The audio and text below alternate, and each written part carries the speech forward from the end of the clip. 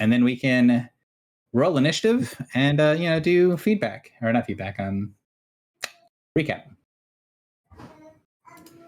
we can roll initiative and then do feedback on the campaign that has ended.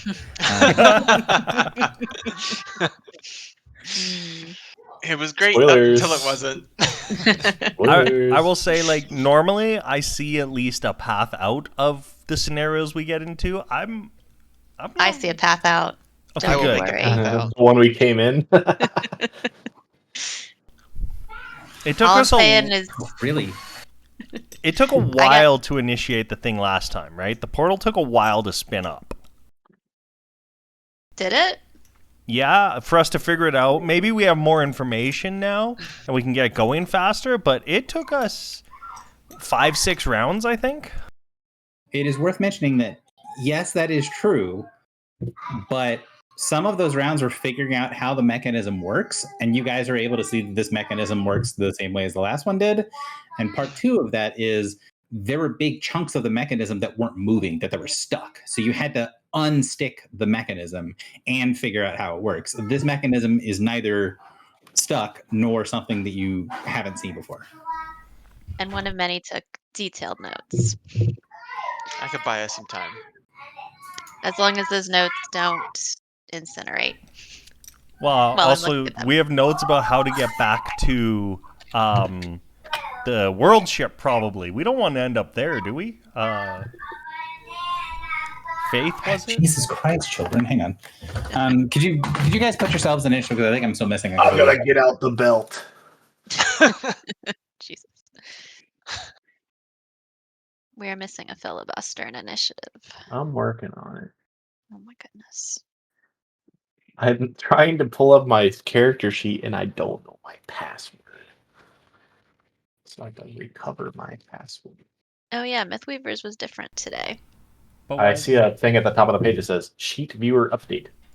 but you don't need your sheet for initiative, do you? I do for my sanity. That's fair.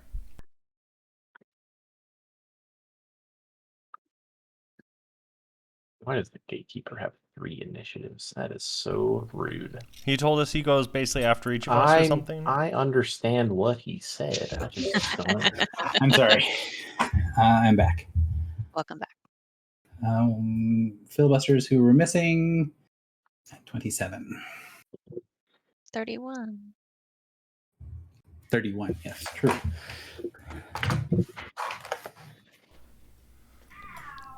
Gary, just because I'm thinking about what I want to do with my speed of thought, What?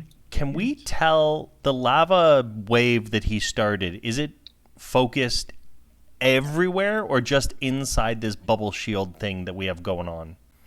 He is walking and the wave is underneath him and he's about to send it forward. Okay, so we don't know. But no one's tried to go through one of these gateways, right? No one has tried to go through a gateway, correct. Troc just leaves. Guys, that wouldn't be the first time I've done that in a Speed of thought. in a campaign. I think the only thing they did to Mythweavers is make it faster. In a good way. And dark mode. Yeah, dark mode also. Okay. Party, real quick. How would you feel about teleporting to Celestia? I don't think we can. No, that's a no. He wasn't with us. He wouldn't know what's going on. If you chose to teleport us there, he wouldn't know that versus, anywhere else, right? I would like to switch initiative with Griffle. Is Griffle okay? I will allow this. Yep. You're not really switching initiative with anybody, but yes, you can if you want. Oh, okay. No. Okay. Because Griffle is technically tied with one of the creatures, and players win ties. So You want to swap Griffle with can go me? first, anyways. Do you have a plan? Somewhat. Are you gonna attack it? No. Yeah, you can swap with me. He's going to teleport us to Celestia. I'm making sure I'm going before whoever it is that's teleporting us to Celestia. Actually, sorry, Michael, you were there at Celestia, right? It was. He was. He's been That's here. why I Josh got and the, Foxy. the scary weapon I carry. Yeah, no, I know. It's all right. Braining's hard. Josh was- wasn't. Josh and Foxy weren't. Gripple. Yeah. And let me tell you, Celestia's lucky I wasn't there. Okay, I will say though, I think Gary has a goal here. Kill us all. That's not what I meant. I wonder, like, what would Gary do if we were like, you know what? Let's call his bluff. Let's just sit back, do nothing, see what he does, and then the lava just washes over us and kills us all. Like, you know, what would Gary do? He'd help us make new characters. You're I don't saying think characters. I don't know. accept death. Is there anyone in this group that Gary hasn't approached and said, "Hey, just wondering, have you thought that you might want to play a different character?" He hasn't asked me that. Yeah, I don't think he's asked me that. Hang on, I have Just the you. perfect meme for this.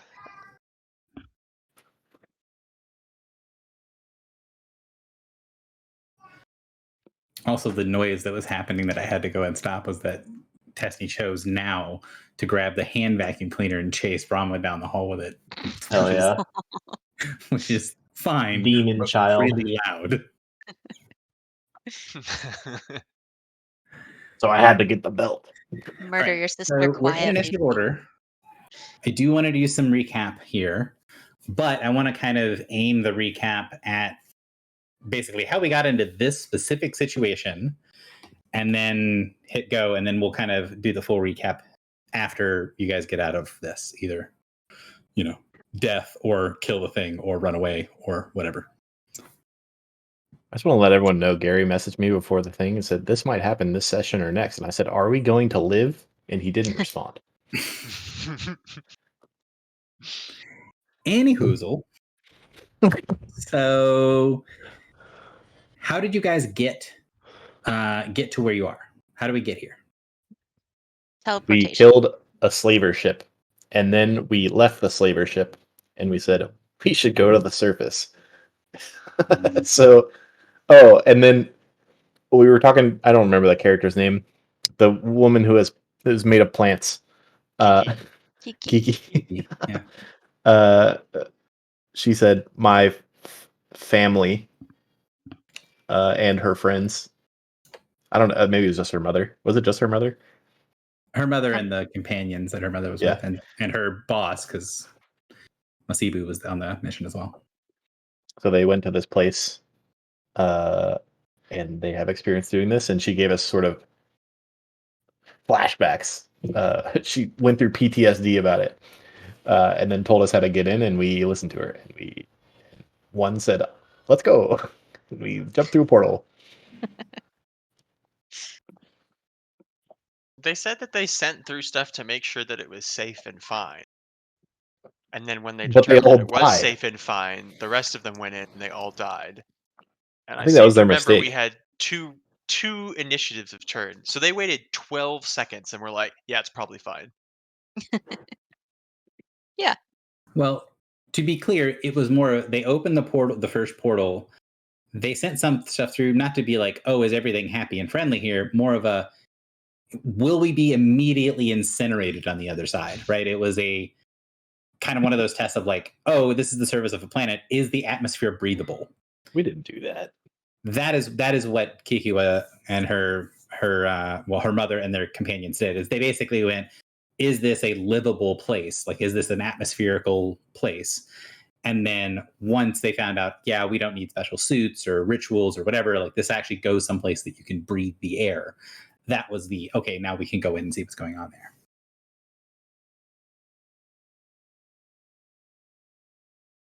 And then, yes, almost all of them died. So you guys said, sweet, let's hop through and then go check stuff out. And what did you guys find out on the other side before we get to the rolling initiative parts of things? That it's breathable and safe. We're all going to die. Well, it's a gate just like in Celestia. Same symbols and everything. Mm-hmm. Mm-hmm. It's ancient Ignan primordial. Well, the gate symbols are supernal, but The guys speaking Ancient Ignan Primordial. Correct. And you heard a booming voice from the distance call out to you and say something. And then you did not listen. And then it came up, and now there's some disagreements happening, possibly with fireballs. We listened. We just didn't totally understand.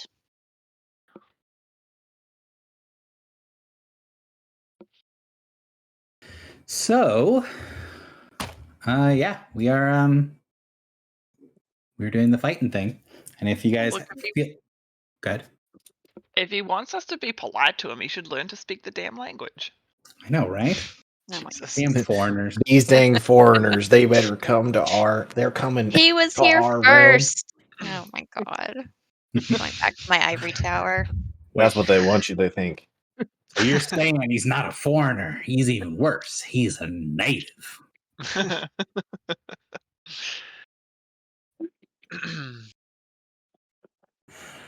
That's terrible. All right. So, ostensibly, it is combat initiative. Obviously, you guys don't have to just do combat, but that is what is going on currently. I think we do combat, we die. Before I say, Drak, go ahead and take your turn, I do want to take a second to ask you guys, what is the group's plan? Is it to talk? Is it to run? Is it to fight? Like, does the group have an idea of what to do here? Well, we haven't discussed it. Can we have a couple minutes? Yeah, I would say while it doesn't make total narrative sense for you guys to have this powwow, it would make sense for this to be something that sort of is happening while you're looking around and that sort of stuff. Like, while pause here, have powwow doesn't make sense, it makes sense that like the sort of threat level of this area is something that your characters would be a little bit more in tune with, like would have more foreknowledge than the players would, just because it's like, hey, if that lava over there comes over here, like, we have a plan? What are we doing if things go really south? It seems like a reasonable conversation to have had. So yes, I'm going to give you guys a couple of minutes to have that discussion.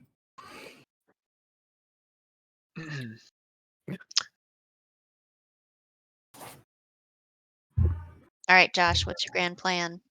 To delay until you guys figure out what you're going to do to deal with this. I swapped initiative with filibuster so I could delay my turn. No.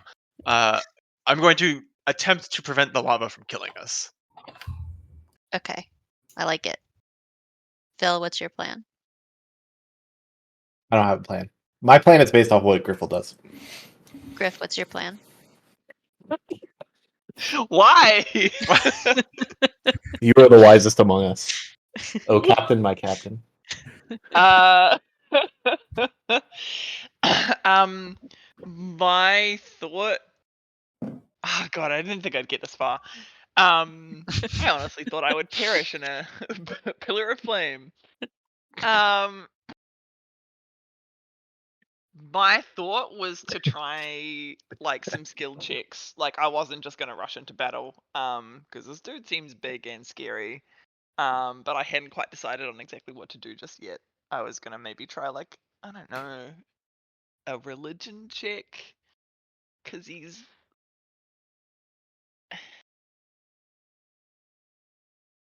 like Gary, he's like an angel, right? Like His voice had the same angelic quality, but it wasn't completely there. Like, it was not in your native tongue. You couldn't understand what he said, which is like a core piece of, as has been explained to you, core piece of the angel voice is that it is speaking to you in your native tongue, and it's speaking to everyone in their native tongue at the same time.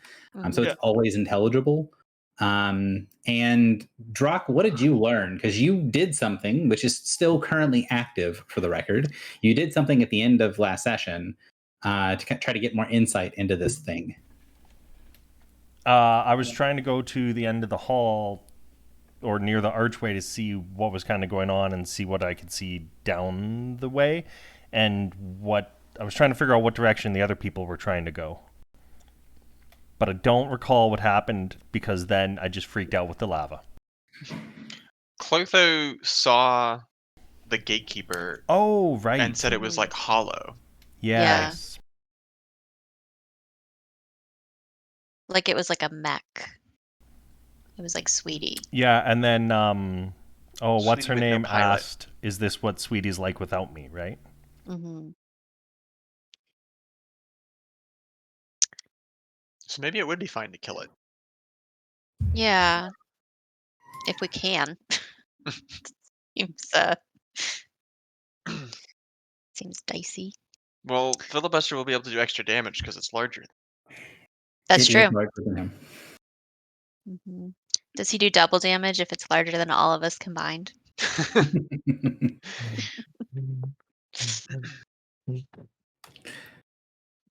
So it sounds like we're going to at least be getting into combat and then maybe making some choices as we go. So, go ahead. Well, I had one question because I had asked if I could look at the supernal on the gates, like where Drock is, Hmm. and you told me to wait. But I'm imagining I could like have glanced over at any point.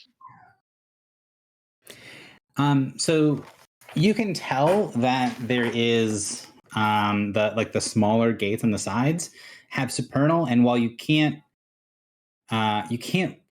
get a lot of detailed information on what is there without spending a little bit of time, you can recognize some of the supernal runes that are used in bindings.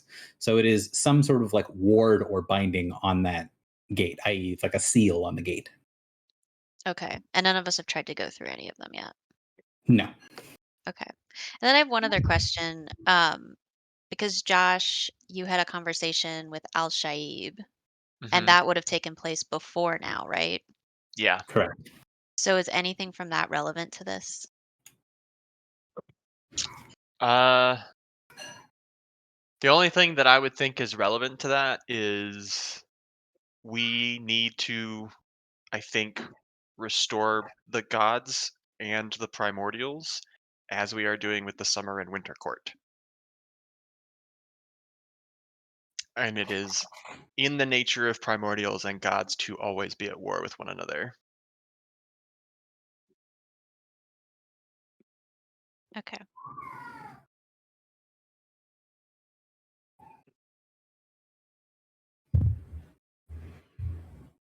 All right. Well, unless anyone else has any commentary, Drock, you are up first at initiative. So we were figured out that these are wards. What's typically gonna happen when you try and go through a ward? Depends entirely on what kind of ward it is.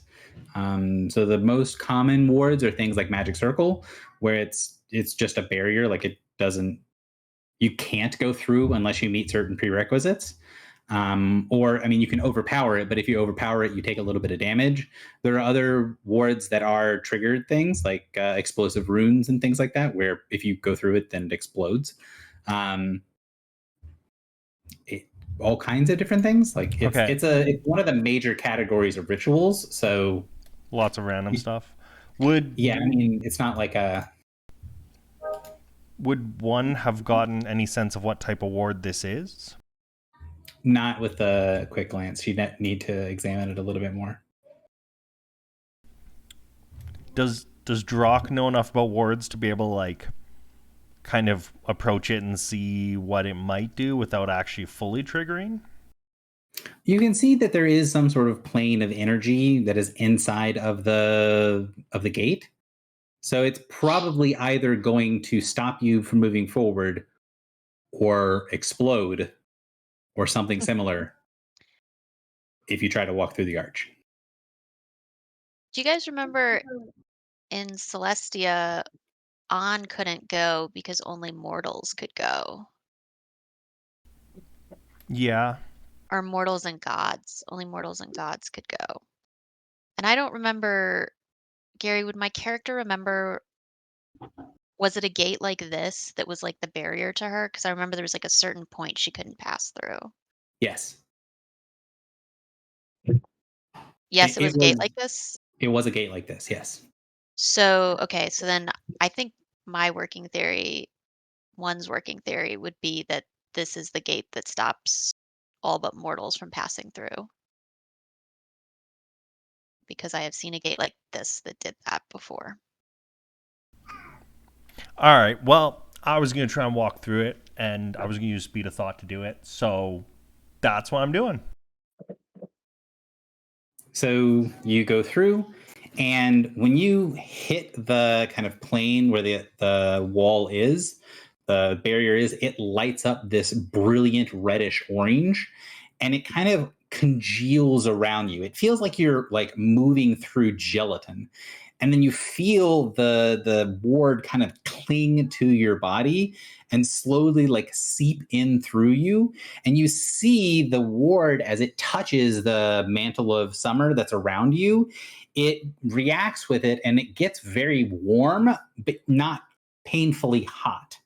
So when you pass through, it does trigger, and then you can see that whatever it is here hits that mantle that you're wearing, and then it reacts with it, and then the kind of feel like something has grabbed hold of you, that the kind of jello feel that you had when you walk through, it evaporates after half a second.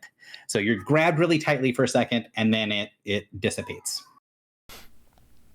And you can tell it's like it triggered, read the mantle, and then deactivated. Okay. And did it deactivate fully or just enough to let me through? You can see it is still closed behind you. So it's more like a membrane, a filter, than it is a wall. Cool.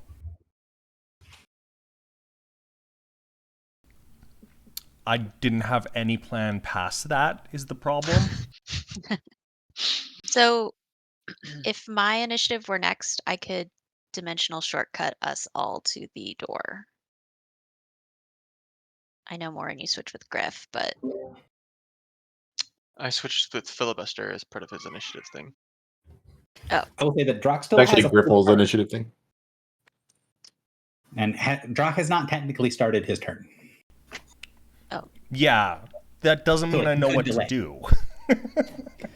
Oh, I can delay. Okay. Right, because speed of thought is when initiative is rolled. Like it happens before anyone's turn or anything. Like it happens, and then initiative starts. So Right. you've not done anything but done speed of thought. So I could delay, and then Philly and one could switch instead of Philly and Morin. No, anyone can switch because of So- Griffle's helmet. so if I can go before the gatekeeper, I can dimensional shortcut us all to. I'm afraid to move us through the gate with a teleport. Drock's already through the gate. I know, but with a teleport, I mean, I could teleport us to where Drock Why are we is. going through that gate? We don't know 'Cause what my- it does. My theory is that this gate stops immortals from going through, and I feel like this gatekeeper might be immortal. Or it stops Oh. people not associated with summer.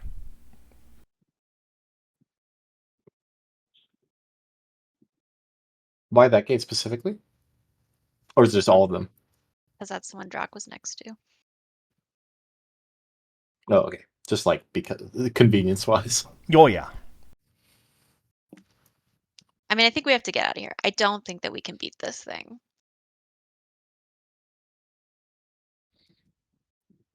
I think you are probably correct. Oh, we're absolutely not fighting. So I can get us to run away quickly.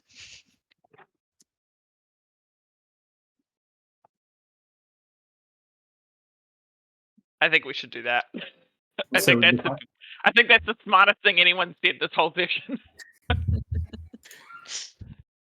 So the question is whether you're using the Helm property to rearrange initiatives with speed of thought as a trigger.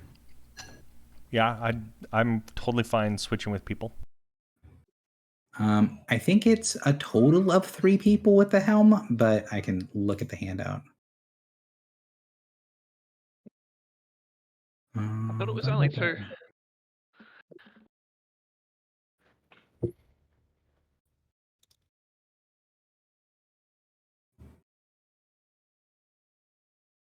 Oh yeah, so it's you or an ally you can see, or two allies you can see. Yeah, so we've already kind of used that ability on Philly and Morin spots. Yeah. Yeah. We did. Do you want I'm- it to not be those two people with the knowledge that you have now of we're Oh, going is to it try only? to... Is it only 2 people? It's only two people. Yeah. Sure. Yeah. Yeah, I would like to, Drock, if you're willing, I'd like to swap you in one, so she goes first. Yeah, totally. All right. So 21, 31, 32, 28. Okay. So I think that is the correct. Yes. Okay. So that is initiative order. Now. Okay. So then I would like to do dimensional shortcut. Do you guys think I should go right to where Drock is or before the gate and we walk through the gate? Can I do an Arcana check to see if I understand if the gate would react negatively to teleportation, in my expert opinion? Sure. Give me a second. Question though, because the membrane is on the gate, like in theory, would it extend past the gate? What if you just went around the gate? I know, that's what I'm thinking. Like, I'm thinking we might need to, like, physically walk through the gate. No, like I mean, if the membrane doesn't extend past the gate, because in theory you couldn't step around normally, but could you teleport around instead of through? Does that make sense? So one of any, now that you can tell vaguely what the binding, what the wording looks like, and you could see Drock kind of go through it, you're fairly certain that if this is a well-designed wording, that it's going to make things automatically fail if you attempt to teleport through it, because it seems to be using some sort of filtering system, Yeah. and it wouldn't be able to filter things mid-teleport. Yeah. Okay. That's also what the player thought. Okay. So then I will teleport us to right here at the base of the gate. And so dimensional shortcut makes a is that's not the one that makes a hole. That's the everybody teleport one. Yeah, it's this. Okay, right. So everybody's going to group up at the door. Yeah.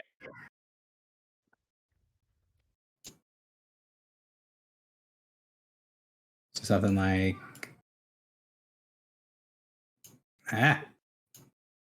something like that. Yeah. What about chicken? Does Shark Prey need to come? Okay, that is your Okay. movement action.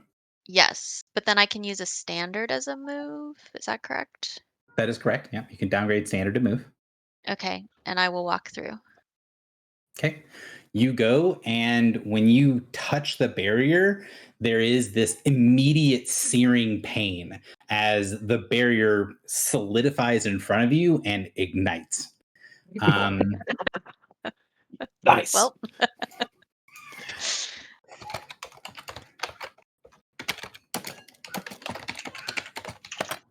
So that's 31 versus fortitude. Thank you for grouping us up for the lava. Very good. I'm so sorry. So 31 versus fortitude for actually this is going to be a lot less. So 31 versus fortitude, yes. Okay. If that hits you, it should be Does. 6 fire damage because you guys have endure elements on.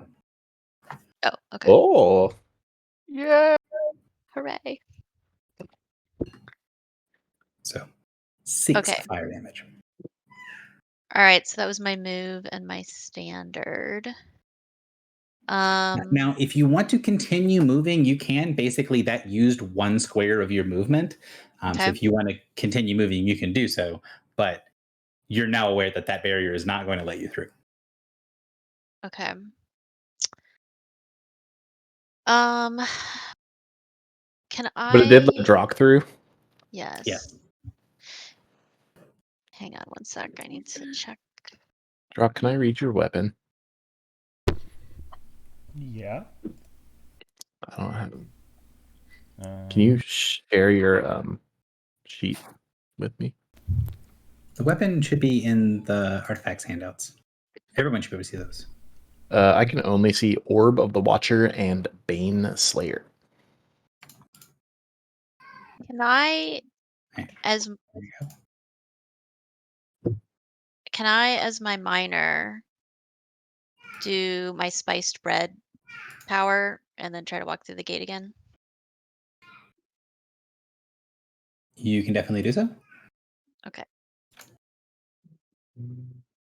So hit the spice bread power. All right. Good thing we are leaving 2 of our members behind.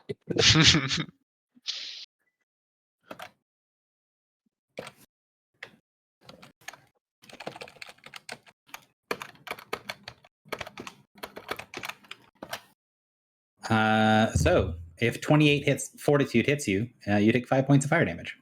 But I have resist 5 fire from this, so no fire? So no fire. Although I'm not even sure if 28 hits you. I assume it does. It does. My board's very trash. Okay.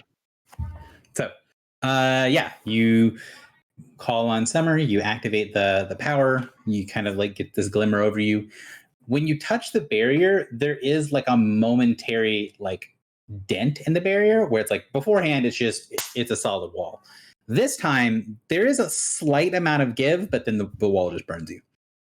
Okay. Well, that's my turn. Sorry, Filibuster. guys. And I would say that would count as basically 2 squares of movement. So if you wanted to spend the other 4 squares of your movement, you could do so. But Yeah. Okay. I guess I'll go here. okay.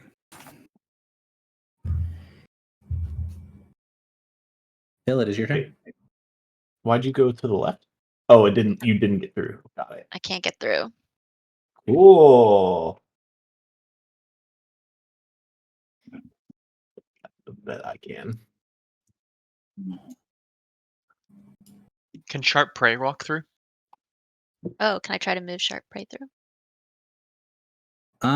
Sharp prey will not go through. Okay. It, Like, just you, On like principle? you send the command and it just doesn't obey you. Huh. Okay.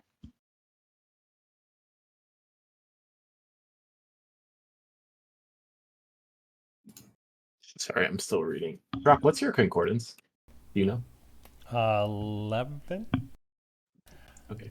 I'm more assuming it's due to the Mantle of Summer I have active, right? My summer power, not the weapon.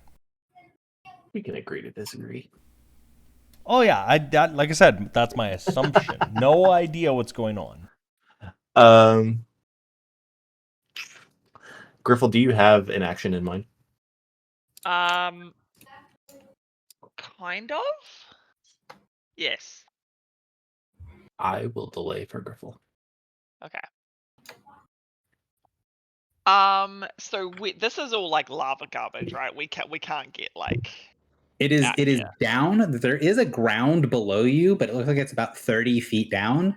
And then there's a steep slope going down into lava. So it's not lava below you. There is ground down there, but it's about 30 feet down. And then you see that it's on a, say, like a 45-ish, 50-degree incline going Right. down into the lava. So it's still very treacherous, even the parts that are not actively lava. I think that I would like to do. So my religion sucks, but I kind of want to try a religion check. I want to see if I like, if this is. I want to understand if this is an angel. What is it about it that is preventing it from like being like Selectorial?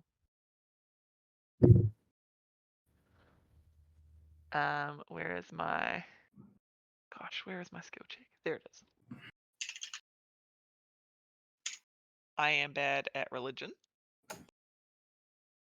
I am okay at religion. Okay, you rolled fairly well. So, so the question that you're asking is what is making this not like Zlecterial? Could you? Yeah. Be more Okay. specific. Somewhat, because like I think it's a good question, but it's not I'm using my religion to get to the how. I guess is a like I don't know what the process like. What are you trying to do to get to that goal with religion? And if you're like my character would know more than me as the player, that's understandable. But I'm just trying to see like, are you looking for iconography, or is this a power check to sort of see the divine power that it has? Because you're a cleric, you can make one of those. Yeah, I think it's a power check, and it's a power check. Like it's gonna be more around like. So like I want to know. So like yes, it's a power check. I want to know like what is this guy's deal, but I also would like to know if it's possible to sort of pay attention to two things at once. Like what's the kind of power level as well? Okay, so it's sort of a combined power check and like monster knowledge check with religion. Ideally, yes, but Okay, which is fine. Like that is something you can totally do. Like that is one of the uses of a power check. So, and the monster knowledge check doesn't take an action, so it's not like you're trying to cheese the system by getting an extra action or something like that. wouldn't I ordinarily need to roll twice? Let me check something real quick. That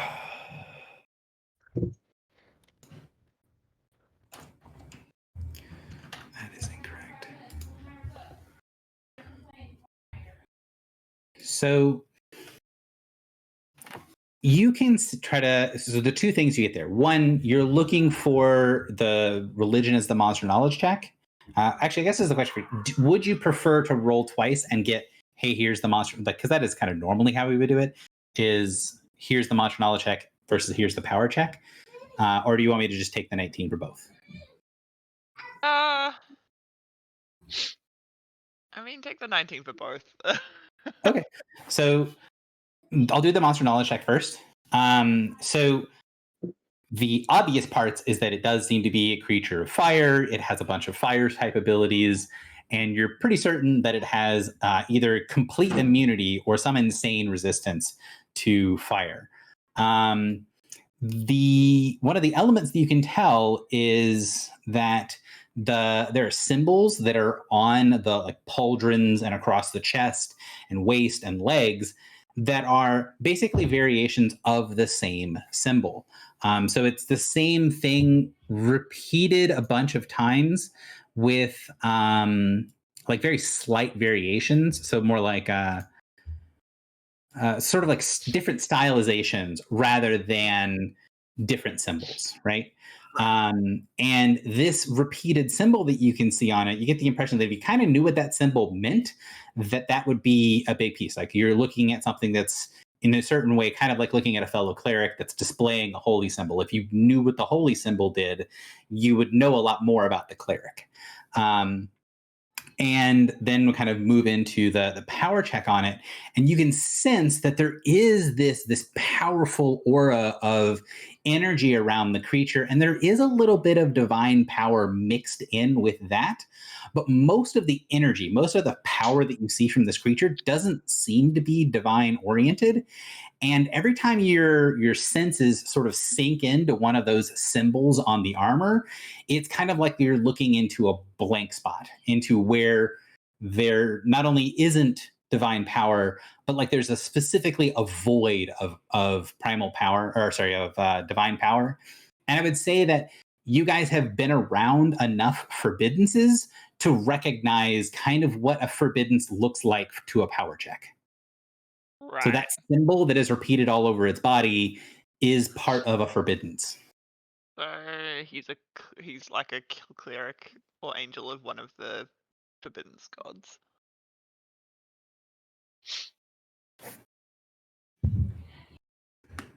So Okay. that would have been a minor action because that's the power check part of that. The monster knowledge check is just free, but Okay. I would like to. I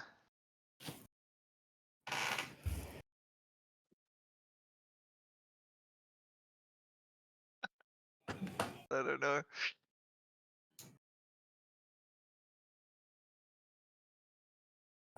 I have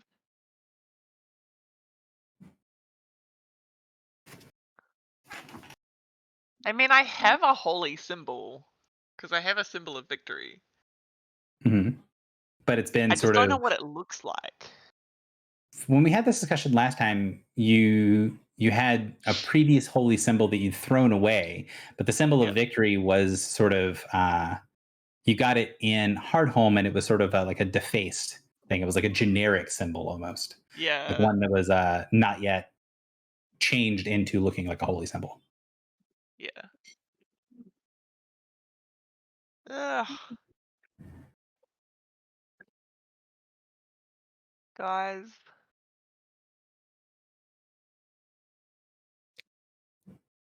I have boots of leaping. I could leap down.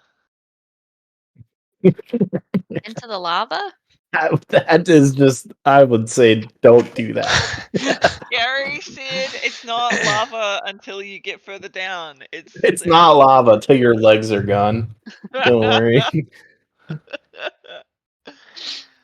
Well, like, what else have you guys got? I don't. I'm ready to rip if you want to skip. I think, unless Gary doesn't let me, but he's never said no. Are you ready to rip? Okay. Gary has never said no. I think I mean, want to try. So he's this- speaking. This is another thing as well. Primordial. You've technically taken an action, but if you really do want to delay, I'm also not against delaying as well. Because I know that this is a complex, convoluted situation. I'm not going to be super strict with the. You've taken a minor action. You must take all of your actions. You know, if you feel like you want to wait for something else to happen, I understand that as well. No, I'm good. I just want to know, like, so he's speaking primordial, right? He is. Yeah, and it was like ancient Ignan. Hmm. Mhm. Okay, and we don't yet have the codec for that. We have You part have of the it. courtesy, but you don't have. It's not fully functional, so it would miss out some pieces. And then the other problem is that one of many would need a couple of minutes to cast comprehend languages for Okay. it to work. So my thought, guys, is why don't we buy one of many the time to cast comprehend languages, and then at least we can like. How not- many rounds, initiative rounds, is casting a ritual? Like 100. 50, but yes. Oh, okay, that sounds like a bad This idea. does I don't sound And he think gets I'll- to go 3 times per initiative round. Okay, yeah, Yeah. all right, I hear you. But we know he's saying something. He's saying like something temple, leave now. So Yes. and he seems like a shell to Clotho. So I feel like I don't feel like we're reasoning with this guy. And we And- can't go through this barrier, right? Like it's a wall of flame. Not now. yet. One I- can't many go can't through go that. through it. You Drop have not out. tried. One of many has a passenger. That's Smile. true. I will attempt to walk through. So you go and step into the archway, and you see that like rush of like the force field, like a fire, and then it stops about 8 inches from you on either side, and around you where the force field would normally touch you, there's just a golden halo around your body, and it doesn't feel like anything. It doesn't feel like Drock felt like he felt like jello, or it was difficult to move for a second. For you, there's no physical feeling accompanied with the light show that happens when you step through the archway. Oh yeah. I go all the way over here. Have fun. One of many. Nice knowing you. Yeah, bye one. This is necessary yeah. to purge the evil within you. All right. Tell my filibuster. story. All right, Phil, you're up. All right, Gary, hear me out. I'm going to say something, and you have to tell me if this is actually true or not. Or at least if maybe if I'm believing it incorrectly. I would like to turn to blank gatekeeper, post up, if you will, and say something along the line. And Warren's going to hate this. I would like to say something along the lines of, my name is Filibuster, arbiter of the angels' Lacthurior's will. I am on a pilgrimage to this temple. Let me and my followers pass. So when you start saying it, you feel this pressure, like this sort of pain on your jaw that builds and builds and builds. And then when you go to try to say Zectheriel's name, you can't open your mouth. The sound of it is strangled in your throat, and then you kind of push past, and the pain eases and goes away.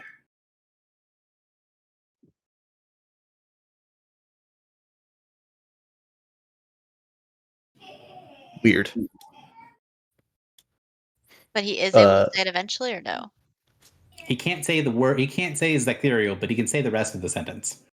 Okay. Like I'm muted.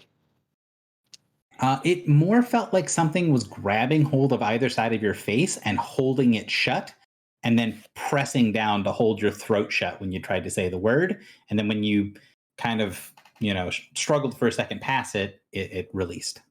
What Didn't let you is say it the like? name. Can I tell the source of that? No.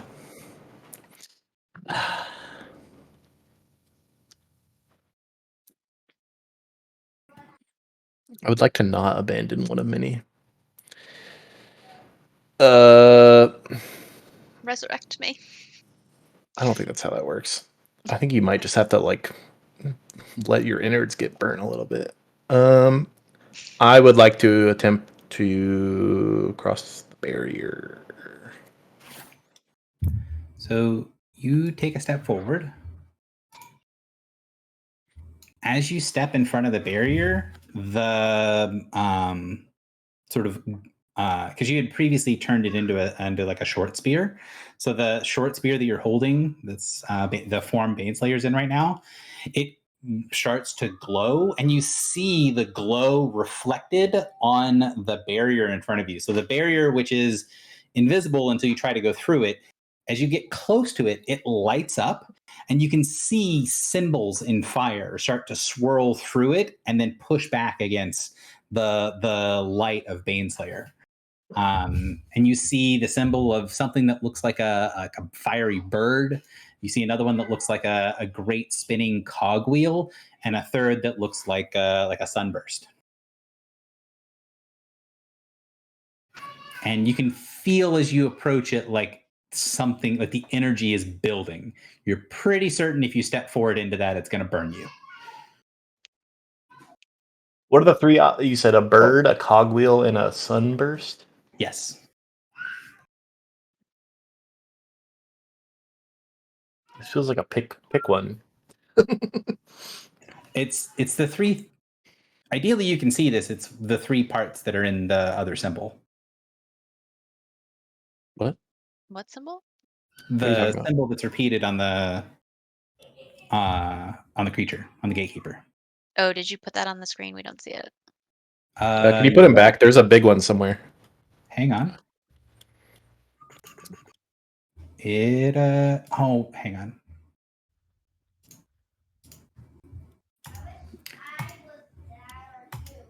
There we go. Ah, Oh, neat. This is cool. I'm sorry. It sometimes when it creates a new handout, it like assigns it to just my name. And so if I hit share, it just shares it with myself instead of sharing it with the players. no worries. So this is the symbol that's repeated all over the angel thing. And that lights up in the gate when Philly tries to go through it. That symbol doesn't, but there are pieces of that symbol that you can see light up. So if you look sort of in the middle part, you see those cogwheels, and you see the sunburst at the top and then the bird at the bottom. Those are the three symbols that are in the fire in the gate that sort of flare up once Filibuster and the light of the weapon get close. Okay.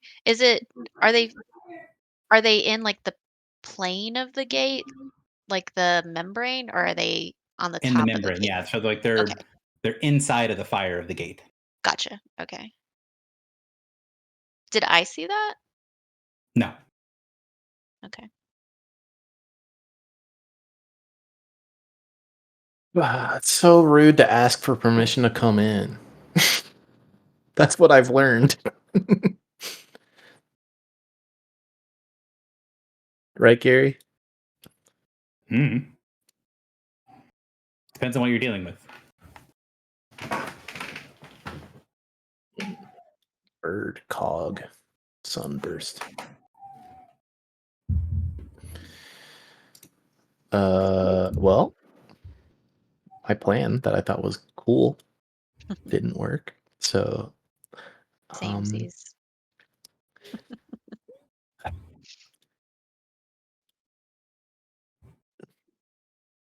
is it seems to be pure. Okay, what? Real quick, two, I guess, loose questions. Like maybe not loose. There's probably a very secure answer here.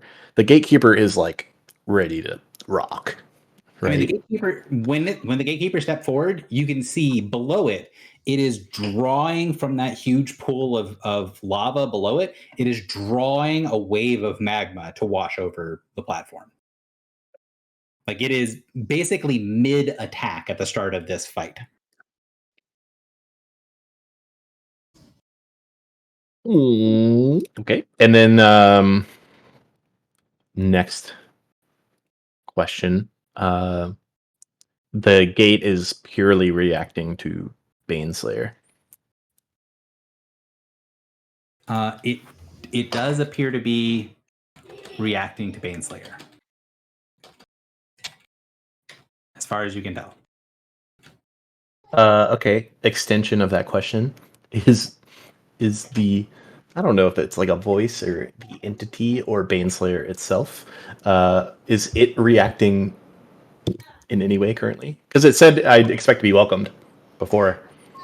Yeah, so it's basically glowing. It's sending out that sort of harsh light that you associate with, Baneslayer sees an enemy. Baneslayer is threatened, right? It sends out this beam of light, like this torch of defiance. And when you get close to this, it sends that light out.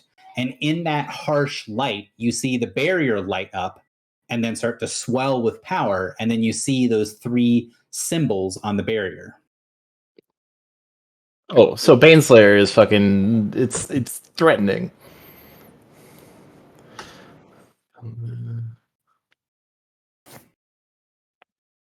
You're not sure. Baneslayer sort of reacts the same way to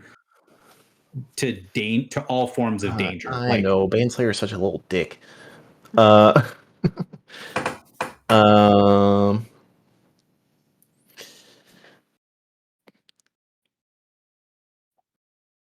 don't know what to do, Gary. I don't know what to do either. Can I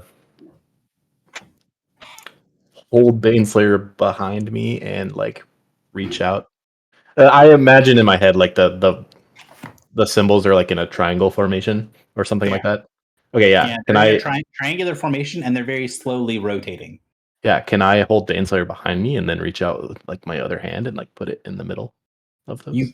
When you put Baneslayer behind you, you can see the light of the weapon going through your body and coming out the other side. I am him. Okay, I'm gonna still do it. I'm still gonna put my hand in the middle. Okay. It is going to burn you. That's fine.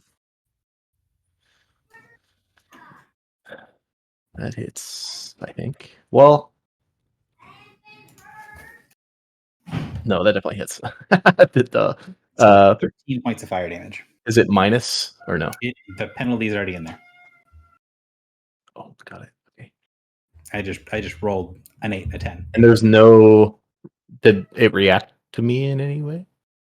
It flares up, and that when you touch it, the 3 symbols light up in turn, like 1, 2, 3. Specifically, the sunburst, then the cog, and then the bird. They light up like in turn, and you get this sensation like each one of them is sort of has its energy wash over you, and then the gate reacts and burns you. So it's like the sunburst does something to check, the cog does something to check, the bird does something to check, and then the gate burns you. Each of those represents, hey, team, sunburst, cog, and bird each represent a domain.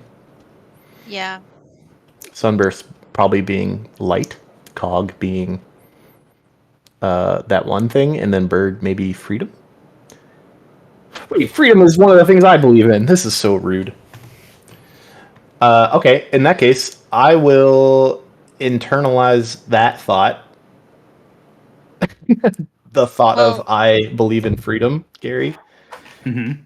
And how do I push that outward? Can I like manifest that in some way? Like manifest my belief?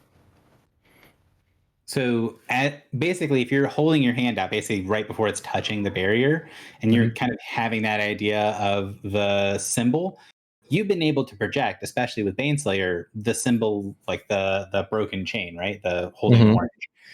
You can see the symbol of the broken chain appear, kind of flow within the flames, and then kind of die down and like get burned away. Like the you do that, like the symbol of freedom, which on the barrier gets represented like a broken chain. And when you do that, you can see that the barrier does react to it, but then it just sort of like fades away, and the three symbols continue to be very bright and distinct.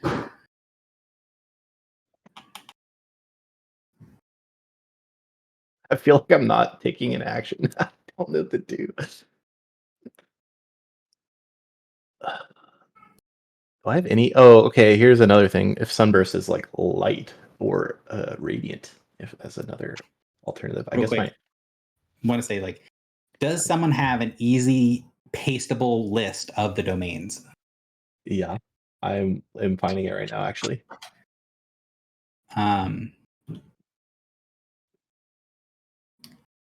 Because I have put them into the chat before. I'm literally pulling it up. I Thought got I it. had them in my notes. Got it. There you go. Thank you. Yeah. I'm making it clear that light is not one of them. Is the main thing I was trying to do. Light is not one of the domains. And also, Sunburst. that's not a complete list. Oh. Yeah, freedom's not. Oh, freedom is in there. Freedom is listed. Knowledge, What's missing? destruction. 1 second.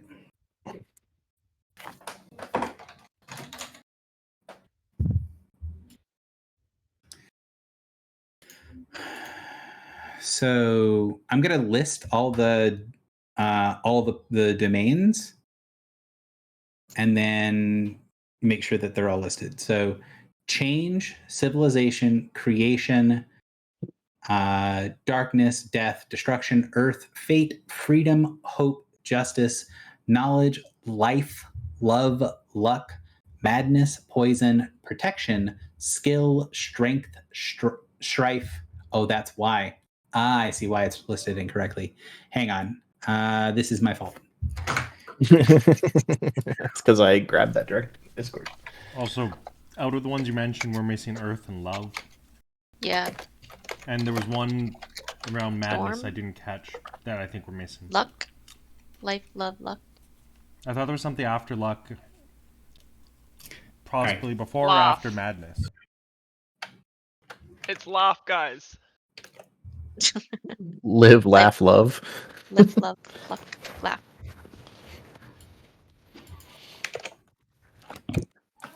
Remember, Gary, if you kill Griffle today, it's a hate crime against gay people. Yeah, right? It's not- a crime and I hated it. It's a crime and I hated it. Yeah. It's because of the way that these are listed. For some weird ass reason, it's like half-assedly in alphabetical order, but it's not really in alphabetical order. So let me fix. All right. So one of many. It's going to be way easier for me to read these than it is for me to type them, because they're part of this much bigger document. So here's the list: change, civilization, creation, darkness, death, destruction, earth, fate, freedom, hope, justice, knowledge, life, love, luck, Slow down. madness, poison, Poison. protection, Wait. I'm keeping up. Yeah, I'm keeping up. Poison, protection. skill, strength, strife, torment, trickery, Wait. tyranny. We didn't have trickery. And we had storm for some reason? Okay. I'm going to get there in a second. Okay. Uh, Torment, trick- trickery, trickery, tyranny, and then vengeance and war. Okay. And then there's 5 that are separately listed, which is why I fucked this up because I was trying to put them all together. Okay. And the 5 that are separately listed are moon, sea, storm, sun, and wilderness. Okay. And when you say the other 5 are listed separately, where are these listed from before? This is I don't know where I posted this. This is just in my notes. So Oh, so there's nothing special about those 5? no, it's Okay. it's just because of the way that they're listed, because they're listed as of the. So it's power of war, power of the moon, power of the sea, power of the storm, power of the sun. So I sorted the spreadsheet by alphabetizing it, and for some reason it put the power of the moon. It put it at the very end. So Okay, so basically, I will it's my alphabetize notes it. being sloppy. Sorry. Gotcha. No worries. All right, so I'm alphabetizing it in our big doc of stuff. Ah, okay. So the sun versus maybe the sun. Yes. Sun might be the sun. The sun could in fact be the sun. And you're a morning lord, so that makes sense. Oh, this game and Drock's fucking Spider-Man. All right. Apologies. That is totally on me. We hold hands while we go through. I was Drock leads, thinking Griffles that. in the back. Do you guys think that the cog is creation? It would either be creation or Civilization? civilization, but I bet creation makes more sense. Creation does make a lot more sense. Okay, that should be the.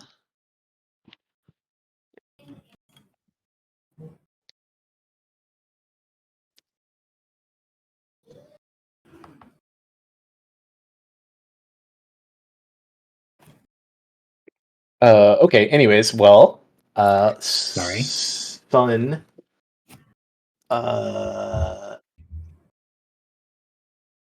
sun, radiant. Mhm. Is there something I can do that is I could just like cast Sacred Flame? I don't even think the Sacred Flame do radiant damage. I mean, Yes. spiced bread is directly a Fey power, and I feel like would register I don't as think whatever. that's the same though. This isn't Fey. But it let Drock through, and it's a power that's exactly what Drock's deal is, right? Unless Eastavir is different than Clotho. Well, but did it let me guess you through, could- or did it try and stop me? Because it got weird, right? It didn't let me through the same way it let Griffle through. Yeah. So what's Griffle think- have? I think it let you through because you have the mantle on. I think if you didn't have the mantle on, it probably wouldn't have.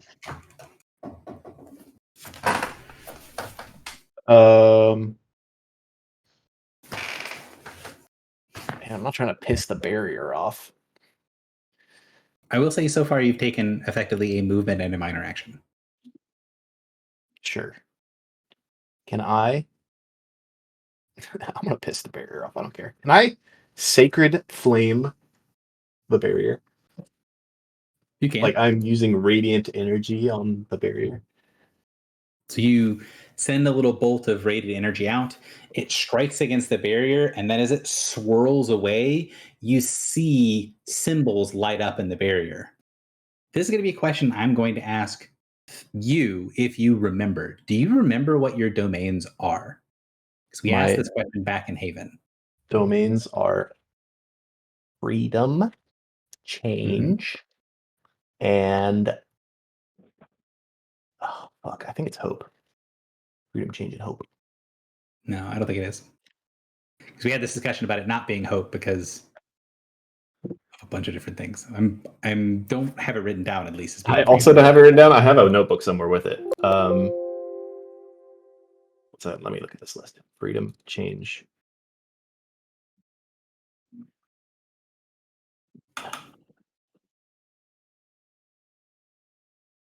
I don't think it's justice. Okay, why are you asking though? We had this long conversation, and from my notes, you had it change. You decided on civilization over hope. Let me find. I have it written down somewhere. If you want to do it, is it okay if I come back?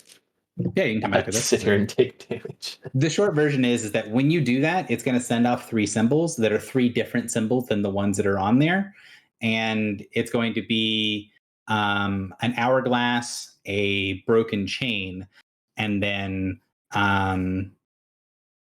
the symbol of a tower, which is what I think it's supposed to be. I think the third one that you what is in my notes is that you decided on civilization as your third one.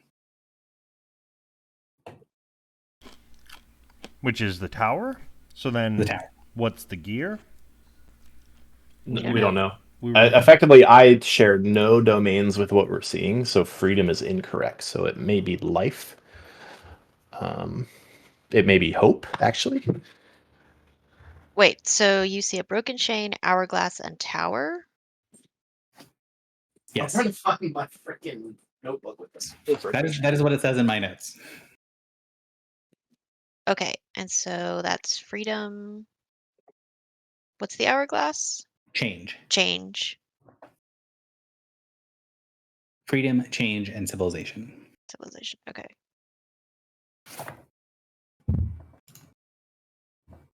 Okay. Well, that's cool info to have. Great. And Phil is bickering with the barrier. It is now the gatekeeper's first turn.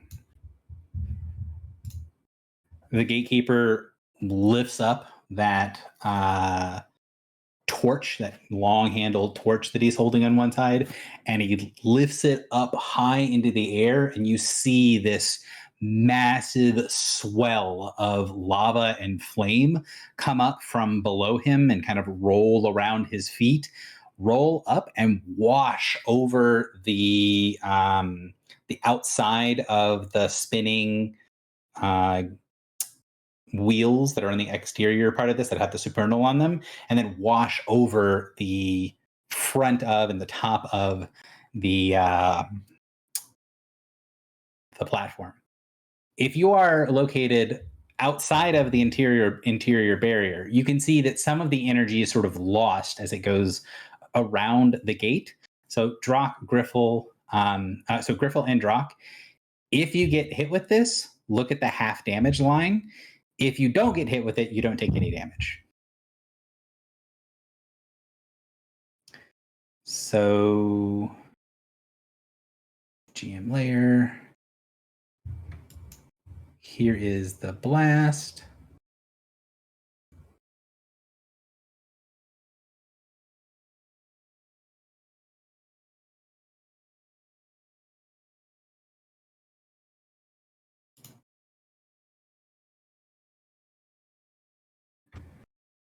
Good God.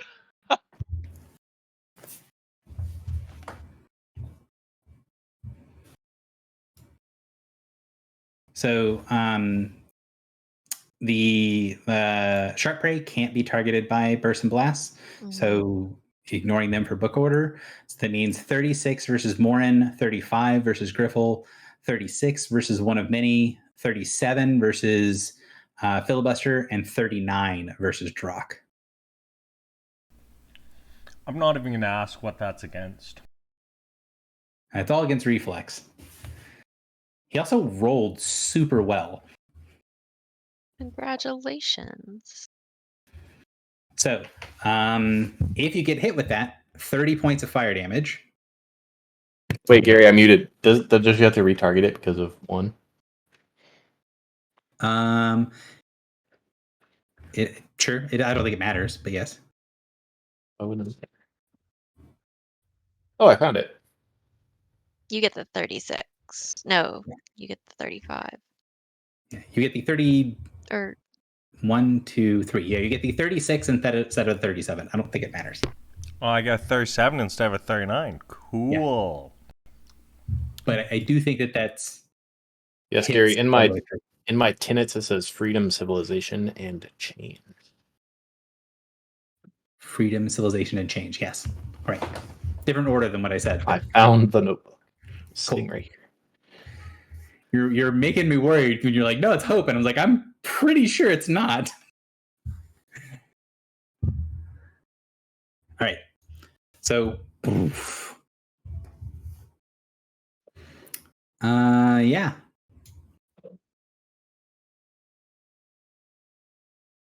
And when the fire goes out, he is going to use a minor action to end an active zone. So he's going to end the active zone and empower.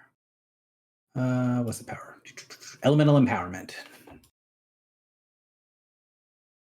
So Wait, so we don't take damage yet? you're not the zone that creates a zone that lasts till the end of this creature's next turn. He just sucked it up. He just sucked it up, and specifically, he took all the power of this, all the fire that was left behind, and he forced it into the burning supernal runes that are covering the outside of the gate.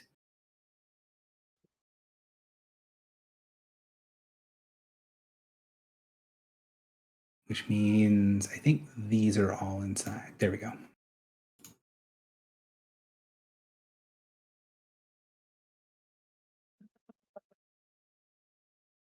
So when he does, you see these sort of shadowy, flaming, ghostly remnants of things, these ethereal, smoky outlines rise up out of the runes and pull out these flickering, flaming swords.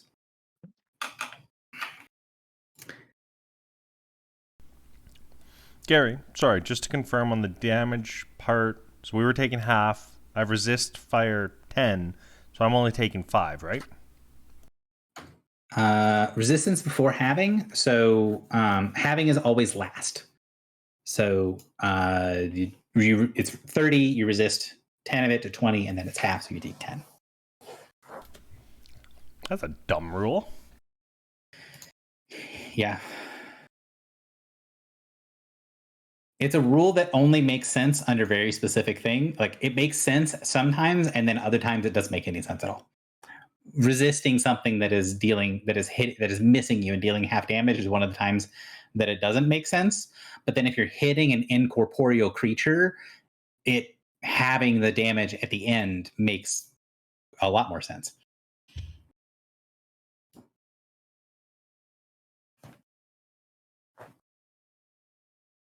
Anyhoozle.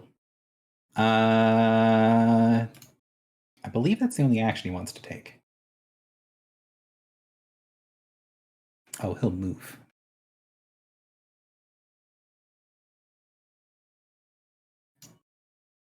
He'll stride forward, standing in the rings. 1, 2, 3 to there. Yep. DM's going to make sure that he's not positioning this guy like an idiot. And it was.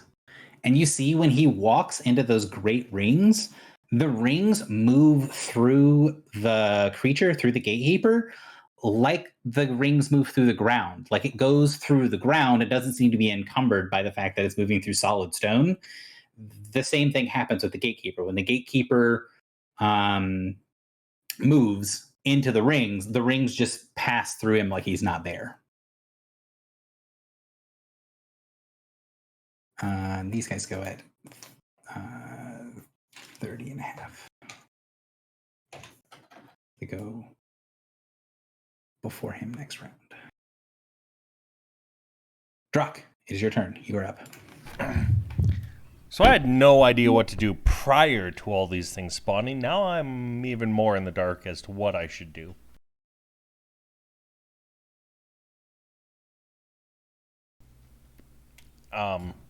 Definitely willing to take input if anyone has ideas. I Well, was. we have two individuals who can probably do something, and they're on the safe side of the wall. So- Yeah, I was. Okay, so before they spawned in, my thought was, I want to go grab Philly and drag him through and see what happens. But you'd have to be I'm okay with me so attempting fucked. that. Would you be okay me trying that, Philly? Um. uh. Well, I'm at like less than half, so why don't you grab more instead? I'm sure. Morin, you want me to try grabbing you and dragging you through? If Morn says no, I'll do it. I don't care. Warren, you are muted at the moment. Yes. Grab me. All right, I will May our grab. unspeakable bond carry me into paradise. Just send the damage to me if you take it. So, since we're going at the same initiative, can I do something to aid potentially my going through this gate? If you wanted to take your turn first, you could do so because you can sort of freely delay, but you're not really taking your turns at the same time. Like you're taking your turns in succession. That being said, you haven't tried going through on your own, have you? I'm not. I mean, do you want to try? Ain't no way. I mean, I'm concerned there would be like a false positive if he can and you drag him. Exactly. Yeah. So yeah, I'll try to go through, but So, Drock, are you delaying for Warren to take his turn? I am. Okay. So the first thing that I want to know is when the magma like passed over the gate, you said that there was like a magical barrier and it was less effective on the other side of the gate. It's more like the magma passed, like when the wall of lava went through the gate. The energy of the gate lessened the impact of the lava, so it was significantly less fire on the far side of the gate than it was on the near side of the gate. Mm-hmm. And by gate, you mean I mean this specifically thing? this thing. So this wave of fire came from below, and on this side of the gate, it spread and was super hot and unimpeded. But when it washed over the gate on this side, it was lessened. There was still lava there, it was still fire, but it was not as intense. I guess what I'm trying to figure out is, was that lessening effect concentrated in the specific area of the gate, or was it everything on this side of a line that extends past the gate? Everything on that side of a line that extended past the gate. Okay. Bum, bum, bum. So domains are Sun, Cog, and Dove. There's probably creation, and then either life or hope. Yeah, I'm guessing hope. Yeah. Real quick, Gary, shouldn't everyone have taken 5 less fire damage because of protection from elements? Do you have protection from elements? Didn't we Endure all? elements. Endure Endure elements, sorry. doesn't protect you from fire damage. Oh, okay. Is it a I weather effect? I did a -10 because the gate triggering was not an instant effect. It was like it rapidly boiled rather than it shot a lance of fire at you, if that makes sense. So okay. I was treating, and the way that the game treats environmental hazards and traps, it treats them as environmental. So I gave you a benefit from endure elements because it's an environmental effect. Okay. Cool. Okay, so my next question is, Drock went to the north gate first, and then to the east gate. Mm-hmm. And in this picture, there are different symbols on the doors. Mm-hmm. Were the symbols in the game different? The symbols in the world should be identical on the different gates. Okay. They're not in the same order, but they are identical. Are you thinking like each gate has different domains? Or different barriers for entry? Yeah, I thought that too. I'm unsure why Griffle and Drock would meet the same criteria, though. Well, they might not have met the same criteria. I mean, like, maybe Griffle has like two of. Do we know Griffle's domains? I know you're in sort of a religious crisis right now. I She's am not sure. definitely in a crisis of faith. Yeah, unsure. But like maybe she met two of them and Drac met one of them. I will say that this is a question for Griffle. Griffle, do you remember what your old domains were before you threw away your symbol? Vaguely, I want to say it was like darkness, sea, and something. Yeah. So darkness, sea, and madness are the Yeah. are the three. Darkness, sea, and madness. Yes. So those are not these symbols. But she is a Morning Lord, so sun totally aligns. Praise the sun. Praise the sun. The solar flares will continue until morale improves. So what do you want to do, Maureen? So I guess I'm trying to decide if I want to spend time trying to get through this door or see if I can get through a different door. I guess I'll try to get through this door. And do we know what Ty-Serial's domains were? Nope. War. Asterial was an Vengeance? angel of prophecy. Not Ty-Serial. Correct. Oh yeah. And then became an angel of vengeance, I think. Slaughter. Slaughter. So slaughter might be vengeance, war, and Maybe one of them's change. Death. maybe. There's death. Yeah. Well, but I'm interested in Ty-Serial's domains, So not this is Slaughter. very old knowledge that I do want to make sure is brought up because it is something that we took notes on in the past that I do want to make clear is that Angel of Blank is always a combination of two domains. Okay. Oh. So if you're like, oh, Slaughter's not a domain, it is. It's a combination of two domains. Like Okay. prophecy is not a domain, but it is. It's a combination of change and fate. Oh. Change and fate.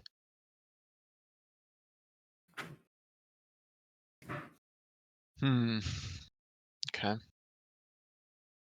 And does the symbol at the top of the door? What is the symbol at the top of this door? This gate? It's these are supernal runes that are runes of binding. Like it's Okay. So these are just warding runes essentially. this is how the ward is functioning, not what the ward is, if that makes sense. Okay. But you guys have now figured out enough to know the ward is filtering based on something, but none of the filter is going to be in the actual construction of the ward. Yeah. We have to touch it to know. Okay. Yeah, then I'm gonna attempt to walk through. No, I'm not gonna attempt. I am gonna walk through the gate. And I will wield both my spear and my bones of an angel. So you go to step forward and you can feel the spear sort of tug at your side like it wants to be first through, like it wants to go point first into this portal. Would you sort of kind of let it guide itself into going forward? Oh yes, I absolutely will. I am going through this gate aggressively. You need to make me an Arcana check. Arcana? Mm-hmm. I can't attempt to brute force my way through with intimidate. Sure, you can. So, actually, before you answer that question, and you already have, that flow of lava that came over the platform, is that the one that was surging underneath his feet? Yeah, that was the end of his attack. Like he Yeah, okay. walked up with that, threw the wave of lava over, and is presumably going to do something else on his other turns. Mm-hmm. Yeah. So then I think what I would do is, and I will, I'll go ahead and use an ability for this. I'm attempting to push my way through this gate, leaning into what I know to be an eternal conflict between the primordials and the gods. And I'm gonna stir up the winds. I'm going to attempt to siphon off some of the lightning that is crackling around. Is this gate standing on the ground? I guess technically yes, but you're not going to be doing damage stuff to it. So Yeah.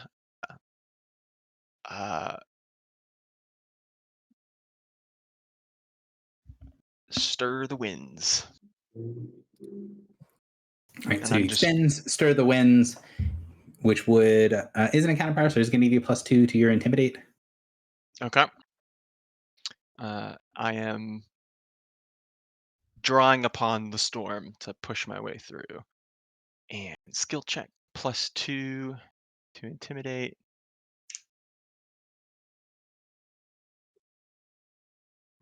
So 30 is not going to get there.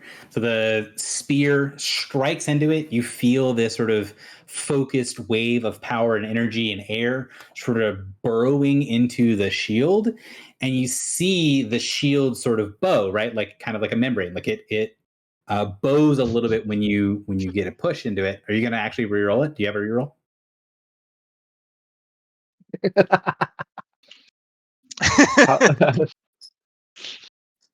I don't know if that. I think that's only on attacks. It is, but yeah, it's not. Oh, that's true. That's true. It is a skill check. Stir the winds is an attack, but Yeah, but you're expending it to get a benefit to your skill check. yeah. So it bows, and you see the tip of the spear glow like orange and then white hot, and then the spear sort of rebounds back from it, and there's this little cyclone of screaming winds that spirals off of you in every direction, and you just feel this sense of like frustrated rage from the spear.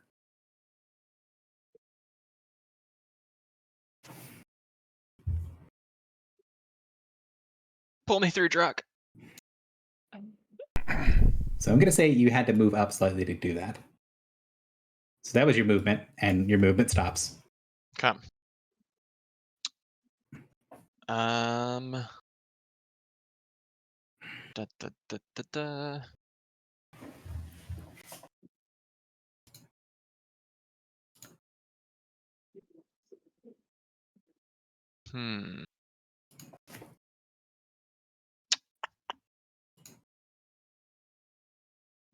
Well, I guess I could try killing one of these valorous remnants. Okay. So I'm going to. I'll use. Oh. Do I want to do that? Yeah, I might as well. I'm going to use Pain to Pleasure on Valorous Remnant number 5.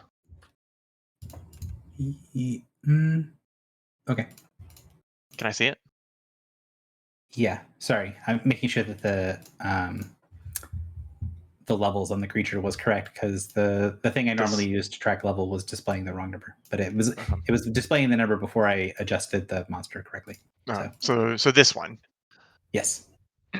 My notation is wrong. The work I did on the creature is correct. So please carry on. That's adjacent to Sharp Prey, right? It is technically it's 2 squares up, so it's not adjacent to. Okay. But Sharp Prey doesn't also have to be on the ground, so it could be adjacent to. I don't have a problem with you being adjacent to it, or with you getting prime shot. Okay. So it's not standing on the ground, that one. Nope. Okay. Well, let's see. Does a 34 or a 28 hit? 34 and 28. Versus Reflex. Where is Reflex? There it is. Yes. Do both of them hit? The first one hits and kills it. Okay. So I'm going to regain 4 hit points. And curse the 2 nearest creatures, Remnant 2 and 13, I think. Yep. Okay. It's gonna be it for me. Drock, it is back to being your turn. All right, I want to step up. Get in. I'm gonna get trapped on the other side of the portal. I'm gonna walk through. I'm gonna grab Morin and I'm gonna drag him through. Okay, so you go and you see as the sort of that like clinging power of the portal, when it kind of clings around you, when you go to grab hold of Morin, as it's starting to like fade, you can see that the bits and pieces of the barrier that you're sort of bringing with you as you're walking through it. So think of it like kind of like you're walking through a piece of plastic, right? You're bringing a bunch of it to you until it tears away. Even that little bit is scorching Morin's body. And you're very certain that if you grab him and run through the portal, it's going to burn him really significantly. Dang it.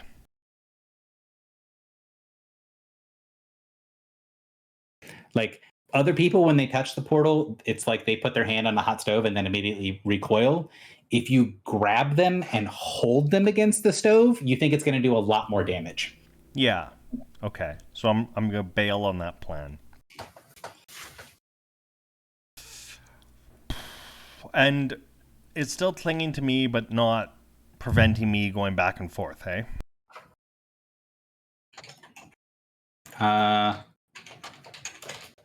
Correct.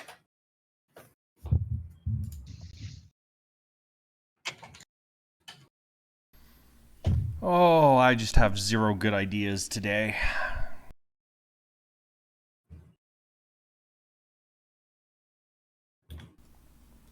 It did not work. It Are you didn't work. stuck out with us? Sorry, what? He's not stuck out here with us. Oh, okay. Yeah, I can probably go back, but that's... Do I go back and just abandon you all? That doesn't seem like something I'd do. It does So seem like something you would do.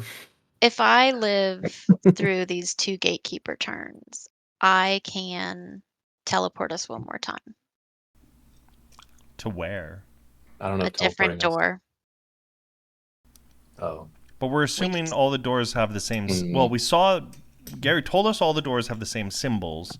They have the same word. We don't know if they have the same 3 symbols, the I'm willing to bet domains. they do, though. I mean, if I teleport us to the north passage, then we're at least not next to all of these remnants.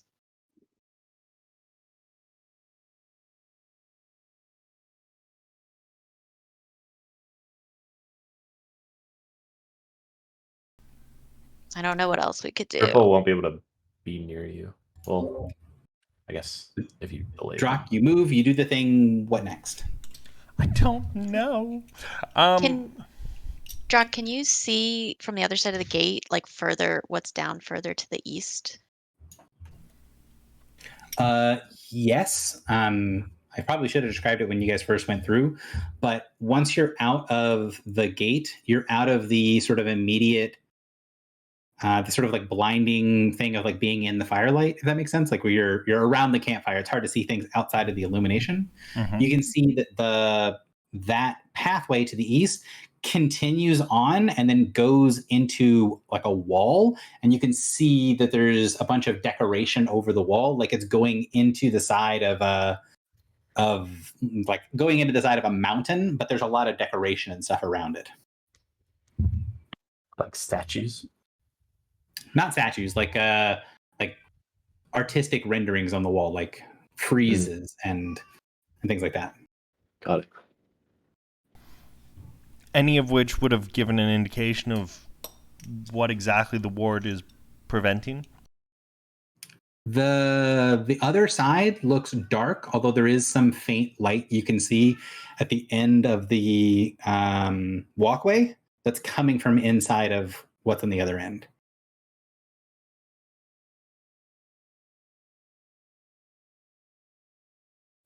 I'm going to try to do a reference, and I'm hoping people will remember this. In Lord of the Rings, at one point, the Fellowship, they fight the people at the grave in Moria, where after they fight the troll and stuff, they then escape out of that little room, and then they run across this massive hallway, and then there is that like area where the Balrog is coming through. on the far side. With pillars. Where so you have the pillars in the middle, and then on the far side they have the Balrog coming through and the light coming through the far side. That's sort of what this is like, right? Where you've got an area of light that you're coming out of, and then there's a big sort of expanse to get to the next spot, and then the next spot is like well designed, obviously carved, like part of a huge structure, and there's a little bit of light coming from it. Although it's not a stomping Balrog with flames, it's just this cool blue light.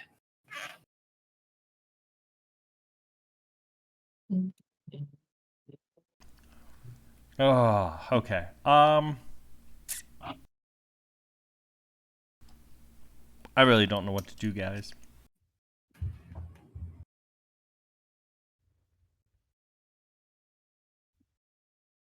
Do we just attack? Do we? We do not attack. I think attacking gets I us think nowhere. that's the worst thing we could do. Yeah. This dude probably has like more than 500 health. Okay, I want to experiment. Definitely more than 3. But okay, I think it's probably safer to trap myself on this side than the other side. Can I? Oh, this is probably a terrible idea. But I want The Invocation of Summer, I think, fades next turn anyways, right? Okay. Or no, it's until the end of the encounter. Never mind, it's still on. Yeah. The presence of Clotho is going to fade at the end of the round. Can I ask Clotho about the barrier? I know I asked her about the guy, so I don't know if that's allowed, but can I ask her about the barrier and what it's protecting against? I would say that your Drock knows enough to know that that's going to be a really that's going to be a question that is unlikely to get a useful answer out of Clotho. It is not specific and direct enough. Can she see what domains are associated with the other 3 gates?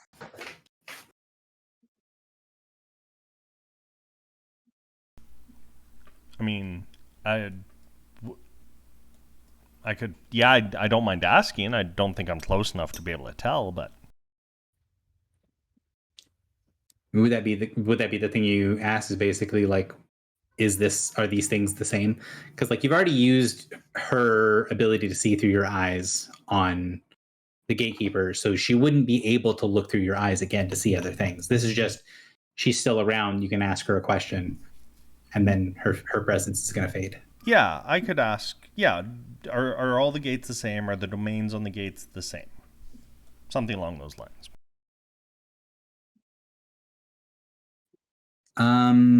So Sally Main would say that she doesn't know what you're talking about. So she'd be like, I don't know what you're talking about, and I can't see the thing you're looking at anymore. But she says that they're all the same invitation.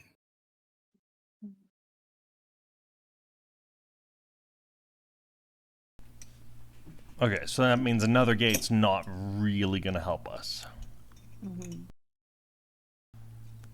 And, sorry, just player knowledge. Invocation, like, is that what creates a ward? It's an invocation?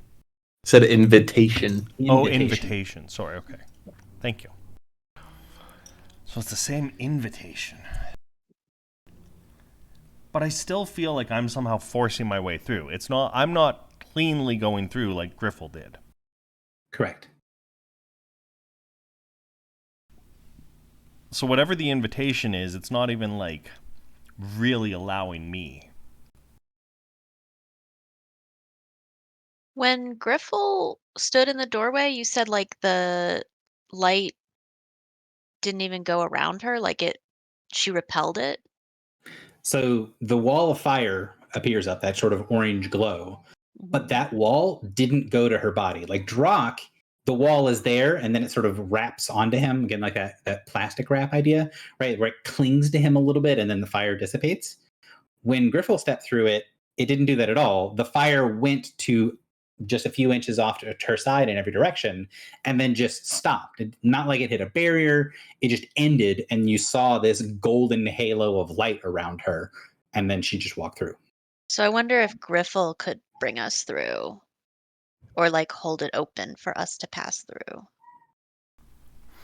Griffle I'll and I try. can both stand in the doorway, form an arch with our bodies. like you're at summer camp, like you're like running under people's arm. Right? We could crawl between her legs. Or in Philly's case, just walk upright. I do the walk. Okay then. I mean, I just really tried. don't know what to do.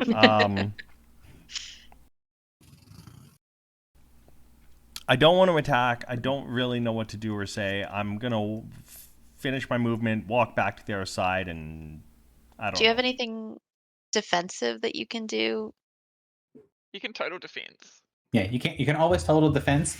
If you decide there's something else defensive you want to do or something else you would like to do instead of total defense, let me know. Like you could grant a second wind to filibuster or something like that if you wanted to. Oh, but- yeah, if that's an option, I'll totally do that. Okay. I know. I have an idea, by the way. Sorry, What to do. and do I grant him one of mine or just grant him the ability to use his? You grant the ability to use. There is technically a skill check associated with it, but I don't think you guys at Paragon can fail it. Let me double check. Technically, you can fail it, so you do need to make a heal check. Oh, a heal check. Oh, you're not getting a second win, buddy. I'll try, but It's DC 10. It's very easy, but your heal is garbage. So my heal is garbage. And my rolls are garbage. Oh, wow. Okay, good. easily done. So filibuster, you can expend your second wind. It uses mine, or does it use his? It uses yours. Yeah. So it's you're granting an ally a second wind. All right, and that is move minor and standard. It is the gatekeeper's turn. The gatekeeper looks down, and then you see it kind of turns its head to the side. As the way that its eyes are on its head, it has a hard time focusing on an individual person with both eyes. Like it doesn't have binocular vision, right? It's got eyes that are mostly on the side of its head, but it turns its head just a little bit so it can see and focus on Morin. And when it does, it you hear again that booming voice, and it looks down and says, Mulhaiden. Morin, this is an ancient word, but it's an ancient word that hasn't changed in a very long time. The word is still used very infrequently, and the closest translation would be heretic.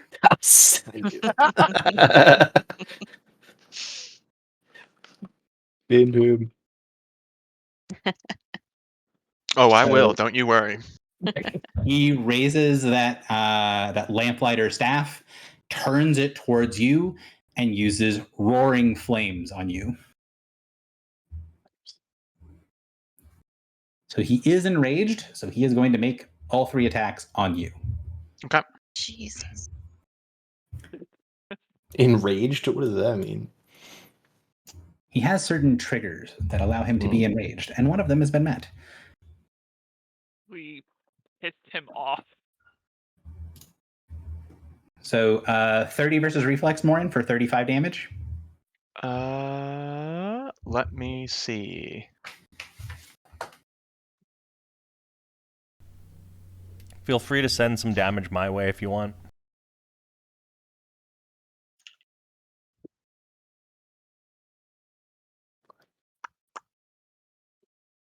I think that just barely misses because of 2 situational bonuses. Good. Next one. Oh, Nice. Nice. good. Next one. Nice. Ooh. Nice. 3 bad roll. Well, 3 mediocre rolls. He needed a 31. So he will That's an at-will. roar in frustration. Yes, it is an at-will. And spend one of his action points. Oh my goodness. He is going to point at the gate and yell a word in Ancient Ignan. Where is my seal? Huh. 1 second. Apologies. I put this next to him so that I could use it. And then I lost it because it's the same color as a lot of other things in this map.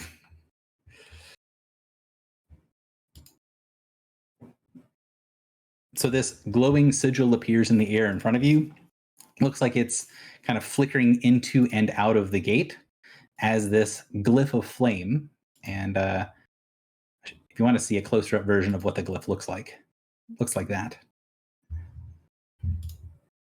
Appears there, and then he is going to do an Airy Burst 1 on that thing. So first target is Morin, second target is Philly. What was that? So Sign of the Fire Lord. 39 versus Morin, and Hit. 24 against Filibuster.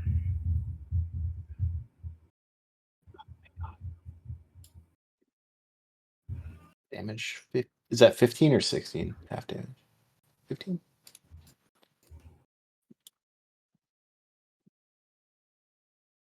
Gary? Half is always round down, so it's 15. Creature conjures a sign of the Fire Lord in the origin square. Oh, the end of the encounter. Yeesh. I like get through the fucking gate. So that's it for that thing. And then the DM will try to remember.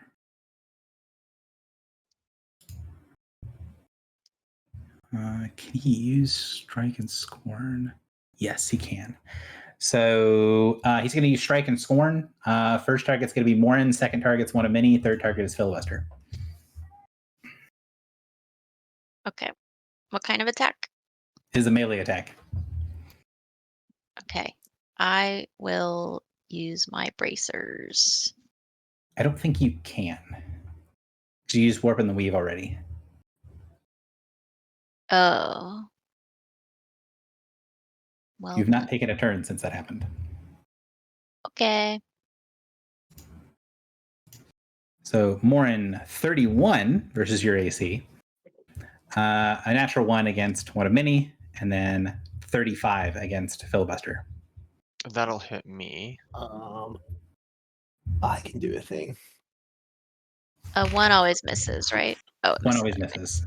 Never mind. Where is this button? I mean, I want you to believe in yourself, but one does always miss. Oh. Is it? It's Not true. melee or ranged, right? Yeah. Yep. You want me to reroll that? Please. Sure. Oops. Just because hitting the macro has a lot of steps and save things in it. It got worse. Rolled 2 higher, so 37. So 20 points of fire damage, -2 penalty to all defenses until the end of your next turn. The first one was me, so I take 29. Yes. Okay. All right, what a Benny. It is your turn. He worth noting that after the one round of enrage, it faded. So he's no longer considered enraged. Okay, but we don't really know what that does. You saw him like swell and like focus really heavily for just a second, and then go back to still being big and impressive, but less focused. Mm-hmm. I do have an idea if you would Yeah. like to. I was gonna say, yeah. Do you want to go first? Yeah. Okay. Okay. So I'm gonna step forward into the barrier. And I'm gonna reach out to Filibuster and I'm going to formally say 3 times because apparently that is like important. I invite you. And then like kind of reach out and try and draw him through. So you say, I invite you, I invite you, I invite you. Yeah.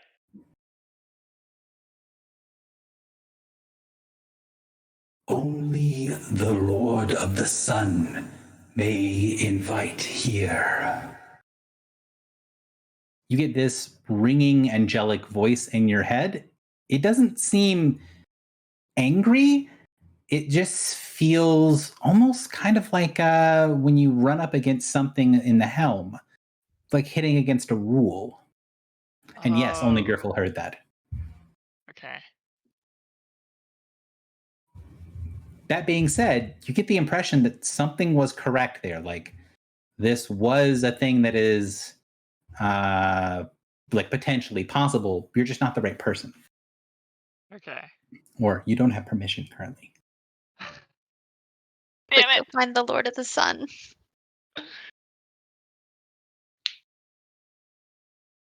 Oh man. It's Okay. a great idea, by the way. Thank you. Was that voice the voice of the angel? It did sound like the same voice, but when the angel has spoken, it is only spoken in primordial. Yeah. That voice sounded like it was in goblin, and it had that thing of it was not just in goblin, but it was speaking like your very idiosyncratic native dialect of goblin. Like it talked like someone from your hometown would. Okay. Damn. All right. Can I?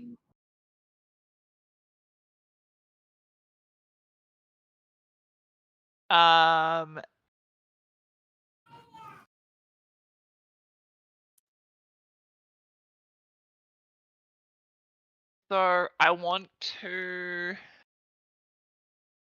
I think I can do this.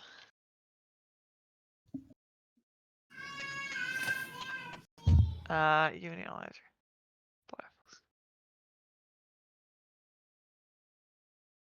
Okay. Yeah, I would like to use Rising Sun. And I want to specifically do this in a way where I'm like so the mechanical effect here, let me hit the button. Do I have the button for it? Surely I have the button for it. It is a very infrequently used power, so I would hope you have the button, but I would also understand why you didn't. You want me to read it? I have it pulled up.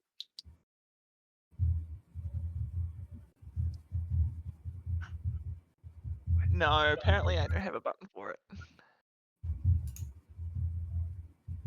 Apologies. I mean, it's pretty simple anyway. So it's a close. It's a burst 5. And it's me and allies in the burst.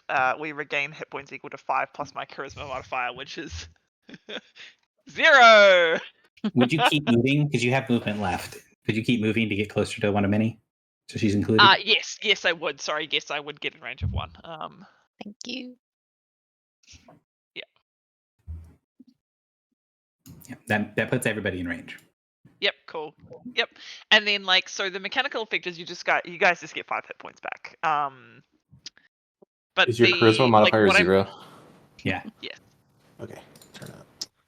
So what I want to try to do with this is like kind of I like sort of extend the invitation to everybody as like if I'm like I am a Morning Lord and I extend my protection over everyone.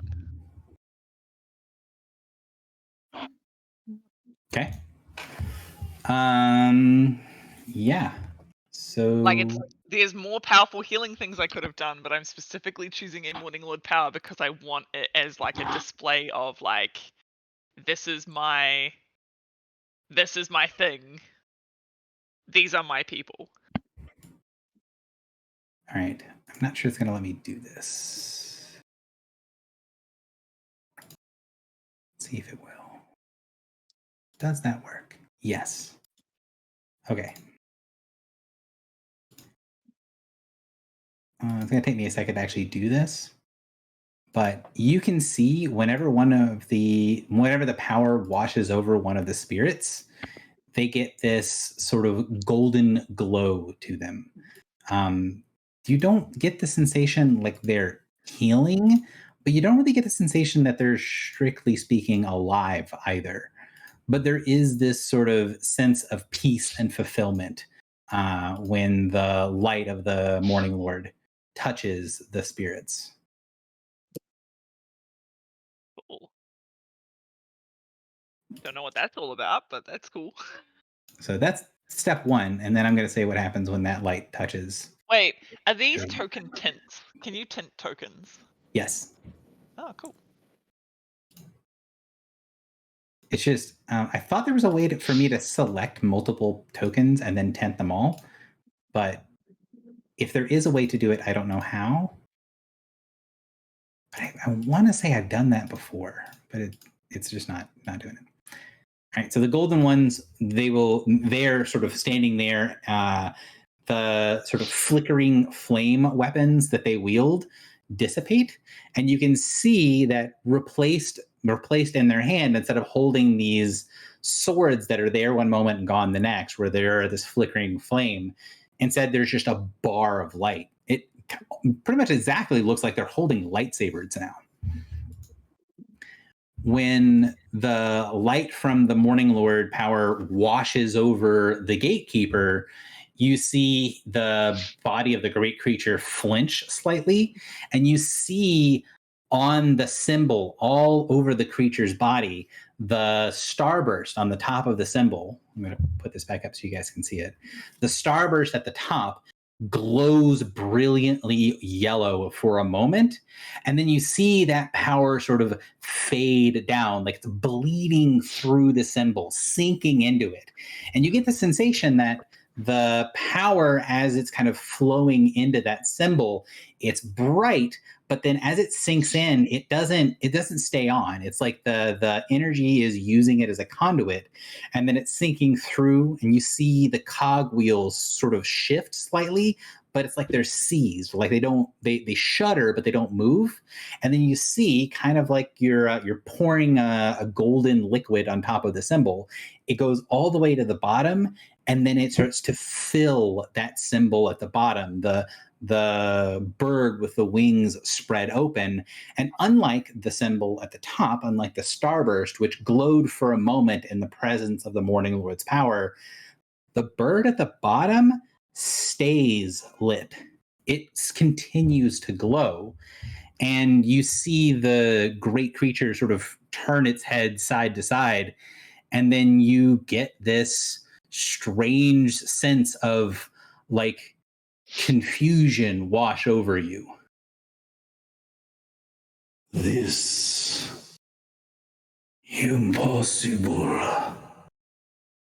The temple is under attack. No. I should not. They were mortals. No. You see the great creature sort of shudder and take a step back, shaking its head. Oh, thank fuck. Not out of the woods just yet, but Foxy with all the good ideas today.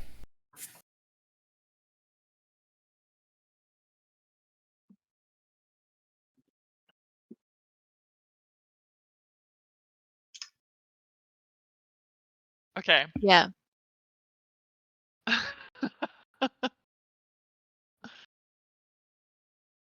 Yeah. Tessariel was supposed to let mortals pass. Okay, so that's my move and my standard. For my minor, I'm going to chuck. That wasn't your standard. Huh? Rising Sun is a minor action. Oh, cool. Okay, well, I'm just gonna double minor, and I'm just gonna drop Morin another heal because you look pretty rough, my dude. Doing okay. Oh, look at that. That's nice. 14 roll. plus 22. Not quite max. Good rolls. If I get rolls like that. 22 is my surge value. You're looking at the 14. 14 plus surge value. Your Yeah. surge value. My if you surge want value. I just have my Foxy, surge value in there as convenient. if you want to, Foxy, you can actually make the macro reference the target's surge value if you want. My surge value is also 22.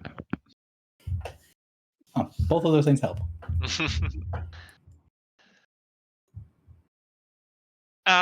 Yeah, and then I guess like I don't know what to say, but I'm just gonna like hold the ground here. Okay. One of many. Okay. Did I we all heard it say that, right? Yes. And in our native language.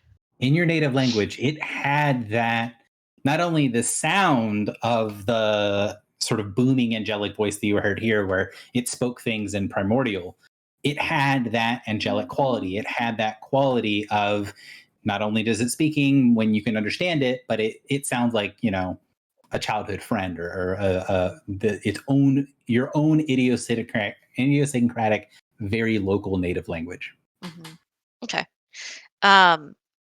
So I would address the creature and say, oh, I guess I don't know that it talked about the Lord of the Sun, though, do I? Okay, so I would say, Angel, we are mortals. It seems that you were not yourself. May we now be friends?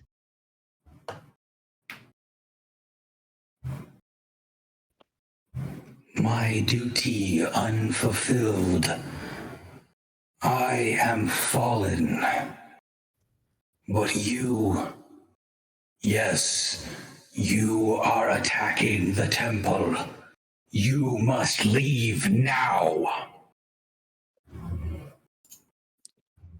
We do not wish to attack the temple, but we seek an artifact that is held within. Is there no way that we can compromise or obtain permission to be here? We are enemies of the adversary. We seek an artifact that will help us to defeat it. So you see, as it's sort of talking to you, it's holding its one arm out with that huge torch, like it's close to you, holding it like it's a weapon. And then you see the other hand is clutching on the largest of the symbols, which is one that's kind of on its breastplate, right? And it's clutching at that glowing bird that's at the bottom of the symbol. And you can see it's not like bending the metal around it, but its fingers sort of move through the metal, and it's holding the bird like it can sort of reach into its body and hold onto it. And you can see it's sort of gripping it kind of like for dear life.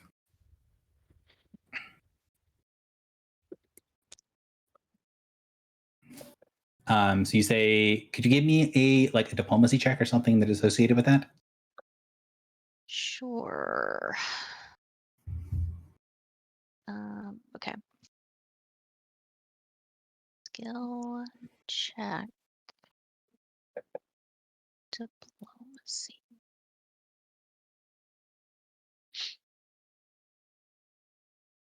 Long have I served. Long have I known. E'er since my fall, I could see through. You contain the adversary, and I sense the enemy's blood on you. You are bound of Enix. You carry the taint. You must be destroyed. When it is pointing at Morin when it talks about Imix. No, it's looking directly at you. Okay, great. Like I would have anything to do with Imix. You have a spear, don't you? You have a contract with Al Shaid. I know. Jesus. Wait, Hey. Mx is the so he's saying you have the like Mx is the enemy? To a divine, yeah. Yeah, it's a primordial. So But he's you saying also you are have- both an agent of the enemy and an agent of the adversary. Yeah. Oh, because you have Listen. the adversary in your head still, right? Mm-hmm. So it's your contract and the thing in your head. Uh-huh. Listen. Is there a way that I may address you that you would prefer? He sort of shakes his head, and you see his one hand, as he's kind of clutching it to his stomach, is pulling his body back, and the other hand is holding the flame, and he turns it toward you, puts that lamp directly next to your body, and the end of the lamp is the lamplighter thing that he carries is like the size of your whole body. Mhm. And you see him clutch it and pull back. Ask twice. They wouldn't, they shouldn't. What are you, mortal?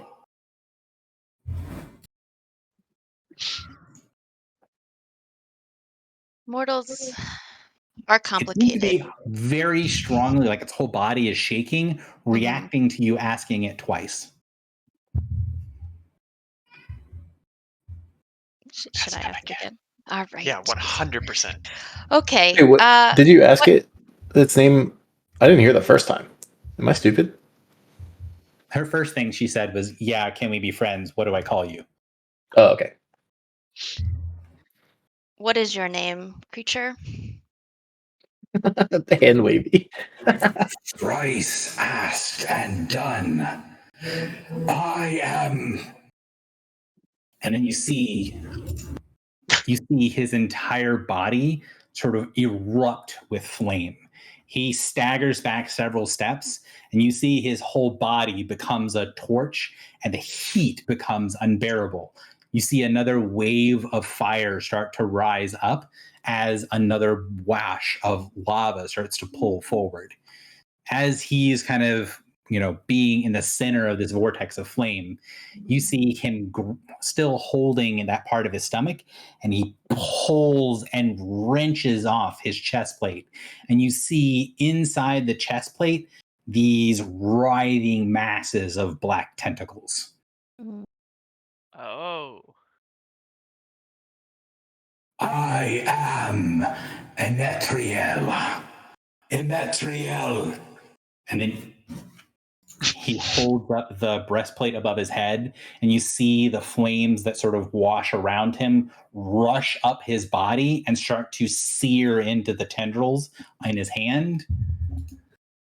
I am Enetriel the Fallen. The flame passes for a second. The incredible heat in the air dies down, and you see Emetriel take the little burning husk of a breastplate and just basically throw it on the ground.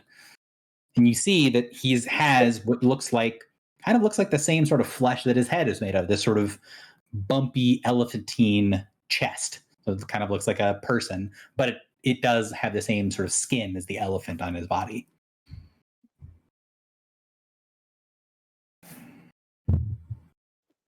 Emetriel, I am one of many.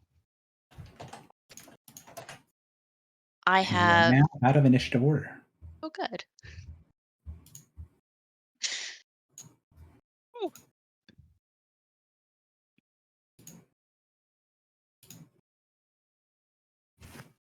Has he still got the tentacles in him? So he ripped off the chest plate, his breastplate, and on the interior of his breastplate there were the tentacles, and then he burned it and threw it down. Oh, okay. I thought they were attached to him. They were, but he ripped it out of his chest. Cool. Gotcha. Emetriel, I am one of many, and I do I have been touched by the adversary. Would that I had your great power to burn this from myself, but I do not. I also have made a pact with Al-Shaib, servant of Imix, one-time servant of Imix. But you can see that I am also tied to Clotho. I am also tied to others who fight the adversary. It's complicated.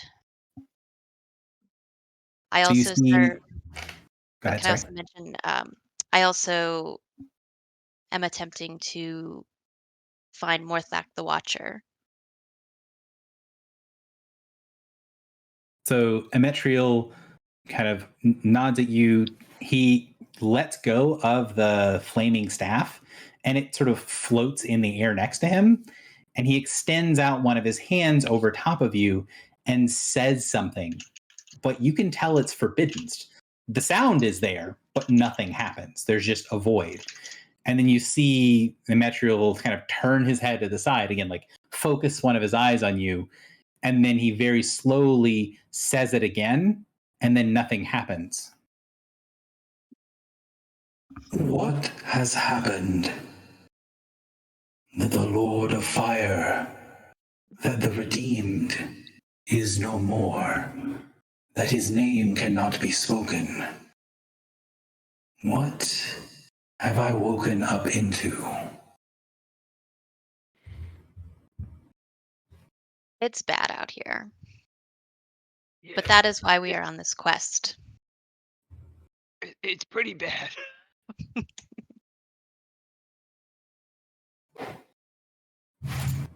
So he says that the Emetriel kind of nods at one of Minnie and then turns his head the other way to the side and looks down.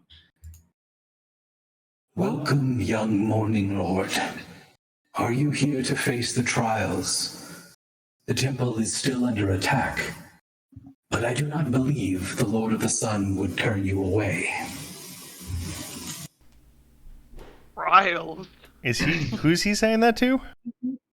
Griffle. At me, I'm a Morning Lord.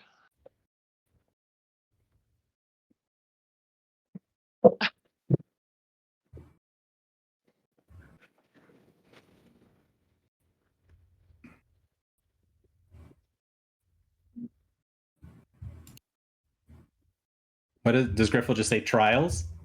Yeah. Trials? Question mark? Only if you wish and if you are ready. Lie down. Settle. What? Just what? Just what? No, you'll have to forgive me. I came by this.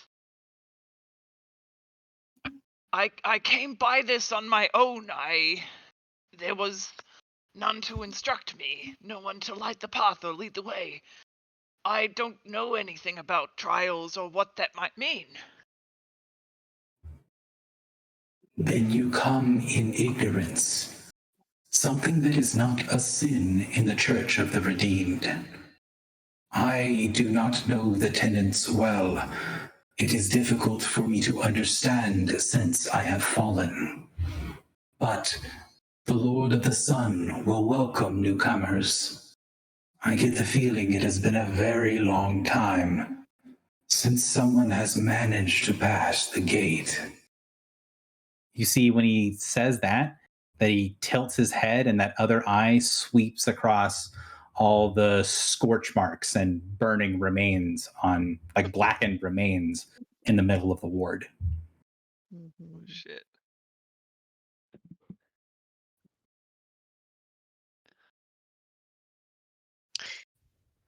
You say that you are fallen. Can you not be redeemed? It is only the Church of the Redeemed where I may retain a portion of myself. This construct hosts what remains of my angelic soul. Any other church would see me as broken, as worthless as the one they had called Tysuriel. We have met this Tyserial, and they are now Zlaktherial. Is it not possible for you to change your nature? No, not that. From fallen to redeemed. Yeah, That's not a Doesn't have to be- nature. doesn't have to go You don't slaughter. know that. Domain, your nature or domain. I am more limited than one who has not fallen. My power, my ability to understand, to see, and to change is not as I was when I had my own body. I am but a bound soul now, and in my binding, I would need more. There is a darkness, a void I can sense in all but one of the three. Tell me, Many who is one, the bound and the followed, the one that would be a new Lord of the Morning. Do you or your companions have an explanation for this? He pulls off one of his heavy gauntlets and lays the thing down on the walkway you guys are standing on, and his hand is basically the same size as the walkway, the gauntlet taking up about half of the walk path. And you can see it has that same symbol on it, and it's got the cogwheels, the little starburst or the little sunburst, and then the bird at the bottom. But that sort of brilliant light at the top, the sunburst, it's faded, it's gone. It looks no different than the rest of it. But the bird at the bottom is still glowing, and it almost looks like a living white bird. Wait, so he's asking why the bird is glowing and the other two are not? Yes. Okay. I would turn to Filibuster and say, this one understands domains better than I do. What does the bird symbolize? Hello. I don't fucking know. But this could be the answer to the question that the Sphinx asked us. Didn't you have the whole astral projection domain thing? But like, what? You have a demence. You have a domain, I think is what she's getting at. Well, and Oh, didn't I mean, Philly but I had don't know the what the bird is. I know, but Philly, you had the whole vision about the pools of water and some of them something. Weren't they different domains? The Some of the Sphinx had domains the vision. I thought at the end of a Or are you session. talking about? You're talking about his vignette. Yeah, but Filibuster's right. vignette. Yeah, but right before he went into the vignette, he had a vision of all these pools of water or pools of light, and he went into one of the pools of light. Was that not the domain? That was my vignette. Yep, that was his vignette. That was him entering in and going to speak with one of the souls in his domain.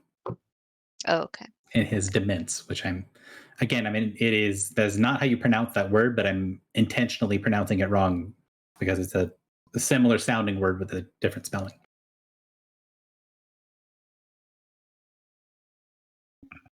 But if I had to guess, I would say, but this is also probably the answer to what the Sphinx said, which is It's hope, right? what domain has returned.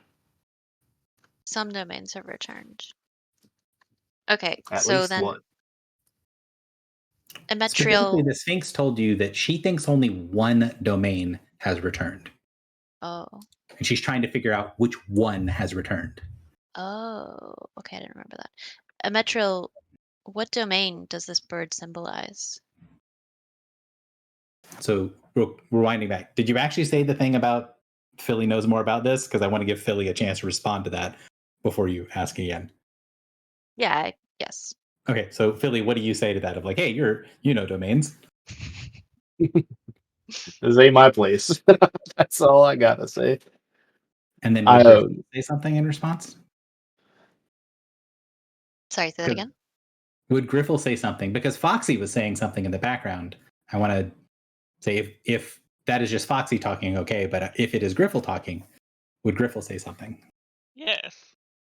Just say it's hope. So the so Mitriel nods his head like, and Can we explain it? No. Hope has come back into the world. Things are not as hopeless as we thought they were. Some things are getting better. It's still pretty bad, but I guess you have to pass through the bad stuff to get to the good stuff.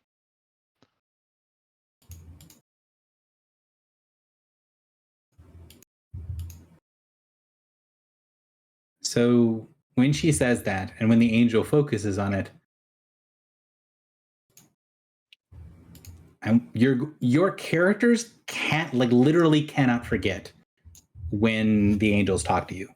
With his words, they seem, I don't want to say forgettable, but it feels like it doesn't have that same indelible quality, right? When Tyserial talked to you, you physically cannot forget what he said. The words that he said are like imprinted in your brain. So when he talks about this, you can remember the angel's speech. You can remember Tyserial's speech word for word, like he's saying it to you right now.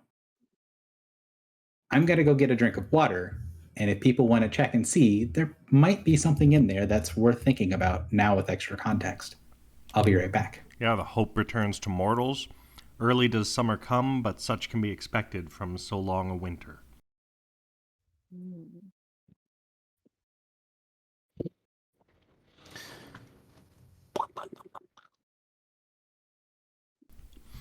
So when he said hope, we didn't realize it was the domain.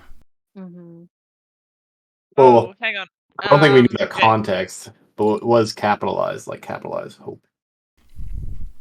So I just spotted something else as well. So the second paragraph, I wasn't there to see the gates fall, the true gates. So we didn't know what that meant when we first got this, but we do know now. There was Yeah. the capitalized wall and the capitalized gate. Mm-hmm. For which someone held the keys and was tasked with sealing.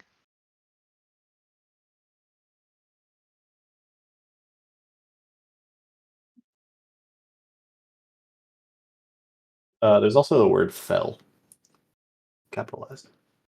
Yeah.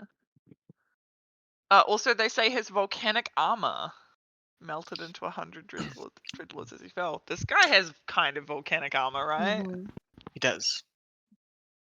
I thought this was the gates to Celestia that he was talking about, not the. No, it's the gate, as in the gate in the wall. Yeah, I think that's true. Because it's capitalized, and we've only seen that.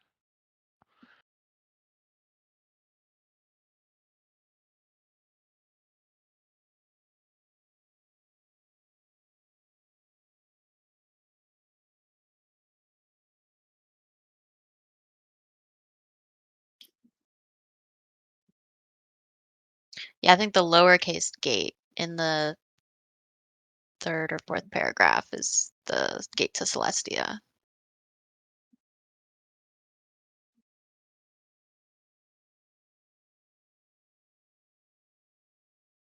We know there are 13 gods. Mm-hmm. So the 13 gods were fighting at the wall. Mm-hmm. Presumably. Also, it seems like Tyserial survived because they were being punished. Yeah.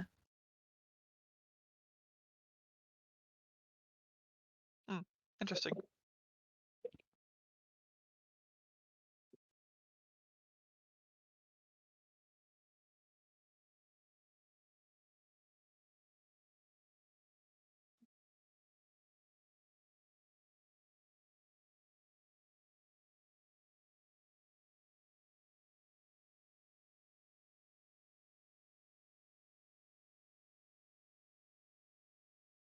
I am back with my water.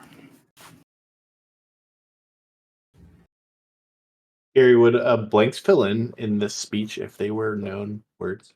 Such a good question. The answer to the question is yes. If and when the names become unforbidden, the sort of parts of the angel that is sort of indelible will fill in the blank. So you do not have, and the DM will update the handout, and I will make a point of telling you. Okay, so the name before the word fell is not this guy. Was Fel? Well, we haven't unforbidden their god's name.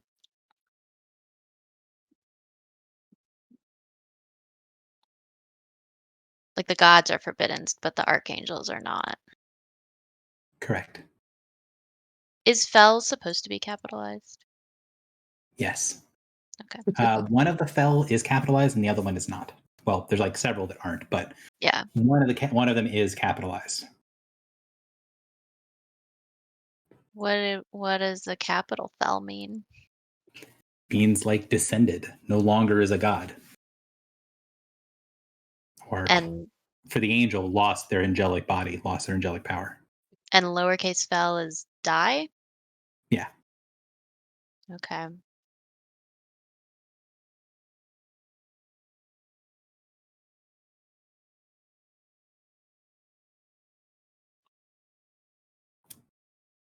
Huh.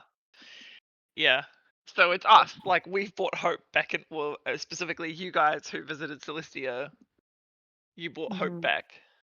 Yeah.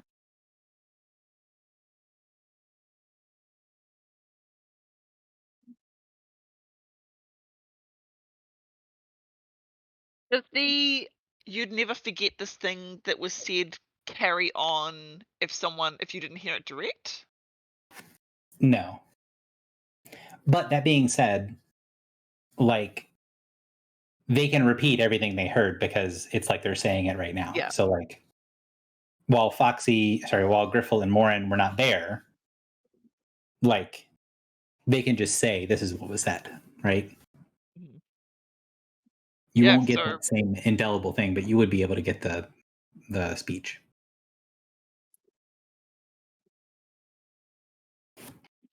I guess I will look up at Ametriel.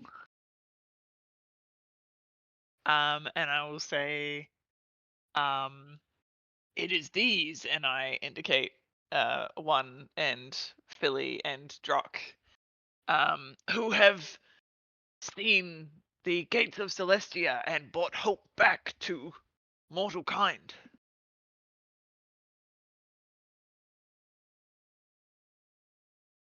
And yet, it is you whose light I see, whose hope I feel.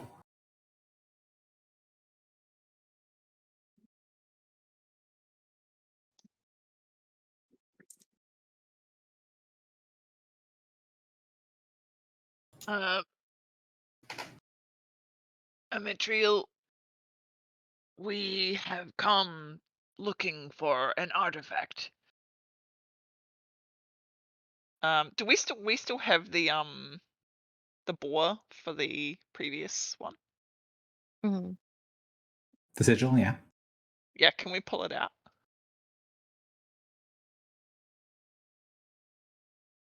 Yes.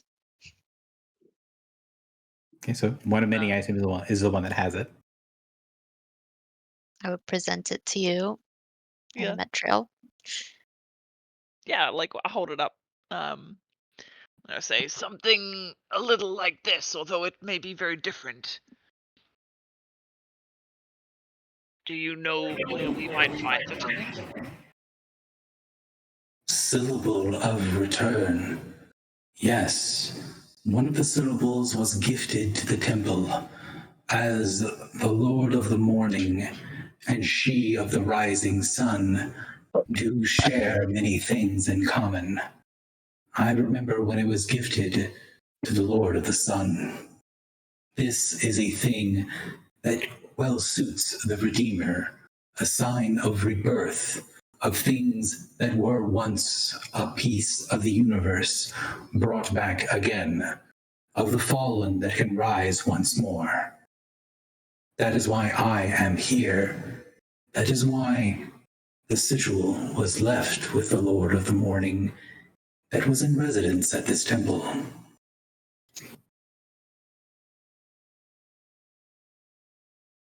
Said syllable or sigil? Syllable. That's what I thought. Oh. And he said a syllable of return. Mm-hmm.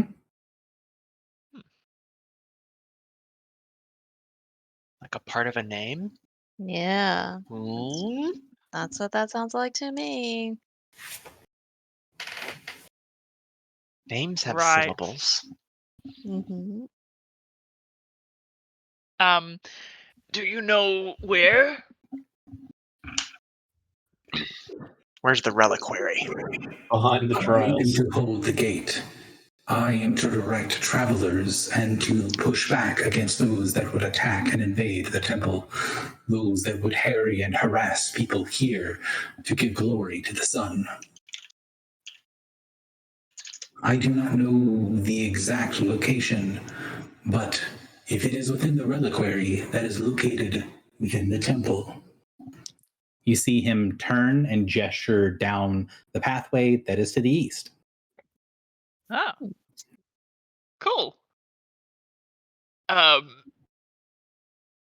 It is our effort to bring back something that was lost. You say that she of the rising sun is aligned. Would you let us take this thing? it was a gift to the temple, left in safekeeping for the purpose of being used in the return. It is being used for purpose. I see no reason to stop purpose. Great, thank you. And these trials, what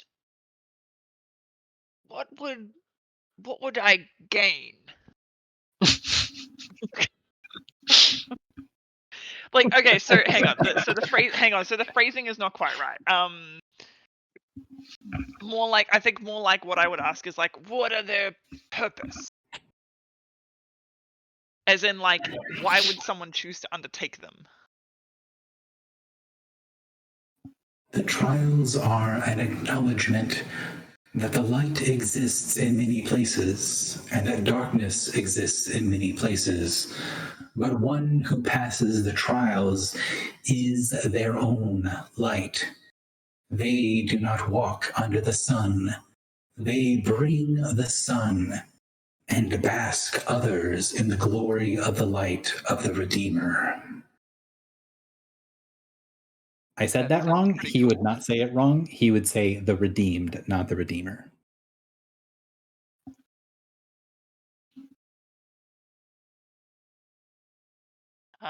What does one need to do to become a son?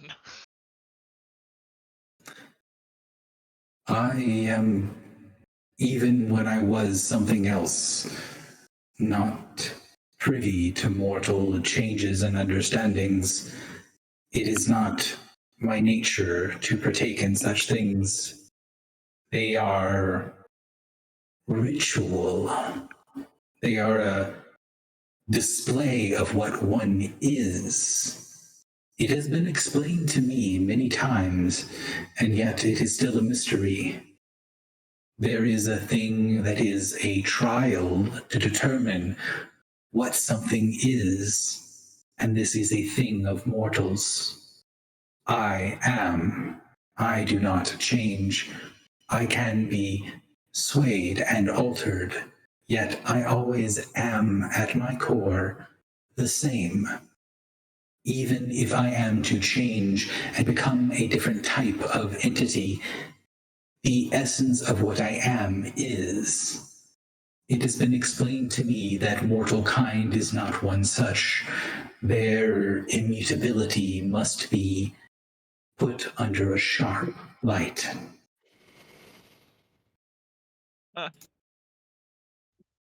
We're still on a time limit, aren't we? Wasn't there something? There was something happening. Oh no, that was us leaving the space station, right? Because of the Neogi. Oh yeah, they're gonna hatch. Right. Would the ship be in danger if they like? Where did No. we leave the ship? I don't think the ship is in danger because we scuttled their ship so they can't get off the station. Hmm. Oh, okay. And it's like super far away. Okay. Thank you, Amatriel. We will go and claim the boar now. I hope that you can find your redemption. You need not always be fallen.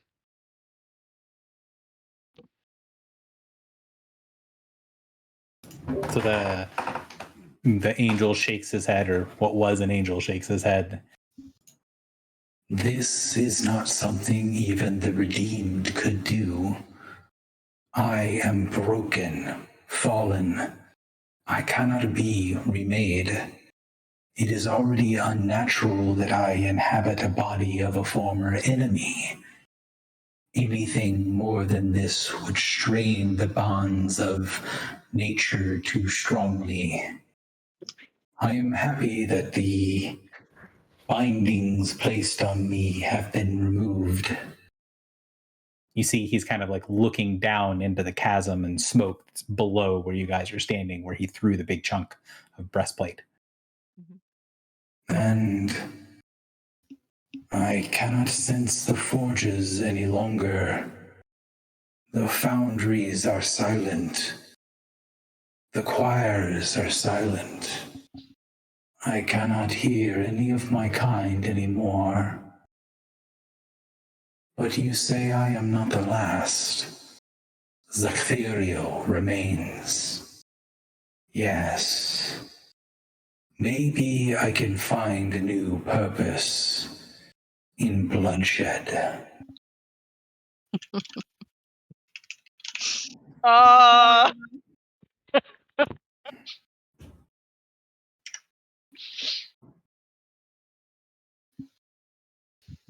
Can I take out the rod of prophecy and present it to Ametriel and say, I do not know if it would help you, but this is Lactheriel's bones. These are her bones. Thai cereal. These are Tyseriel's bones, who is now Lactheriel. If it would help you in some way to connect with her, you may use this.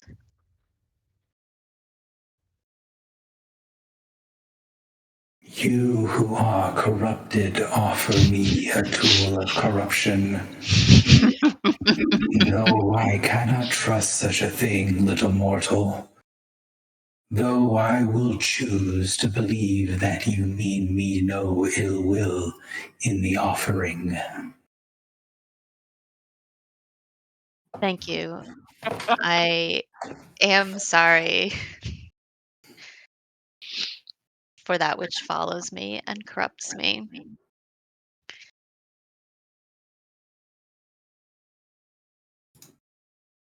If you apologize to the others, why do you let it follow still? I spoke with the Sphinx Besmahes, and she counseled that to attempt to remove it would alert it to my presence and might be a greater harm overall.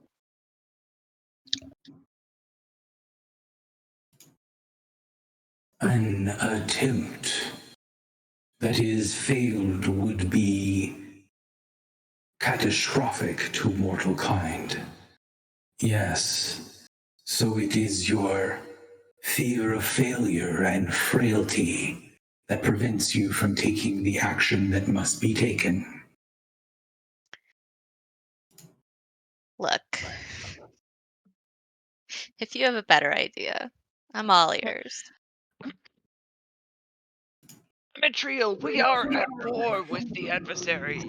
If there is to be blood spilled, it should be that of the adversary, and one should not risk a battle that one is not assured of victory. Wise counsel. And I believe I could remove this from you, although I do not believe your body would survive the process. I know the loss of the body. I would not wish it upon another, even if I am to understand that mortal bodies are much easier reconstructed. But I can give counsel, can give you the counsel that was given me when I did not wish to perish, when I wished to be able to truly destroy that which was deemed impossible to destroy. I gave my body, I gave my immortal body and life. I gave up my light and I fell. But the primordial that was my enemy fell with me. And there is one that can bring the true death to all. Find the little hunter, the lord of their kind. It can slay that which cannot be slain. Oh, You mean Is Merc? he talking about? I think he's Yeah. talking about Merc.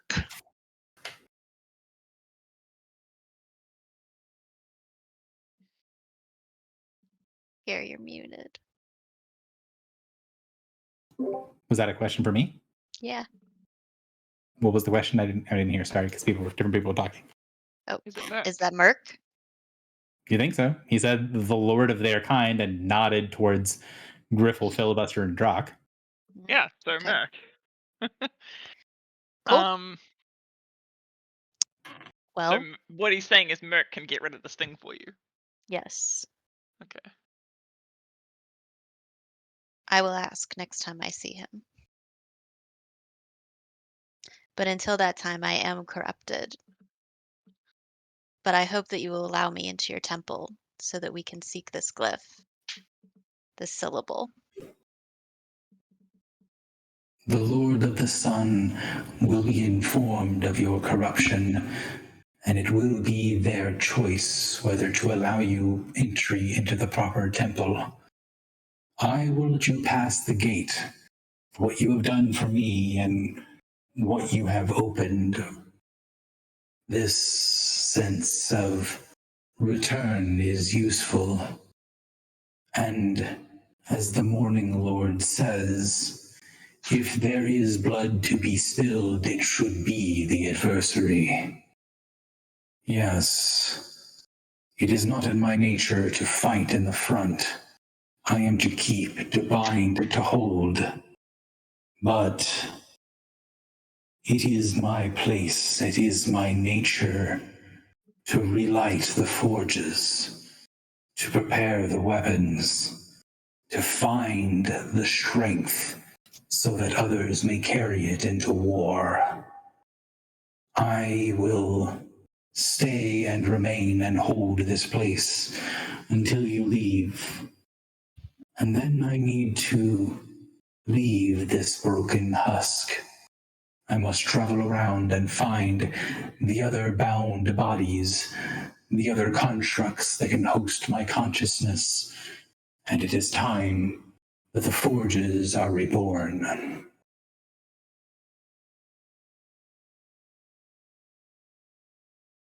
That's cool as hell. Nice. Nice. Yeah. You said that this body is the body of your enemy? Who is that? This This body was once an avatar, a bespoke creature of Inyx.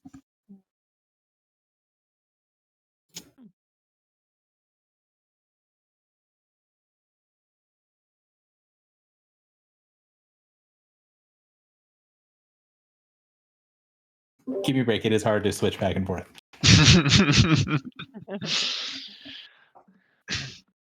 Did I accidentally mute myself when I said the part in his No, voice no, though?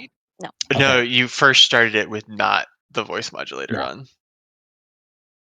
on. Did it in the what I have to the weird voice that I have to use to get the modulator to sound correct. Going for that spear. Do we have any further questions for for that Immaterial? staff. No further questions, Your Honor. Do we rest our case?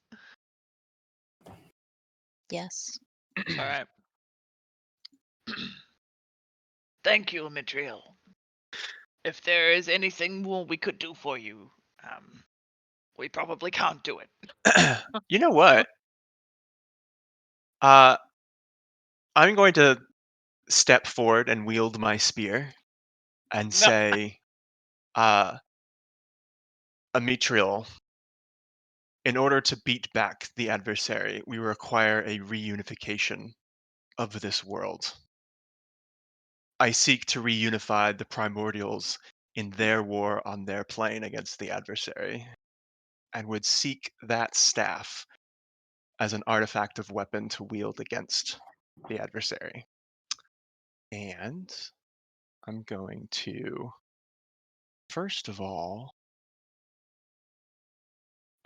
did I make a macro for this? Man, and I thought one of many has a death wish. I don't think I made a macro for the feat. Damn it. All right. Well, this is with a +5. Diplomacy.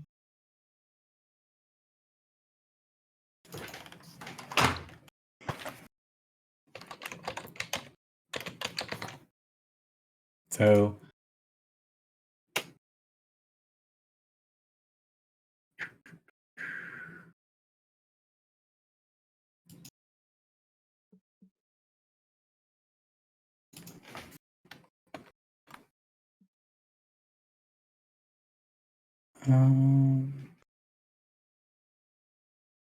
second, I'm looking up something.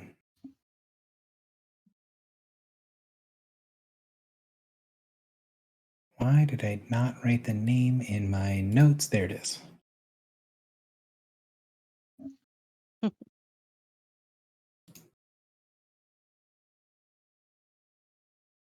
I'm looking up the stat block for the staff. So he sees that, and then he just shakes his head, and you can hear him mutter under his breath in that ancient primordial. And you could tell that he really doesn't like you in general, but is trying to play nice. And then says out loud, This is not a weapon, it is a tool to be used. It can burn away the darkness, the pieces of things that are wronged, the parts of others they wish to be redeemed. the angel takes the staff and pushes it over, and you see as the firelight kind of washes over Griffle that there are these sort of strange dancing shadows around Griffle's body. And then the angel speaks and says, Madness, darkness, the swell of the sea. You cannot have these things and be one with the morning. The remnants will be burned out of you through trial, but I can see that you have tossed them back and out.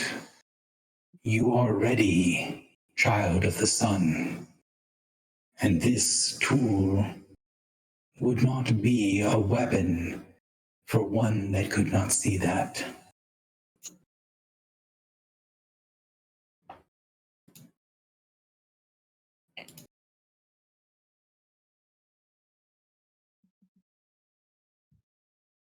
So he takes the thing, holds it down. You see these weird, like crazy dancing shadows around Griffle.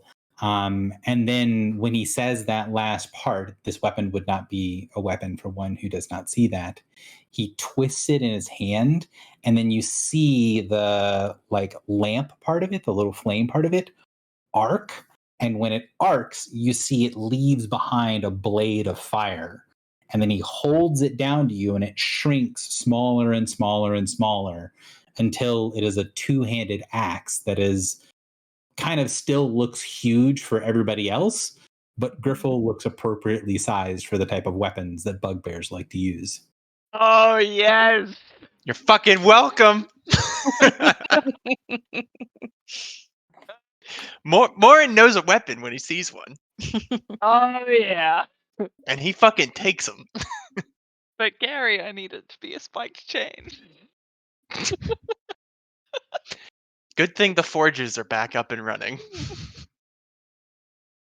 What would Be Griffle do? ungrateful, it's just that What would Griffle do if you're offered that? Like, because he's holding it out in front of you.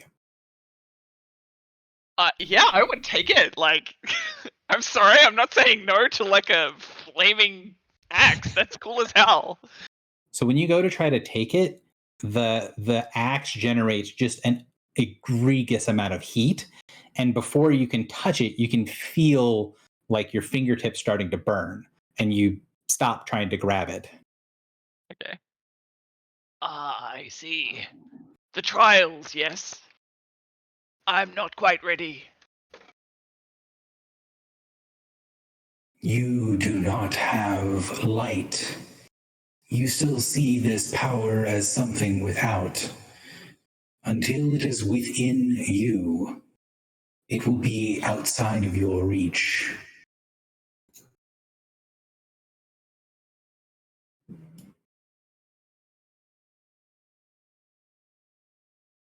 So basically, yes, I have to do the trials first. Yeah, well, you have to do something, and presumably, yes, the trials. Okay. I'm keen. So now we know what you get when you do the trials. A cool ass axe. So I can be bad axe. Get out. You fail. That was the trial. The trial was to not say bad The act. trial has failed, yeah. Gods hate Um, puns. I'm trying to see because You only hate what you don't understand.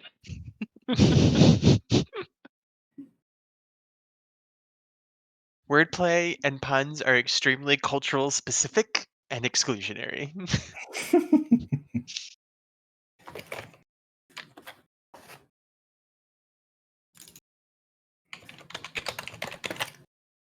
because I don't have the notes on the weapon like in front of me, but I do have the notes on the weapon. I can show you what it does later if you'll remind me.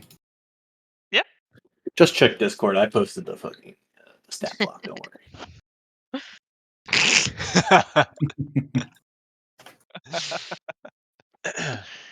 Fear Aloth. That's a primordial name if I've ever seen one. Yeah, the voice acting on that weapon would be way better than I can handle. Right, because that's from Fearek. Yeah. Yeah. Oh, Matt Mercer. Yeah. I am not Matt Mercer, and I do not attempt to be. Is this a dragonflight thing? Yeah. Ah. Okay. Does that mean Morin has Thunder Fury, Blessed Blade of the Windlord? I have a spear. It's kind of. Kind of Thunder Fury. It is Blessed kind Blade of the Thunder Fury. Blessed Blade of the Did someone say no? I haven't got it wrong the first time. I haven't played WoW in Gears. Leave me alone. I'm gonna take one more second to see if I can find it. Hang on.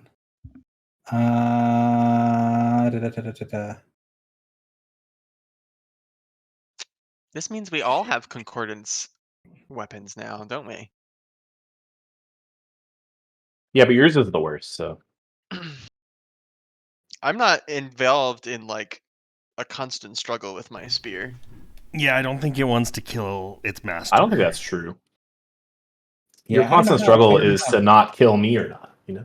I don't know how appropriate this weapon is for you, but it's going to be ugly because it doesn't. I don't have like the pretty stat block formatting in all of my notes. I apologize, but here is the.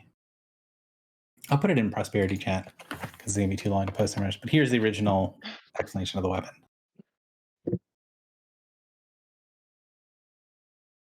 So that is the artifact from my notes.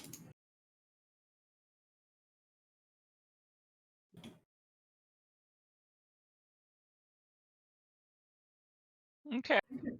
Oh shit. At level 16, Griffle, we are going to have a lot of fun with this weapon.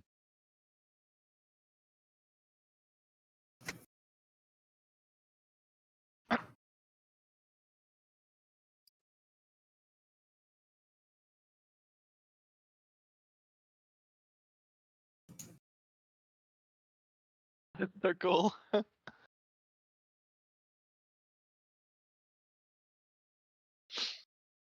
When you charge to an enemy space in this fashion, you make a melee basic attack against them on a hit. The attack deals no I feel damage, like but instead this of the weapon is not that not thematic. It's not. It is thematic. Oh, Sorry, let me remove the. I was like, is that a triple negative? I don't know.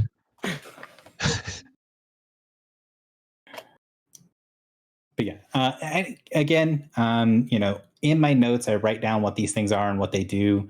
And if that needs to be altered for the enjoyment of the characters, I have no problems changing stuff around. Like I did change the Spear of the Skylord pretty significantly.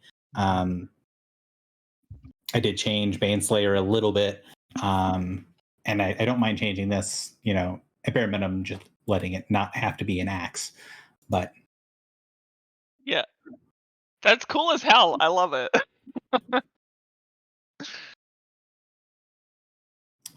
anyways, so,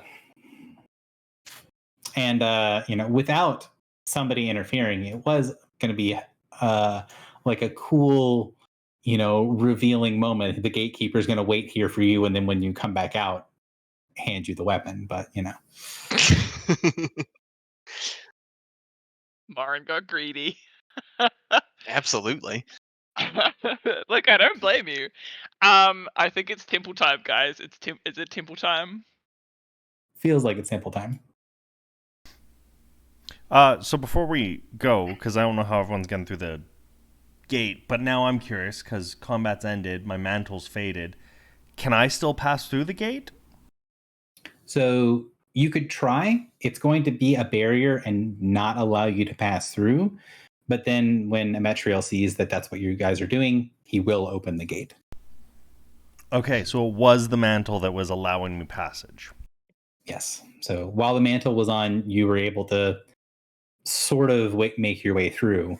And then you were able to bypass the defenses of the ward. You weren't really able to be allowed through. The only person who was allowed through was Griffle. So, okay.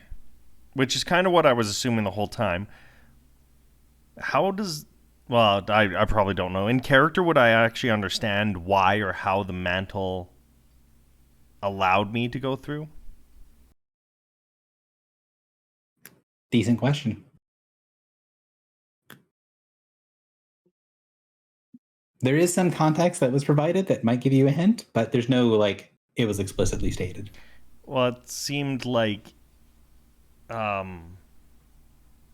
summer court was kind of friendly terms, kind of, and probably that's kind of where I'm going with it. Is that's my thinking, but I don't know. Does anyone else have more info or more good assumptions than that? Because I'm just curious. Not any good assumptions, no. No, I mean, sounds like that is a good guess. And I mean, if the sigil to, get, or the thing for the boar or whatever it's called, is here. I mean, that's kind of like saying they are friendly on good terms, kind of thing, right?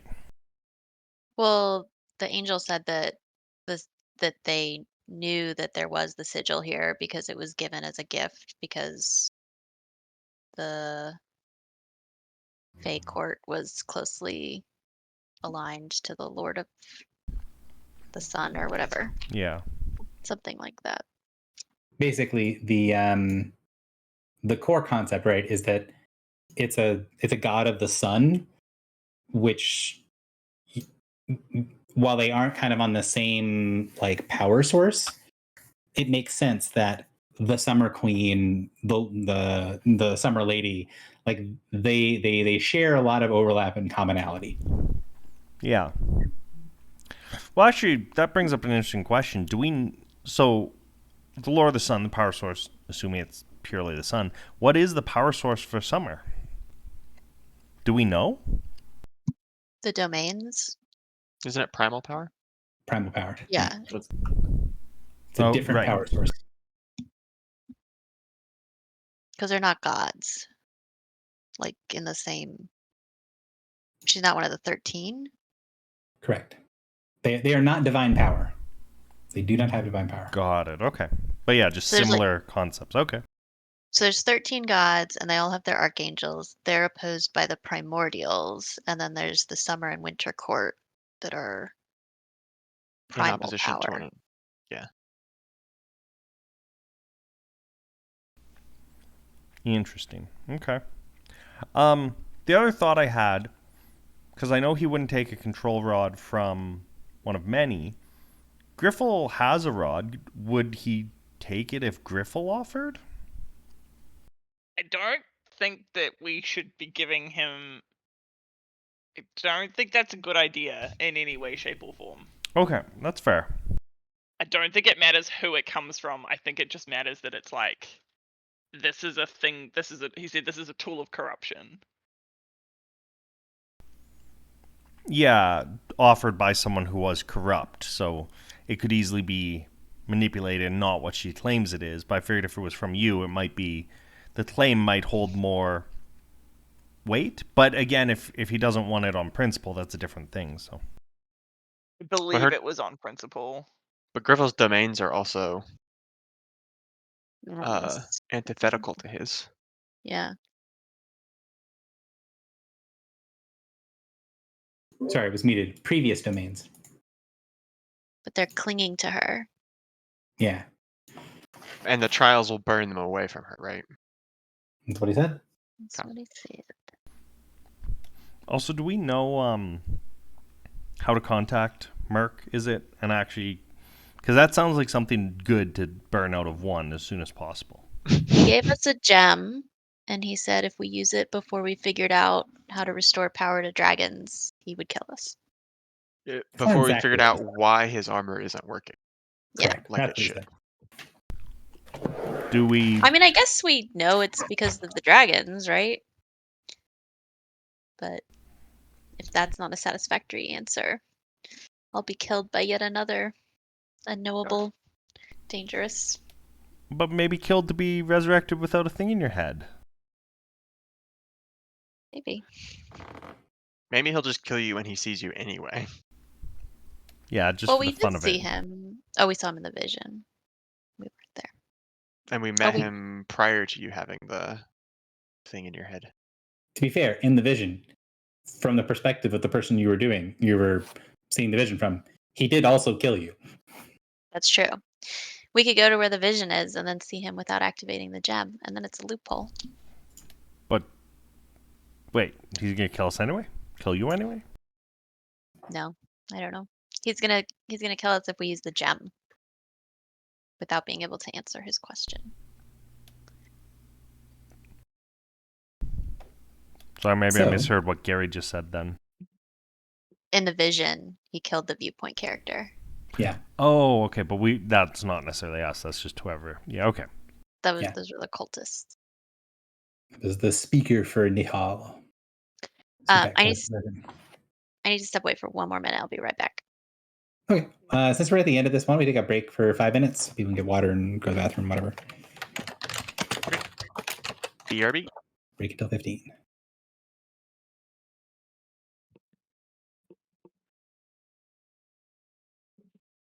Ah, you missed my amazing joke. Yeah. So, so basically, Ametrio will turn off all 4 of the wards, or not turn them off, allow you to pass through any of the 4 wards, and then says that to the east is the temple. What lies in the other directions?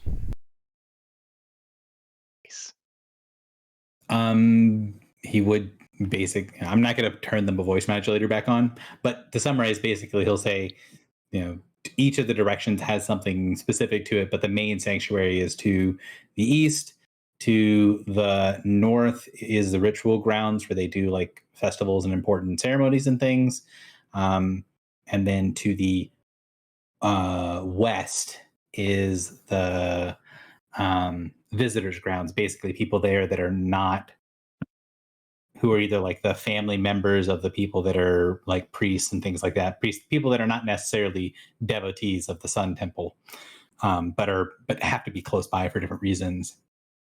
And then to the south is the market, is the sort of functional small city that has to exist for the people that live at the Sun Temple to, have food and be able to trade with people and stuff like that.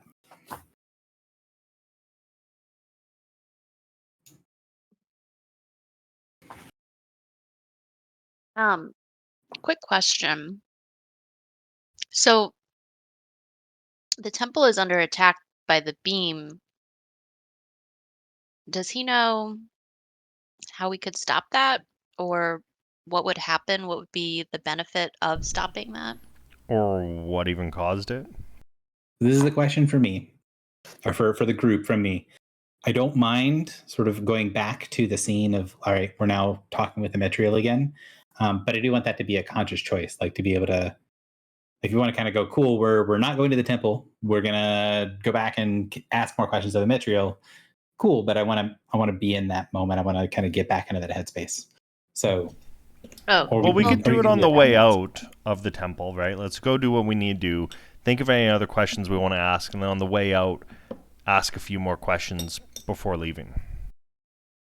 That's fine. I just wondered if it's worth it for us to take that on.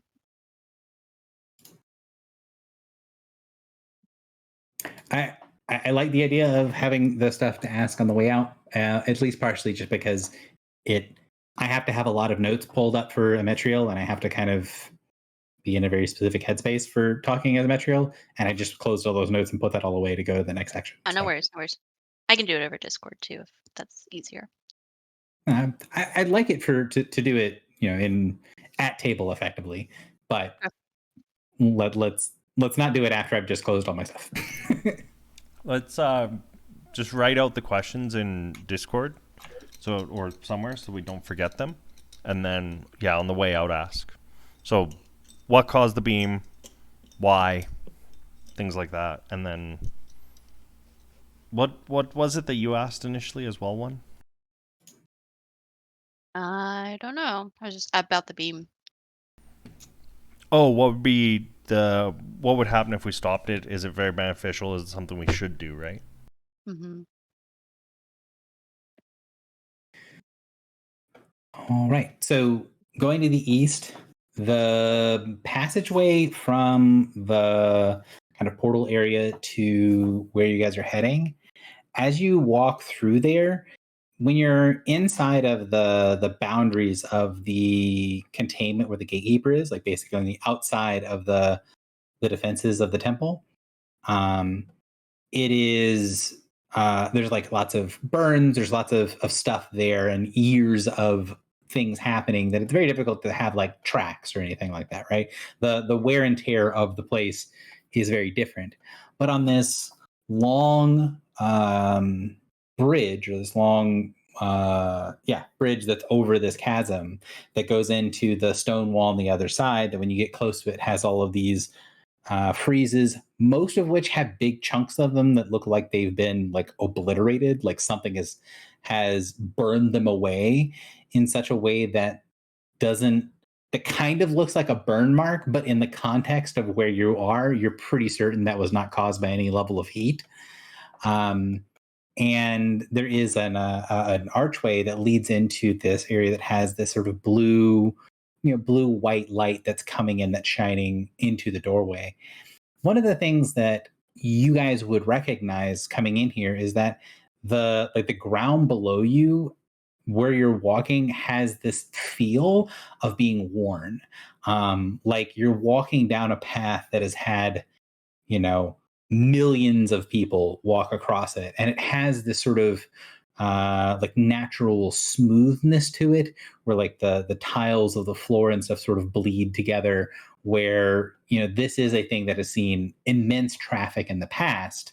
But all that being said, when you walk and step anywhere and you look behind you, you can see that there is a layer of soot that hasn't been broken in a very, very long time that you're walking across. So there's, 3-4 centimeters of soot that are on the walk path. And then when you walk across it, you can see that the worn stone and stuff underneath. And the second thing is that, unlike a lot of the places that you guys have seen that are these ancient like temples, or even places like the baronies, there is a concession made for the fact that a lot of the peoples and a lot of the races are not human sized. And so like the archways and the rooms are built to be gigantic. Even the basic infrastructure, right? Like the doorways are all built so that, maybe someone of Bedvere's size, he would be a little bit uncomfortable, but would still be able to go through the door.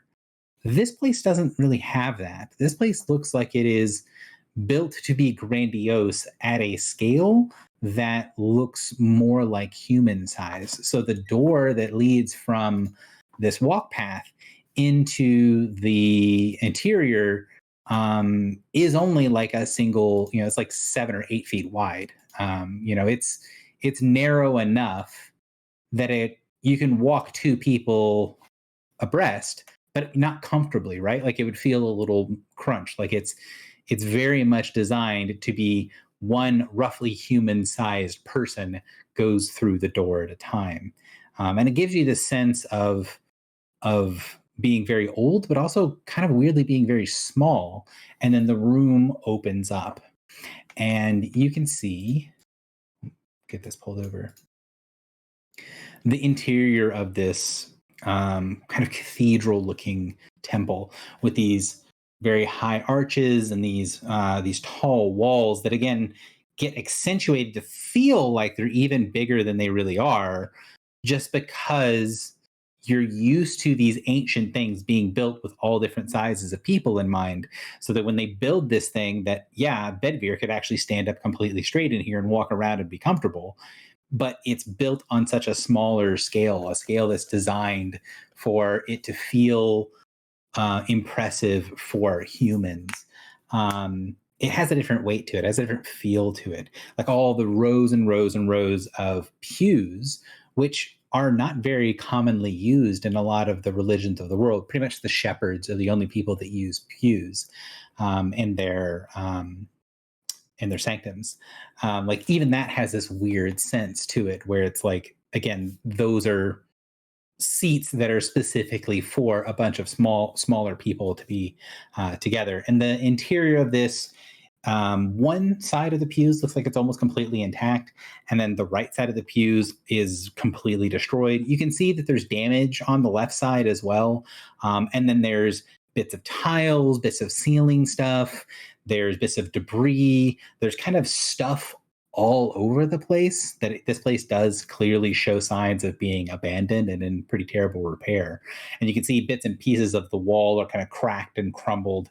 And all around you, there are these stained glass windows that are shining light. That gives you the impression like there's an outside, like there's something just outside, but the light isn't the sort of yellow of sunlight. It's this brilliant blue white that you can't help but feel comes from an enormously hot fire that is just out of sight. And you get this sensation that behind all of these stained glass windows, there is a white hot fire that is burning, and then mostly blue is coming through the windows into the interior. As you guys walk in, on the far side of the room, basically at the end of the way that this picture looks, right? You're at the back of the pews. This is actually from the perspective of you guys walking in. On the far side of the room, where it opens up a little bit, where you kind of have let me see if I can get this to draw correctly. So here, where I'm putting that little red mark, you see something that looks like it's like a depression in the ground. Like it looks like there's a lower thing there. And in the distance, there's some sort of like black or blue, like dark colored liquid that is covering a pretty substantial portion of the floor over in that direction. And then you can see kind of to the right and left, kind of in these columns, there are side passages, right? With like doors and stuff leading to other places. So you're in the main part of the sanctum. And if you guys can pull out your tokens, I'd appreciate it. You're in the main part of the sanctum of this obviously destroyed church. And you guys see all of this. If you want to toss initiative for me for exploration. And do you guys have any questions about this room, what it looks like, that sort of stuff?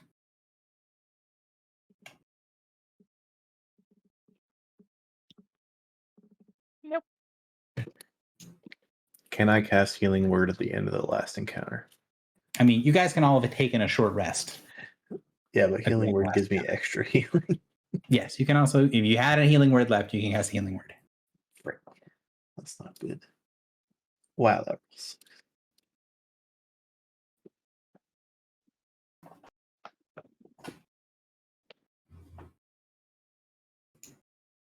And Philly, you can hit your initiative, and then I'll go in ascending order.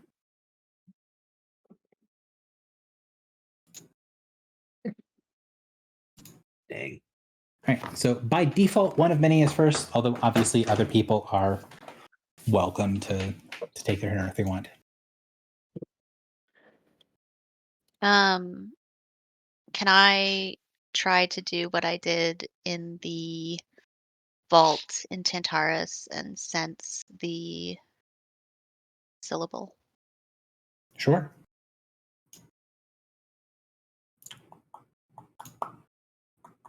One second.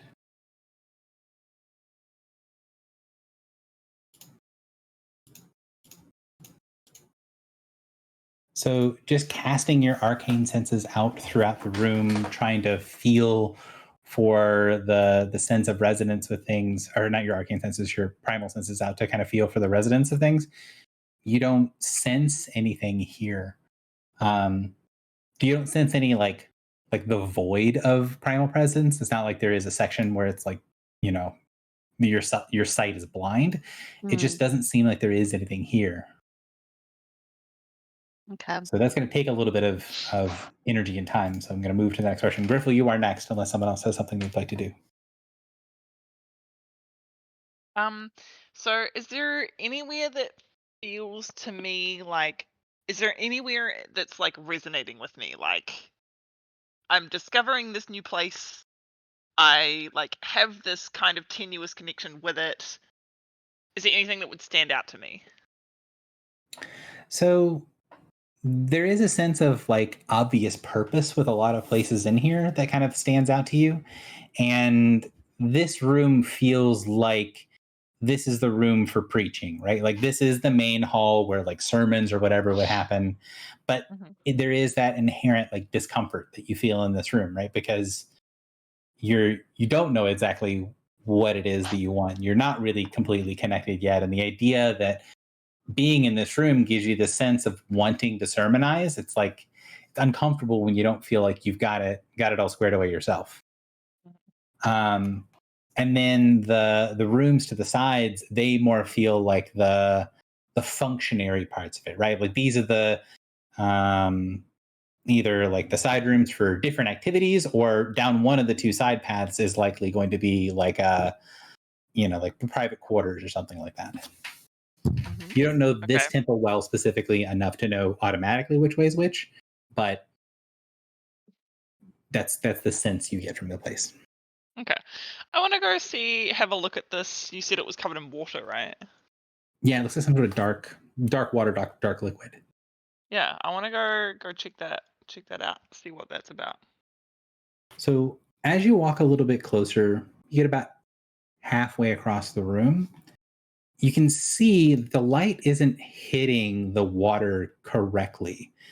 And as you continue to go through, the sort of sense of this kind of all blue light makes your eyes adjust a little bit better. And while it looked like very dark water from across the room, as you're getting closer, it looks darker and darker. And you can sense that it's not like water that's dark blue, it's black that has this bluish sheen over top of it.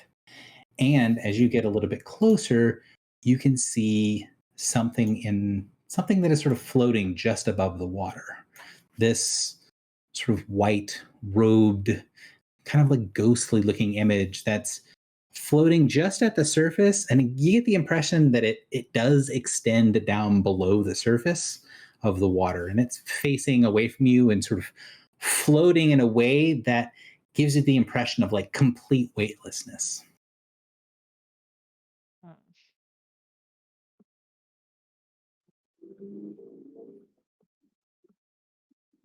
Is it facing away from me? Facing away from you, yeah. Okay. Hello? Are you lost? So you call out, and then you see the thing kind of like cast slightly side to side. You see the bottom part of it curl up away from the water, and like it looks like a person who's floating just above that blackness, and like they curl up into like more of a fetal position, and then the hands come up around the side of the head and sort of shake side to side. No.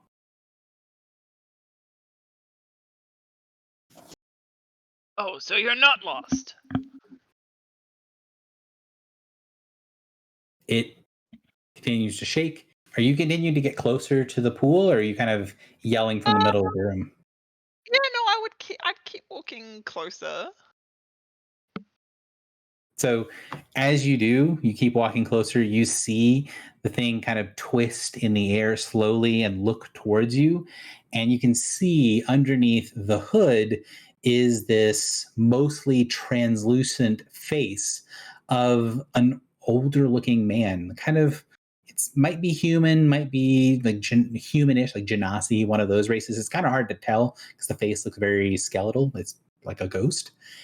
And when you see the thing kind of like turn towards you, he's clearly got his hands over his ears, and then he looks at you, and then he squeezes his eyes shut, and then he shakes his head side to side, and you see that he's now sort of very slowly spiraling in the fetal position, kind of very faintly whimpering, closing his eyes shut as hard as he can and putting his hands over his ears. Oh. So there's a pool of water on the ground, and he's floating above the pool of water. You can tell now that you're closer, it's definitely not water. Okay. It's like oil. Okay. Like black motor oil looking stuff. Cool. And do I catch a glimpse of his face at all? Yeah, it looks like a face of maybe a human in his 40s. He might be like Genasi or something like that. A Yeah. a man that is not super old but not young either. Okay. How far? Like, how big is this puddle? It's pretty big. It takes up the whole kind of interior over here. Let me look. Notes.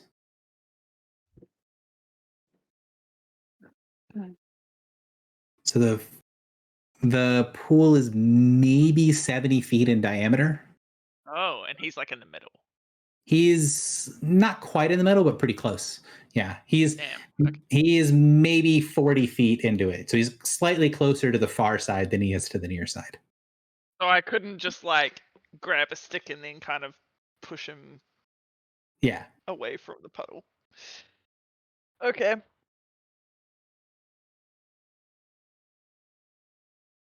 All right. So that's what Griffel's doing.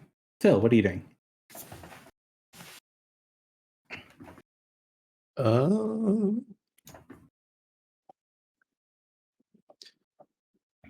How do I feel in this room? Is it comforting? It feels like it was comforting at some point, but now you feel like the kind of the hairs on the back of your neck, like you're in a place that used to be welcoming, but now is vacant, and that vacancy kind of feels weird. Mm. And I can also see this pool of oil. You can see the oil, yeah. You can't, if you're still at the very kind of the front part of the room, you can't see the person, but you can see that Griffel is looking at something in the middle of the pool. And like I said, from a distance, it looks more like water than oil. Yeah. If I approach Griffel, does the oil glow? When you approach Griffel, the oil doesn't glow, but when you get a little bit closer to Griffel, you can see the floating ghost that's closing its eyes and rocking back and forth as it slowly spins in the air. Mm-hmm. I kind of associate that oil, does it remind me of the oil that what I would associate with aberrant creatures? It does, yeah.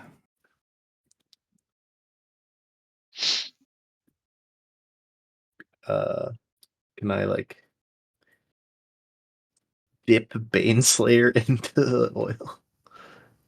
So when you said, does the oil glow or anything, were you going to try to look at the oil through Baneslayer's vision, like to use the power of Baneslayer?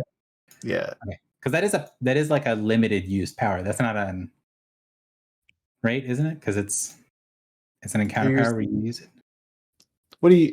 There are just things that glow. That is an inherent feature of the weapon. Like if it's an enemy and it's an aberrant, then it glows gold.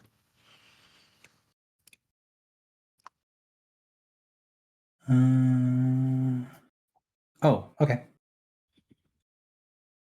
That is not a power. I should make that something, a power, like an at-will power, but I should make that something that's not.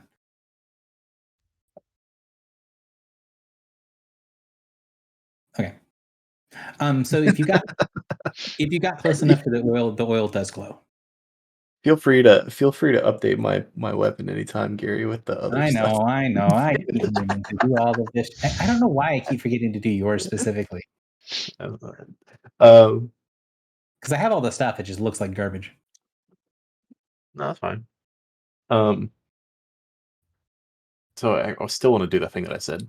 I dip Baneslayer into it. Okay. So as you walk to the edge of the pool, before you get there, you're going to get this kind of moaning cry. You can tell that there's some muttering in a language you're not familiar with, but the ghost or whatever that image is in the middle of this has this moaning cry that it lets out. And when it does, you see the surface of the oil start to ripple and move. Well, that's not good. Yeah. Do.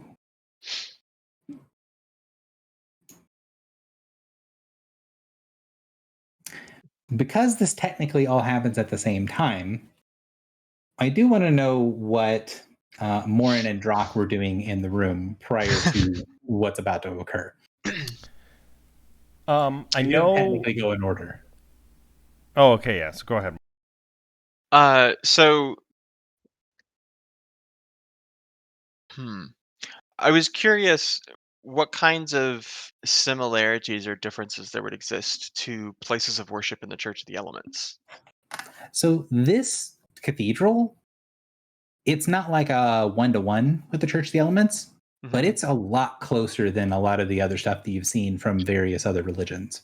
Like this is, you could more or less find your way around. Like you're not certain, but the way that this feels, you're like, oh, I bet these little rooms on the side that are near the entrance, they're probably for like activities and things like that. And I would wager the stuff that's, back and to the right, that's going to be like the functionaries' quarters. And I bet the back to the left is probably going to be like the head priest or whatever. That's going to be the important person quarters. Like the way that this is laid out feels like it's designed with a similar sort of design as the main church or the Church of the Elements. Okay, so given that sense of familiarity, I would be interested to see if I could suss out where the reliquary might be. Probably it's going to be Seems where, like it would be the back left. back left. Yeah, would be your guess. If it's designed like the Church of the Elements, it would be the back left. Okay. So would you kind of head over back left? Yeah, I think I would. But this So- place feels definitely abandoned, right? Yeah. Okay.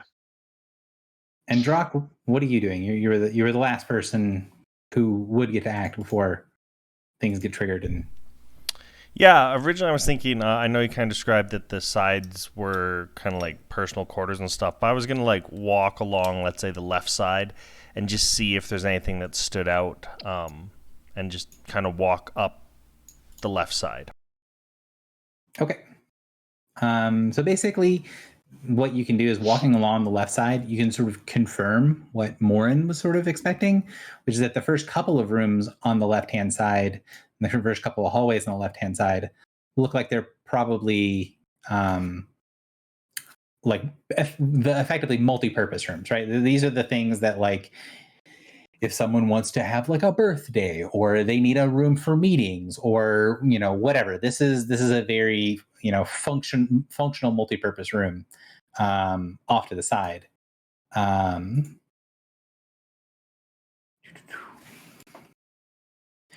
But that's about as far as you're going to get before bad things happen. Bad things? Interesting Wonderful things. Great things. We were tricked. It's a trap. Harp.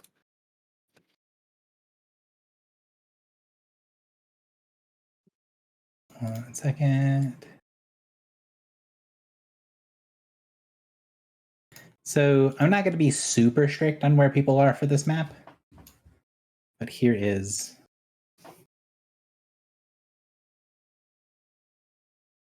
the map. Big dark pool. Once again, Griffel's wandering off into black nothingness. Well, this was Philly. No, I just triggered the enemy. So this is kind of roughly where I think people are from, given the descriptions of the first round of stuff. If you think that you'd be in someplace that's slightly different, let me know. The multi-purpose rooms and stuff I was talking about are up here. So my assumption was that like you'd go over here to this door and then go check out the multi-purpose room, but you're going to have to walk kind of right by the pool in order for that to happen. I'm going to have this get triggered sort of first. Yeah, no, that's probably a good spot for me. Cool. So, do I not have that handout? Hang on. Gary I don't forgets have it to in make the all handout. the enemies. That's not fun. Hang on. I thought I had it as a handout, but I'm going to make it real quick. Would Yeah. Sharp Prey be with me? Yes. Okay. You so choose to bring them. What? What did you say? And in the darkness, bind them. I said, so if you so choose to bring them. I choose. I don't know why I said it that way, but He said it so fucking This is ominously. extremely menacing. Menacingly. I'm um, assuming Sharp Prey declined to touch the door because he knew that it would burn him because he was not of that domain, but doesn't have a problem coming into the temple.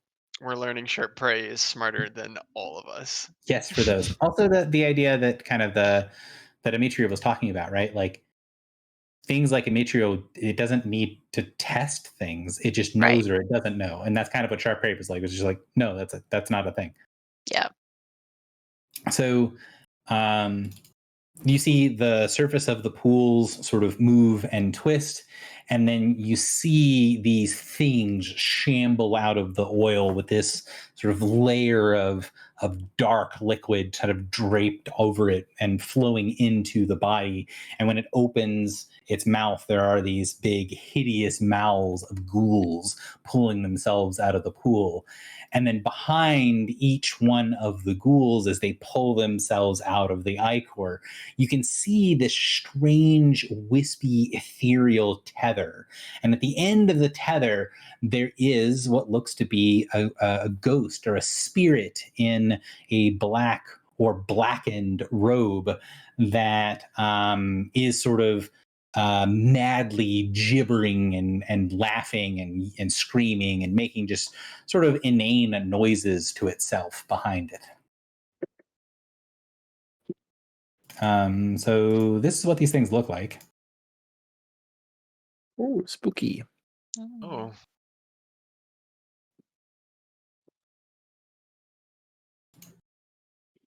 Me without coffee. LOL. Ha ha ha.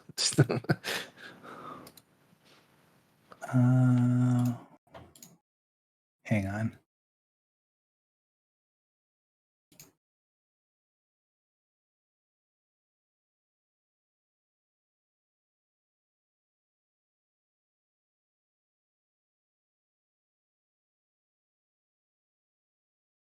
All right. Ba-da-ba-ba. Huzzah. Initiatize, please. Buttons. Have I got anything other than a 31 for initiative today? I only rolled it like twice. Ooh, double initiative. 3 times.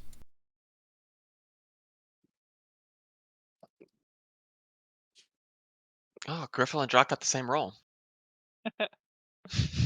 I got the same roll as myself. And Wow. one of me is a 31 as well. What is happening? We're doing it, guys. Winning! Synergy. Not really. Winning. All right. I rolled for some initiatives. Gary, Yes. as these creatures rise from the pool, does it get less oily? Does what get less oil? The pool? The pool. No.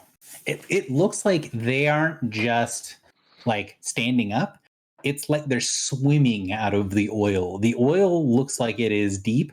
You can sort of see on the map that there are stairs leading up to the thing where this is. Mm-hmm. You guys see this? Yep. So what it looks like is that you have to go up some steps to get to like a higher thing. And then this whole middle piece looks like it's a depression down. So like this is designed to be, you take several steps up and then this is probably several steps down. And this is like a huge lake of this oil. Bro, I'm ready to cook. Phil, you're up first. I know exactly what I'm going to do. I am going to... I don't know if any of those initiatives showed up for you guys, but fine. They did. Yeah. We just couldn't see them because they were behind all of ours. Damn. Thunder of Judgment on Icarus. What? What? I just noticed where Griffle is in initiative. It says poor Griffle. Also, Yeah, sorry, I'm Gary, realizing I'm feeling crazy. I'm gonna mark everything. one sec. Sorry, I keep forgetting, and I can't even find the power. Don't I have a power to like mess with their initiative? What the heck's that called? Oh yeah. Yes. You do. Do. It's each Stall thing that can tactics. see you. Stall tactics. Right. One day, there it Drock will is. learn how to play his character. Right? Yeah, I'm gonna use that because I haven't in a long time. Each enemy you can see. Okay. See, this is why I asked about the pool. Doesn't Wait, that do doesn't much, change that much, except It just moves maybe- Griffle up by 1. It moves one Icarus Ghoul. Well, past I'm not technically you and supposed to Drock. know that before using it, Oh yeah, it does move an Icarus cooldown. right? Do it. So All right.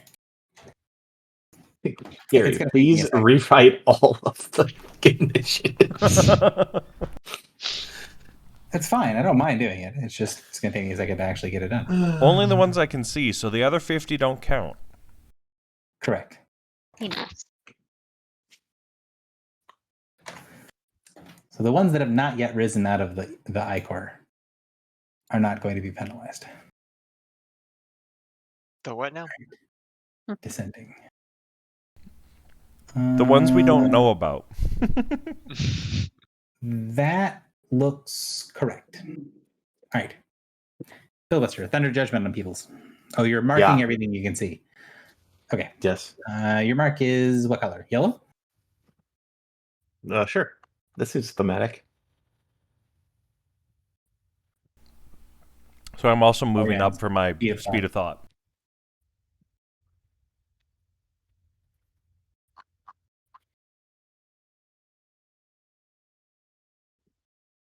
Okay. Then I'm going to Thunder of Judgment on Ghoul 1, Spirit 1, and Ghoul 3. Yeah. So Ghoul 1. Yeah, in book order, Ghoul 3, Ghoul 1, Spirit 1. Okay. That probably makes it easier to think It about. does.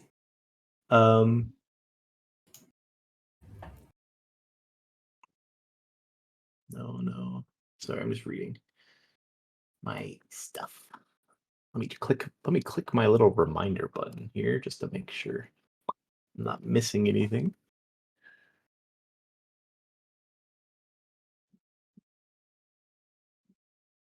Okay. Bink. Bink. Bink. Are they larger than me? Yes. Everything in the combat is larger than you. Are they standing on the Those ground? are half decent No. rolls. Sadly, no. 37 versus Fort on Ghoul 3. I think the defenses of this guys. So the 37 on the ghoul definitely hits. The 25 on the ghoul does not, and the 32 on the spirit hits. So hit, miss, hit. Oh, disappointing. Okay. Push the spirit here, please. 1 second. Are you going to move the ghoul first? Move him back 1 up here. Okay. He is dazed. And move here. No. Adjacent to the spirit. Okay. And then you're moving the spirit to here. Uh-huh. So I guess you ahead. push the spirit away, and you see that ephemeral tether between the two of them snap, and then kind of like a rubber band yank the spirit back and pull it to here. Oh, this one, these two are related. Correct. You missed number 1. I did. You missed the ghoul. Okay. And now, going to action point. Bang. I don't know why I clicked that, because I clicked it for myself earlier. And then I will use... Actually, wait, I need to move first. Where do I want to move? I will move... one second. Let me, I'm going to move there, avoiding the area. And then I'm going to cast... Wait, I always forget how big this is. Wait a second. Quick question, because I'm actually curious. Like, would our characters know of the aura and physically see it? You don't technically know about it, although I think Filibuster just walked through it in order to get there. No. I specifically walked around it. Oh, okay. And that's what I'm asking about, like, because I don't know if you would know about it until you stepped into it, right?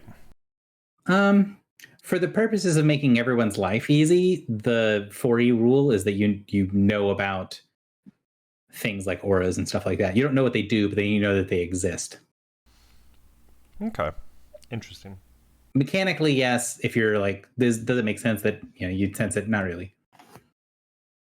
Sometimes, yeah, like creatures that have like a dust cloud aura, like you can see the dust cloud. Well, of course, yeah. Gary, this is a close blast 3, right? Right here? That is a close blast 3, correct. Okay, I'm going to cast a silent malediction. For the first time in forever. For the first time in forever.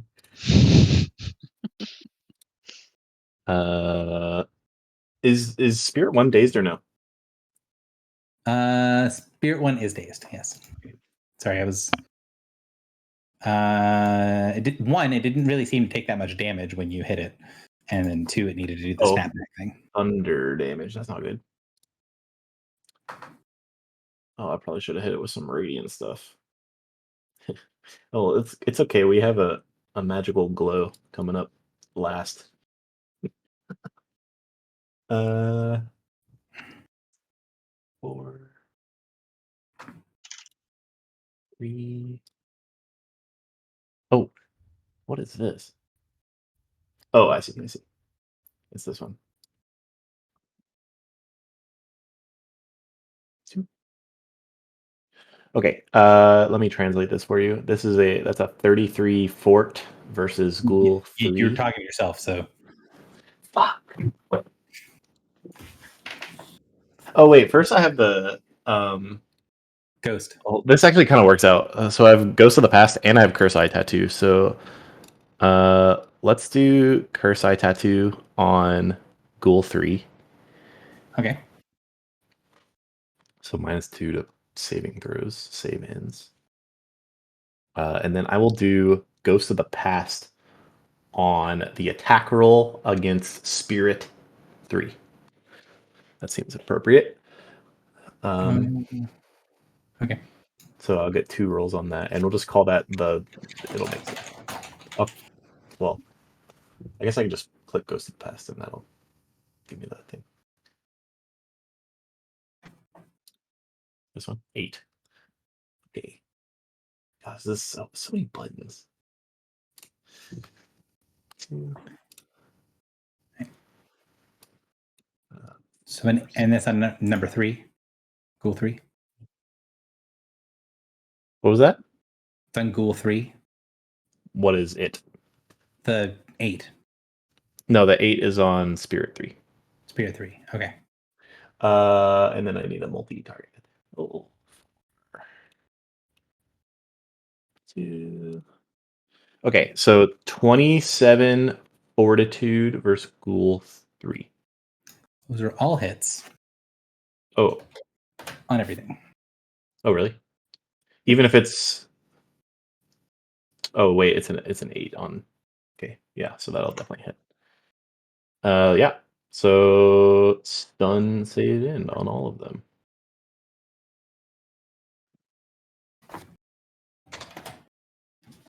And 29 thunder damage. Yep. The damage is on there. And I am dazed. Stunned. You are dazed. And that's my turn. I did everything. Cool.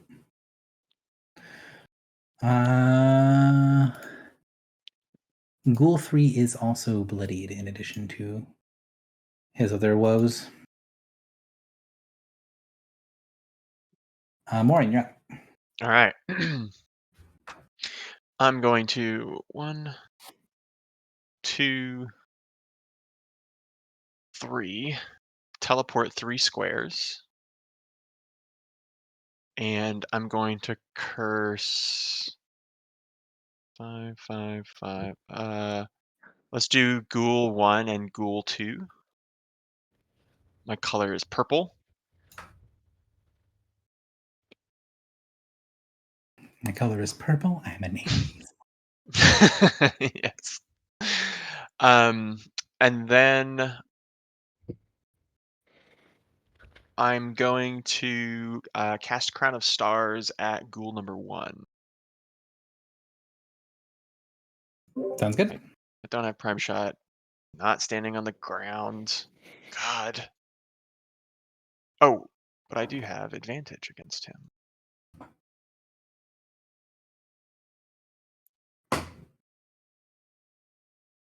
A 40 versus reflex? Definitely hits. Okay. So that's going to be 36 damage plus 10, so 46 arcane radiant and lightning damage. Could you give me an Arcana check real quick? Sure.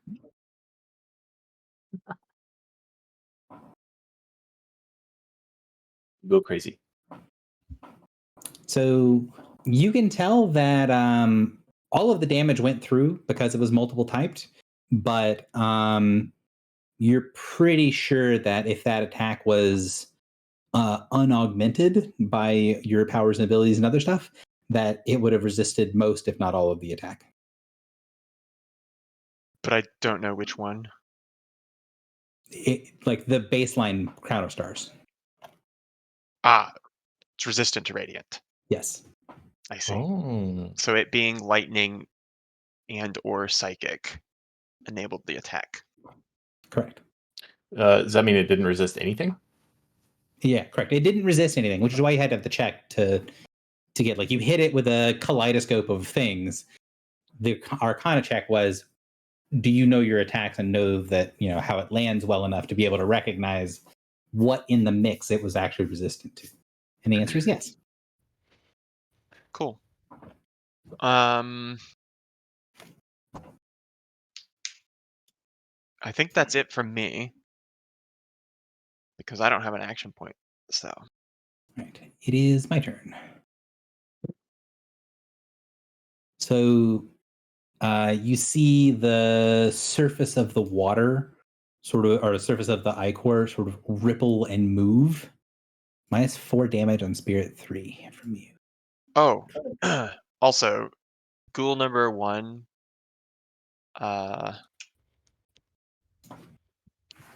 Sorry. -4 damage, as in it takes an extra damage. Takes an No, extra takes less. Takes less. 4 less. Okay, thank you. Ghoul number 1 has a -2 penalty to close and melee attacks until end of my next turn. Well, I will put it as -2 to attacks, and you'll have to tell me if. Sure. Yeah. So Close and melee. you see the surface of the oil kind of like a bow wave, and you see just for a moment the body of a ghoul sort of break the surface and go down underneath as its whole body undulates, almost like seeing the way a crocodile swims. And then the ghoul leaps out of the water, charging at Griffle with its This is what I was will worried lightning about. rush. spirit tether behind. This is what I was worried about. Why worry? Well, I asked Gary specifically if the water got less dark because I was like, oh, there's definitely more shit in there. Oh yeah, we knew that though.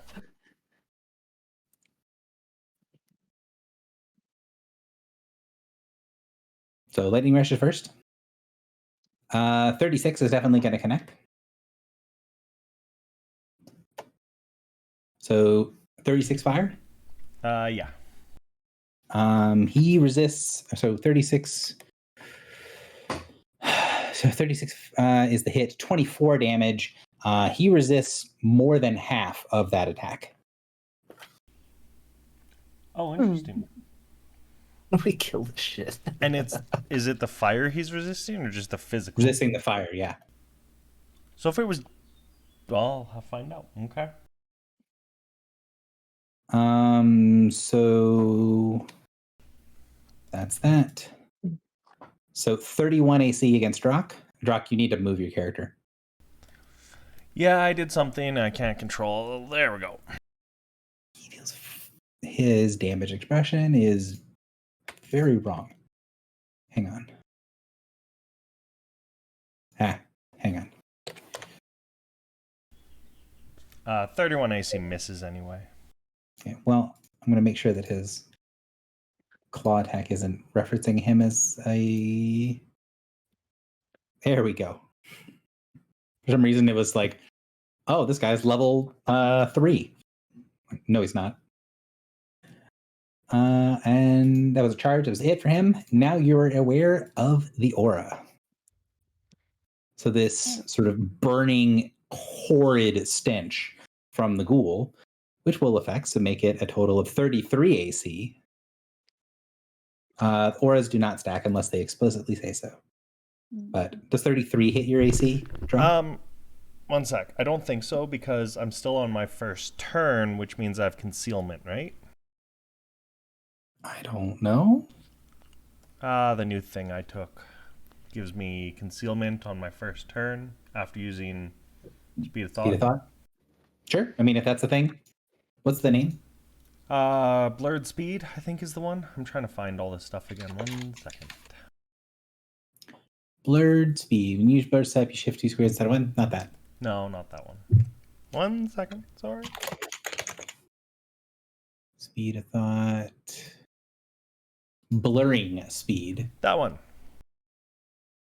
The start of your next turn. Oh, okay. Yeah. Nope. It will miss.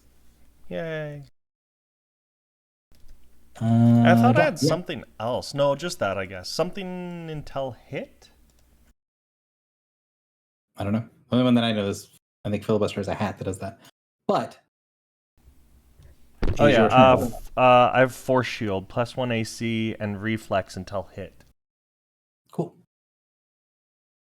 Well, your turn. Go. Okay.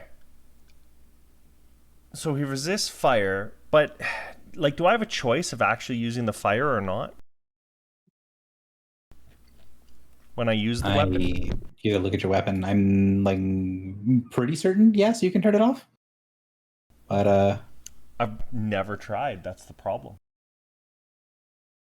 artifacts. Triptychos. Free action. No. Where is? If a weapon is physical and fire, though, would it? Oh, you can't turn it off because that's not how this one works. Yeah, that's You what. just have a +3 item bonus that turns it off fire. Mm-hmm. So no, you cannot turn off the fire damage on Weapon of Summer. Beautiful. Okay. Well, You can make it poison off your turn.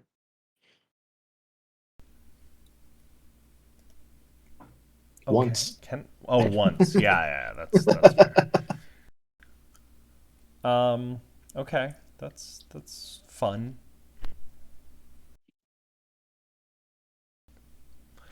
All right. I'm gonna try things that we haven't done in a while. I'm gonna use was it Shattered Time? Yeah, let's go. Because I think we're gonna be in this area for a little bit, right? On my turn, I'm gonna group them up. Closer to us? Because I'm assuming we can't go in the water. I'm gonna group them here. I Oh. see no reason why you can't go into the oil. I'm gonna group them right here. I see no reason why Griffle shouldn't dive in and then hold glow. in If water. you group them all in the oil, none of our melee folk will be able to hit them. Exactly. That's my fear right now. I mean, some of them will not be in the oil. That ghoul. How do I get out of this grab, Gary? You're not grabbed because he missed you, remember? Oh, I thought I was grabbed either way. Oh, no, it is an effect. Huh. So, yeah, you are grabbed. All right. So how do I get out? You shatter time and teleport. Teleport gets you out of a his grab. DC is 22. And he can't do the movement because he can't do the movement part of it because he used this as part of a charge. But yeah, so you can either make a DC 22 athletics or acrobatics check, or you can like teleport out or use something else to get you away. Okay, I'll just check which one of those is better. Athletics. Okay, we'll do athletics. So as a movement action, Nope. 21 is unfortunately not 22. All right, fine. I will. I was gonna do shattered time, but I guess I am doing inconstant location then. So I'm gonna do inconstant location on that ghoul. Okay. And then I get the attack sorry, 1 sec. I got too many things to remember, and my brain is not good at remembering anything.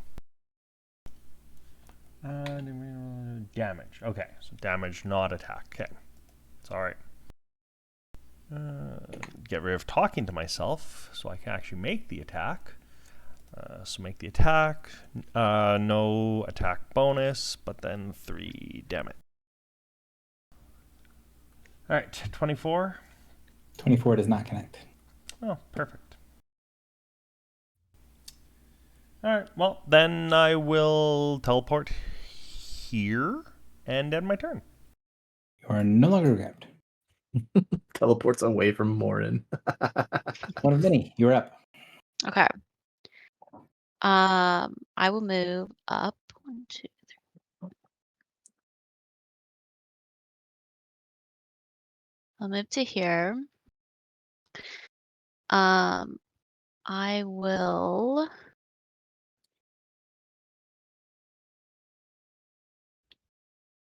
As a minor action, I will use my Gloves of Piercing, which ignore resistances of 10 or fewer. Okay. Okay. And then I will do Void Shard attack. Or, yeah, Void Shard. I will say that you're aware that for at least some of the types, your gloves are not going to do anything. Oh, really? Because it doesn't lower their resistance by 10. It just ignores things that are 10 or lower. So, for example, the ghoul is resist 15 fire. Oh, okay. So I should not use them. I'm not saying you shouldn't use them. I'm making sure you're aware that that's how they work. Okay. I'm still gonna try. Okay. Okay. So I will cast Void Shard right here. Or wait, right here.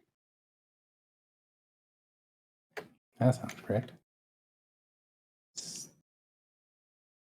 Okay. And that'll get everything except for the ghoul that's next to Drock, right? That's first a 3. Yeah. Yep. Okay. Okay, so I'm augmenting 1. This is my first turn of the combat, so I have combat advantage. So I'm adding 2. Okay. I think I need more rolls, right? 1, 2, 3, 4, 5, 6, 7, 8. You need 8 rolls. Yeah. You need I need 3 more. 3 more.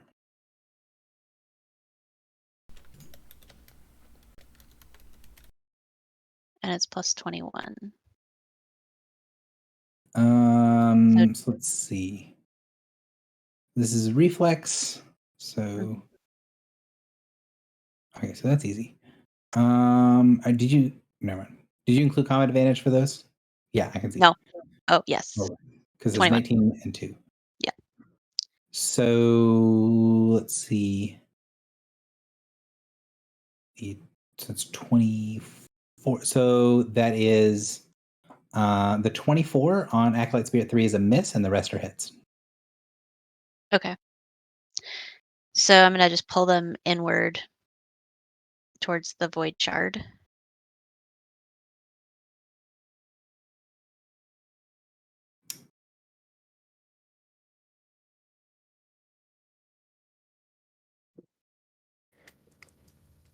Like that.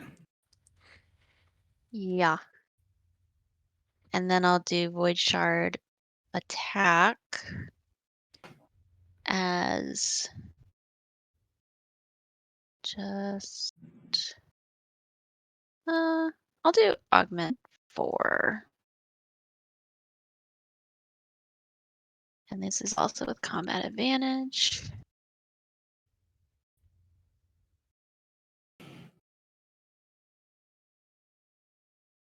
One, two, three, 4. So it's a miss on one of them. And I need 2 more. more rolls. A 26 and a miss.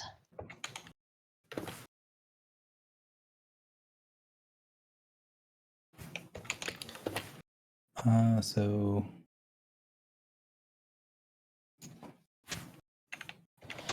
the one acolyte that you did actually hit, you notice that it took a pretty strong hit from that attack. Like all of it went through. Whereas Was it no. Oh, isn't the attack only burst 1 or is it burst 3? I thought the secondary part was only burst 1, but I might be misremembering. it's burst 3. It just Oh, it is yeah. burst 3. Then yeah. Give me one more roll because I didn't include that guy.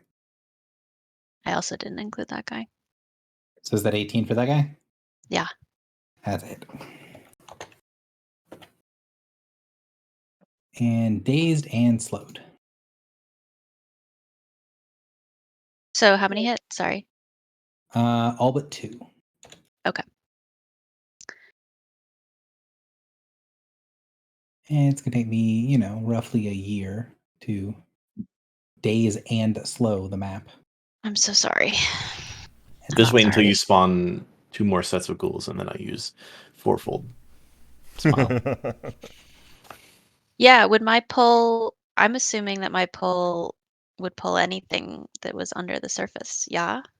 No, you do not have line of effect through the Iker. Okay. Would the blast hit things under the surface? That is what line of effect means. No. If I put my projected consciousness under the surface, would I have line of effect? No, because you don't have line of effect to project your consciousness down there. You can't walk? No, because if it's a movable conjuration, so if it leaves your line of effect, it just goes poof. Well, if it Okay. holds its hand above its head and then steps into the water so we can see? She pulls her own eyeball out. Still not going to work. All right, I think that is everybody that has been hit. Mark, dazed, and slowed. How many different Yeah. ways can we ask this one? There's got to be a way. All right. Okay, so that's my move, minor, and standard. I could action point, but what do you guys think? I think these guys are pretty disabled. I would also I'm wait gonna till leave there's more if you're going to do Yeah. big things. Okay, I'll wait. That's my turn. Could you move Sharp Prey into the battle? Oh, yes, I absolutely can. He can only go to here. He's on That's his okay. way. I only needed Prime Shot on Griffle anyway. Perfect.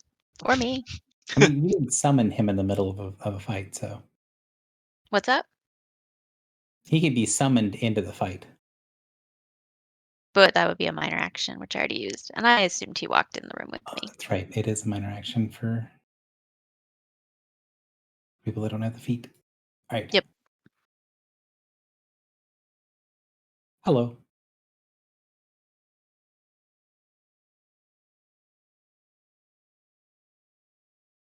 All right. Cool. Attacking and filibuster.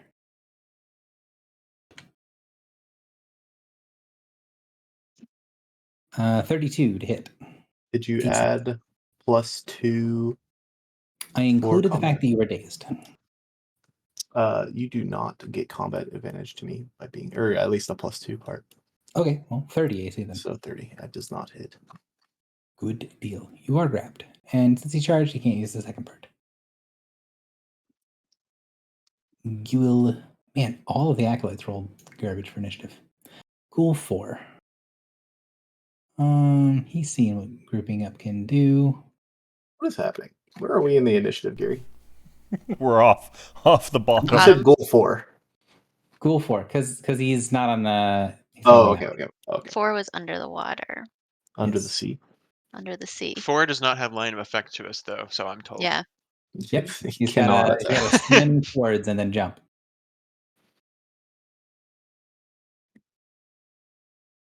I wish I could use my goblin slide, but I cannot. How rude. And even with antipathy, both of them can make it to you. So I am actually trying to keep track of that now. So he Clearly- doesn't get combat advantage bonus. What? But he He crits. does get that though. So let's see. He still has a spirit tether. So that is 16 math. 16 and 10 is 26. 26 points of damage. And because he's got a tether, he's going to immediately devour now that he is critically hit. No bonus. No bonus. So 27 AC is going to miss, right? It will. So you take 19 points of damage and ongoing 5. No, sorry, half damage. So you take 9 damage and ongoing 5. Is the 5 typed? Is it all untyped? It is all untyped. It is just him clawing you and biting you. It said 19 damage. I said 19, but it was wrong. It's 9. 9 Oh. damage. If the attack hits. Oh, target. Wait, what? How does I don't understand where the damage is coming from. So Miss half damage. I see. Okay. yes, and half ongoing damage. So Got it. 9 damage and ongoing 5. Bloody. And the first acolyte gets to go. Acolyte number 6. The ongoing is not save ends either. It is save ends, yeah. Oh, okay. Oh, I see Yeah. there. Acolyte 6. 1, 2, 3. He's going to float to here in the tether. Actually, there's no reason not to float over here in the Can tether. he do that? Can he do what? Can you mark the path? It seems odd. He does that. Oh, I can't see that. He provokes from you, if it Not matters. here. But can he go take that path with antipathy gloves? Yes. Wait, He why? has a movement speed of 10. So I think Oh, he's Jesus Christ. Okay. the ghouls are fast and the spirits are significantly faster. Yeah. And then I believe there's going to be a wailing cry. Yeah, so he's going to do Anathema's Wail on Griffle and One of Many. So Okay. burst one centered between One of Many and Griffle. Didn't even attack me. He's not going to attack you. Burst creates a sound screen. So 24 reflex on One of Many, 25 reflex against Griffle. Miss. Philly, did you take your OA against him? I'm dazed. Oh. There we go.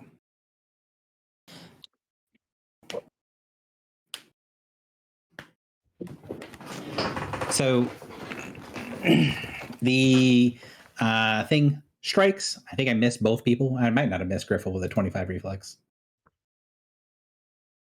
I don't know if Griffle's here. Griffle? Hello? Oh, there we go. Yeah, no, my reflex is terrible. You hit me.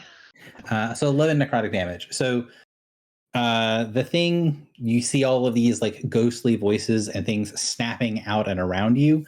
And the like screaming ghostly images, they just sound like garbled nonsense, except one of many, they're screaming garbled nonsense in a language that you know. So they're screaming and crying out in Supernal. Mm. What are they saying?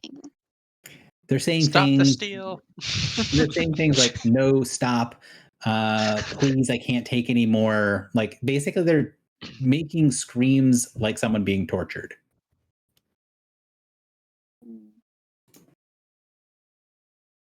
Ghoul 2 is slowed, dazed, all the bad things. So I think the answer is just charge. Yeah. Charge. Charge 2 squared. Yep. That is as far as he can do while slowed.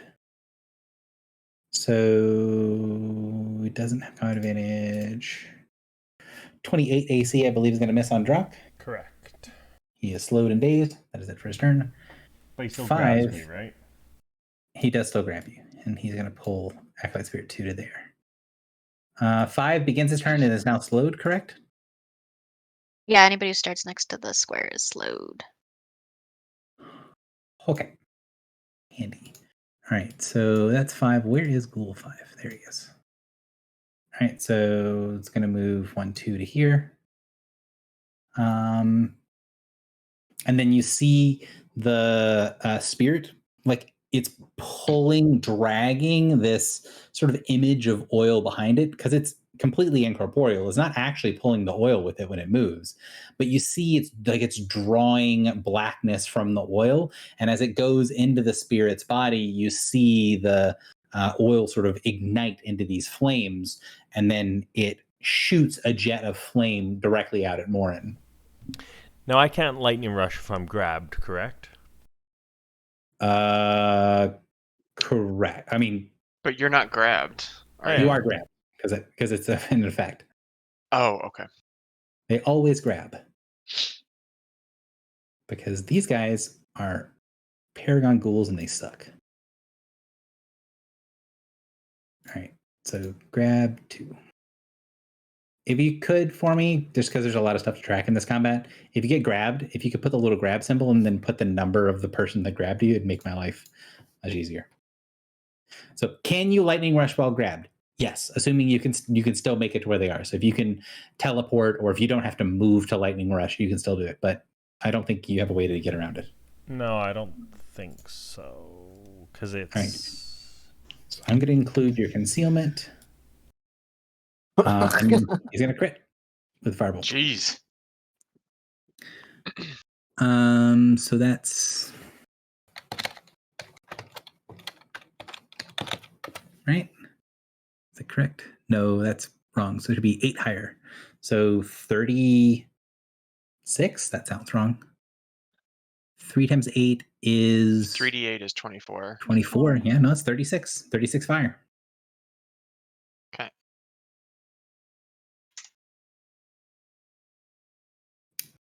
Mutilated Spirit 4 is way over there. You don't want to do like Unspeakable Bond or something? Oh, well, are you within 5? Yeah.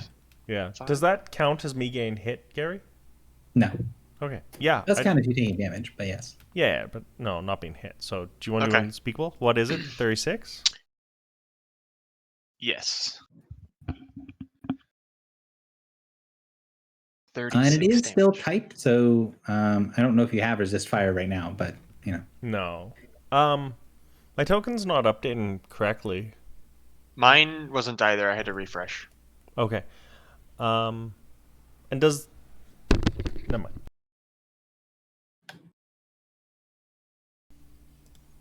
Doing the refresh now. Okay. So Spirit 4 is going to pop another zone of screaming spirits on Griffle and Drock. So first attack is 21 reflex on Griffle and 36 on Drock, which I assume connects. Yeah. So that gets rid of that hit question anyway.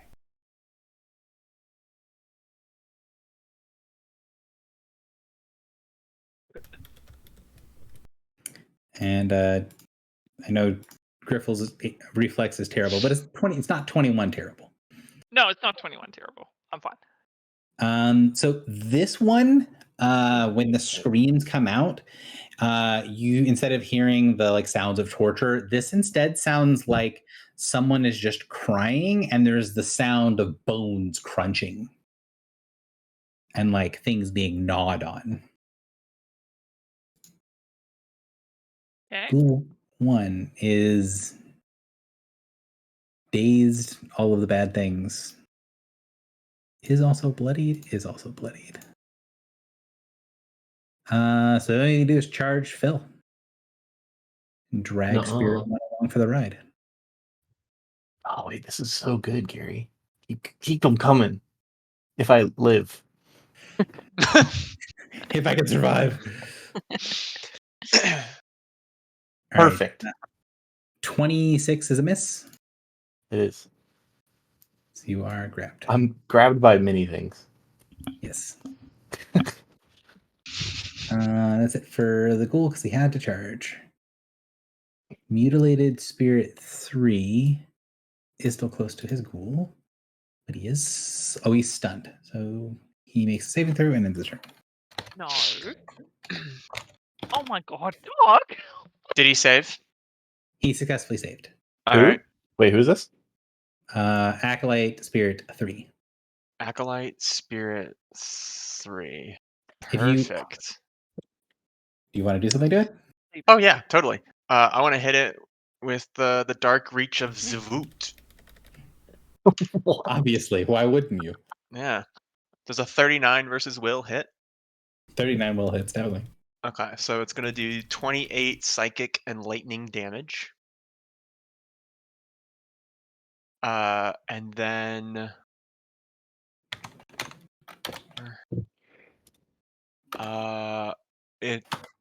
the stunned save ends effect will transfer to Ghoul 1. So the spirits do, but they don't resist lightning. Wait, what was that? Oh, sorry, you're Answer answering to Filibuster's the question. Yeah. What else do you want to do? Sorry. So the stun transfers to Icarus Ghoul 1. All right.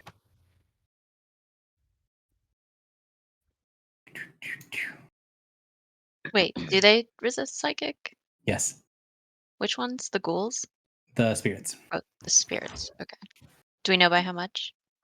Nope, because no one's hit him with a purely psychic attack yet. Okay. All right, that was his turn because he was stunned. Number Spirit goes at 15. He's in range of his dude.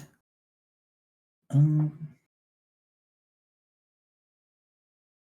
more zones, no more cool stuff. Yeah, maybe just a shot sounds like a good plan.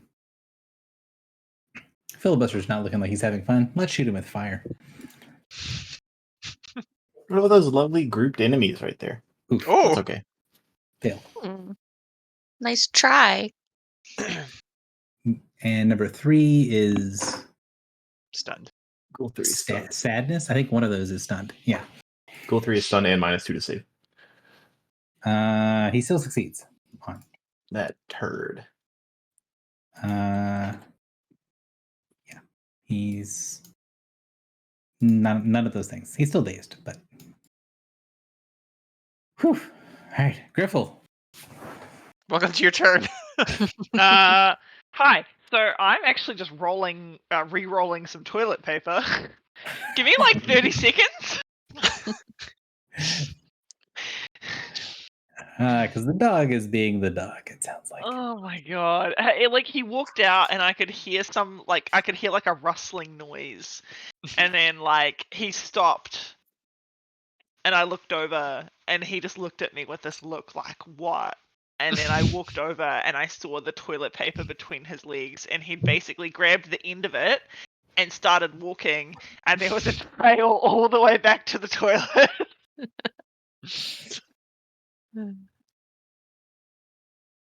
Alright, I'm done. And so are you, young man. I'm gonna turn you into slippers. Oh. Yeah. Does Y'all that know what I'm gonna do, right? I would not do that give him belly Why? rubs? They're because they resistance radiant. resist radiant. They Doesn't it make them resist vulnerable radiant? to radiant? Yeah. I was so excited for you, but I'm sorry, that does not work.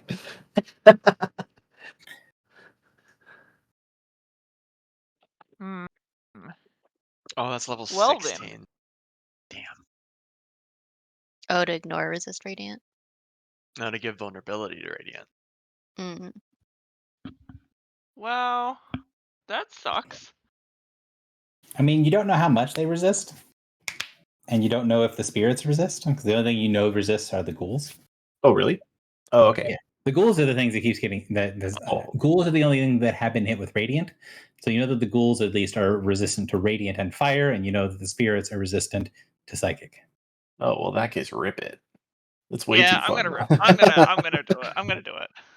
Even without the I'm gonna move to I've been saying rip it so much in the past 2 weeks. I don't know why. I'm gonna move to here. So Okay. I can hit everything. Sounds good.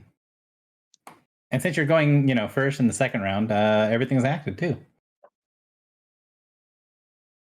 That doesn't sound real. Where is it? Field glow. Do I have any bonuses? So many. You could heal yourself and then get all the combat advantage if you really want to pop off. No, it's only melee attacks. Wait, what? I'm pretty sure it's only melee attacks, right? The attack bonus from healing word is should be +2 to all attacks. Yeah. I think you have Not another really. thing that also gives you bonus to melee attacks. Oh, right. Okay. Like torque? Torque might be just melee. Oh, no, I got rid of the Talk of Justice. Oh, it's Battle Cleric's Lore is what I'm thinking of. Battle Cleric's Lore is +2 to all attacks. It does not care. Okay. I'm thinking of the thing that, like, when I'm melee basic, I give Drock a bonus. That's what I'm thinking Yeah. of.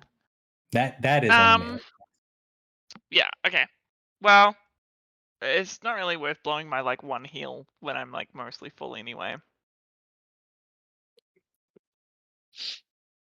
What? Okay. You could heal me. Can you chill out? Me to this giant Or pit drop. that keeps spawning ghouls.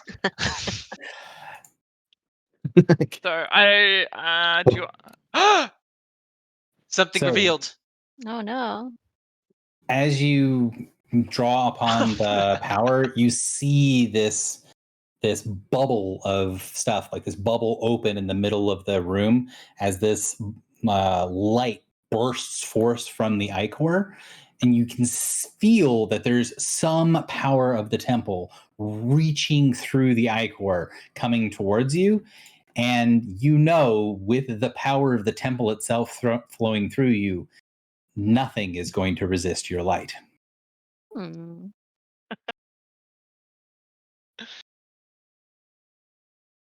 So keen. So keen. So there is something under that ichor, which I showed you for a second, but it's not as obvious. I just didn't have a good way to show just that thing under there.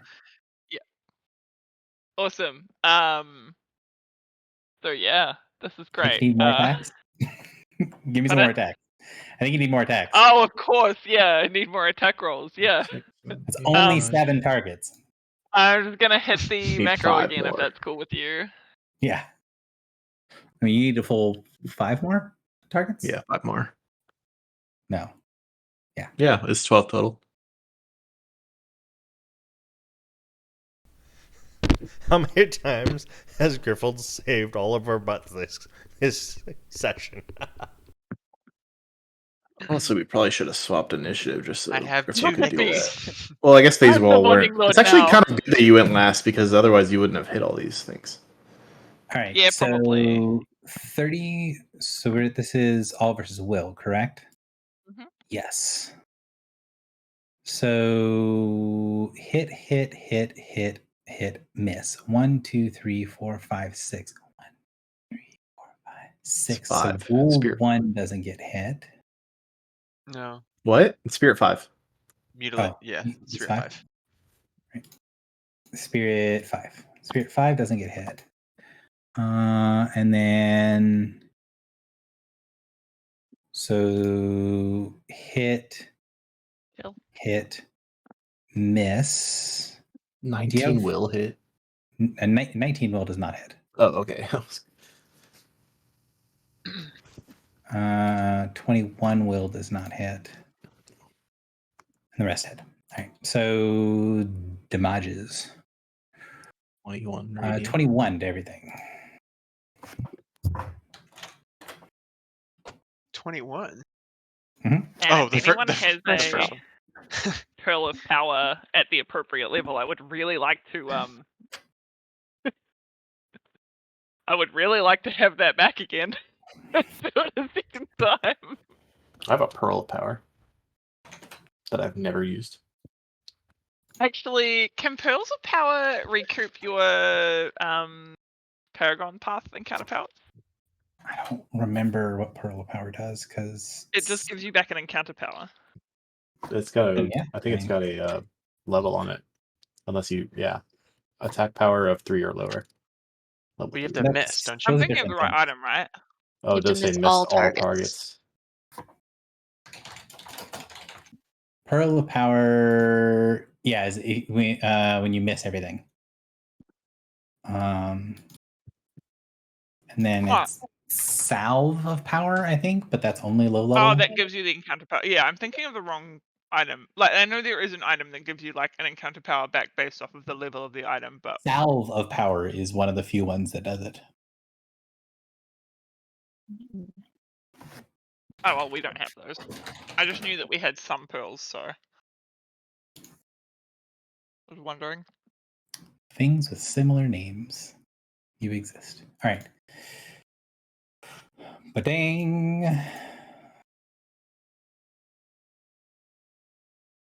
And then Aura 5 Morning Lord. Hell yeah.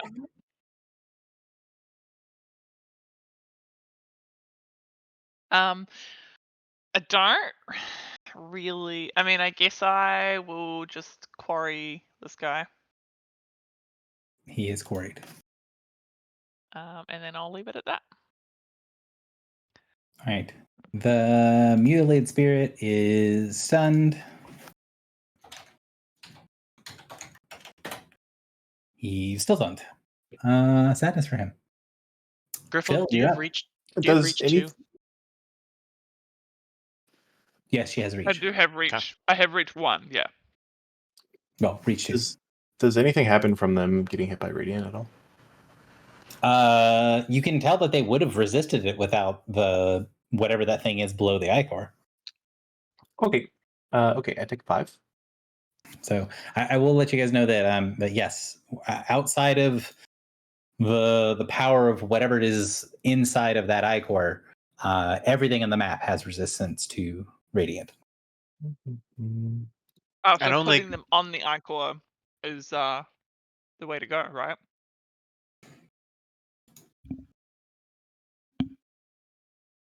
Correct. Yeah. So the things that are not on the ichor did not get the resistance. So Spirit 6, Spirit 5, Spirit 4, they did not get the.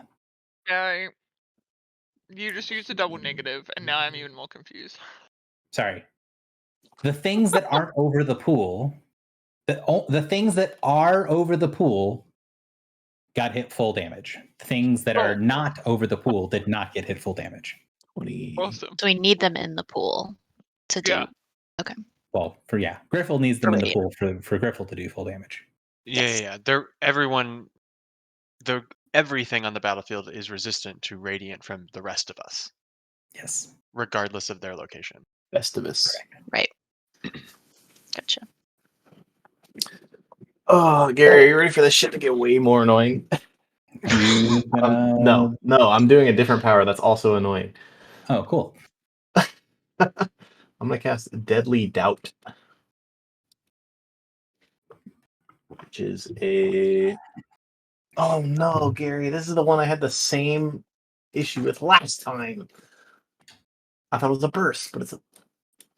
Wait, yeah, I thought it was a burst, not a blast, and it's a blast. It is a blast, correct.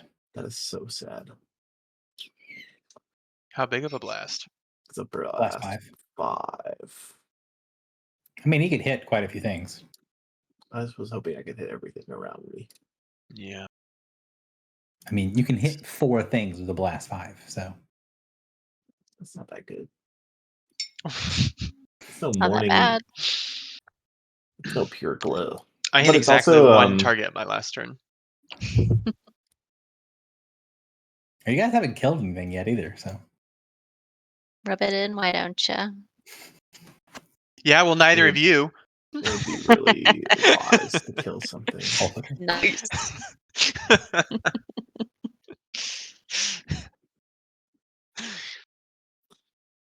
Ghoul 5 drowns Orphle more doesn't below really the Ichor. even seem that good.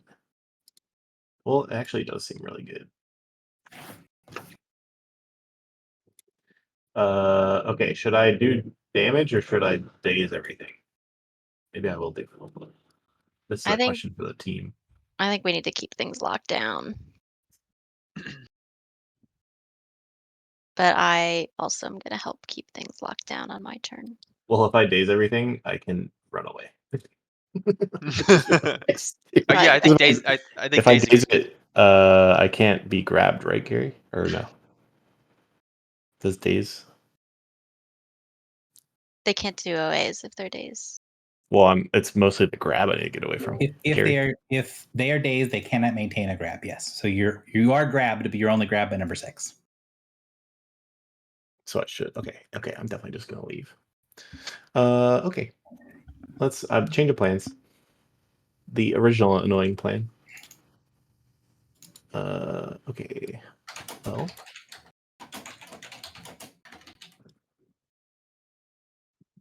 This is going to be really interesting. 1, 2, 3, 4, 5, 6, 7, 8, 9, 10. I'll just do 2 more d20s.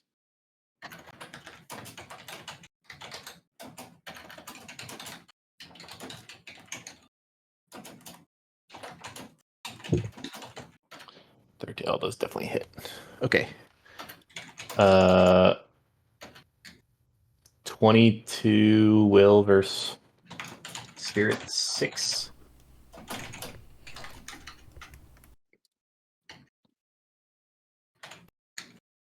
Oh, wait. All of these are +2 because I healed myself, actually.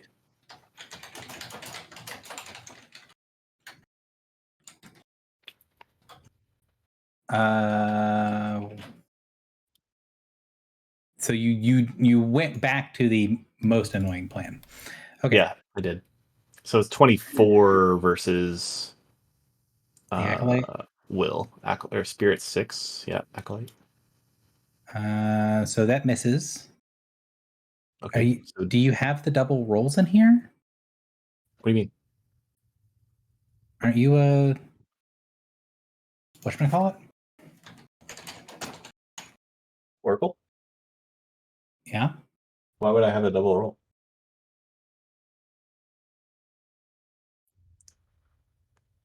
When you make an attack roll, it's not. I'm not 16. Sorry. Oh Sorry. my god! Wait, what? I've just read this. I told you 16 is a hell of a drug. Oh my god. Okay, that one's day save ins. Ghoul 27 will. This guy is dazed to the end of the next turn. That's a crit And on that guy. then 1 in there. Is that 23 supposed to be a 5? Where are you seeing it? 23. The Yes, it is a 25. Yeah, Okay, so but the everything 21 else- misses. That's a Yeah, roll. I did the natural 1 as a miss. Oh, okay. And then I'm gonna not be grabbed.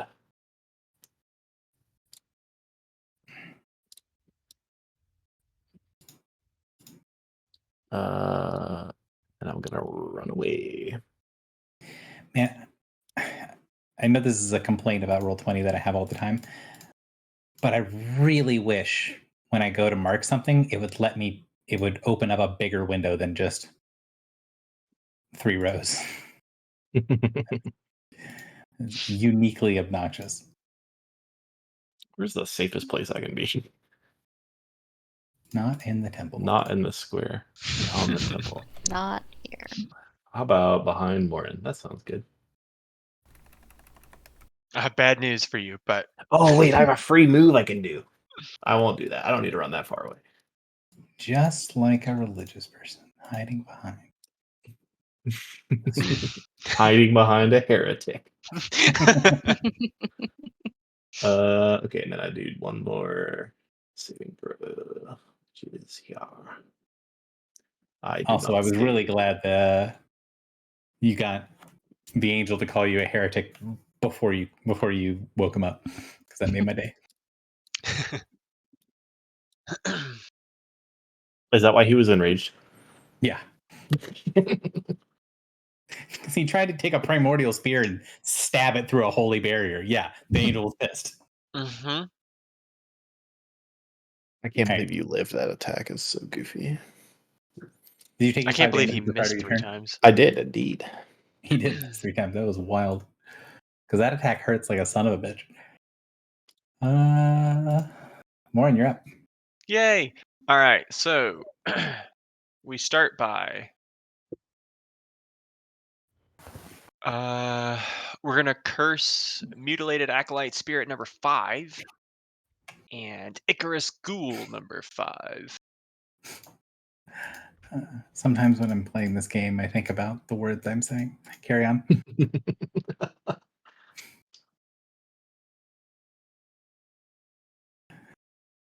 Oh wait. One of those like sentences that has been uttered one time ever.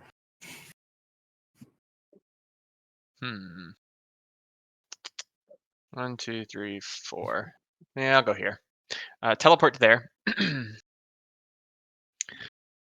And Do you have Giga Spear? I don't. I used it on the slavers. Oh, rip. I know. It was But very effective. it was. It was. I liked using it.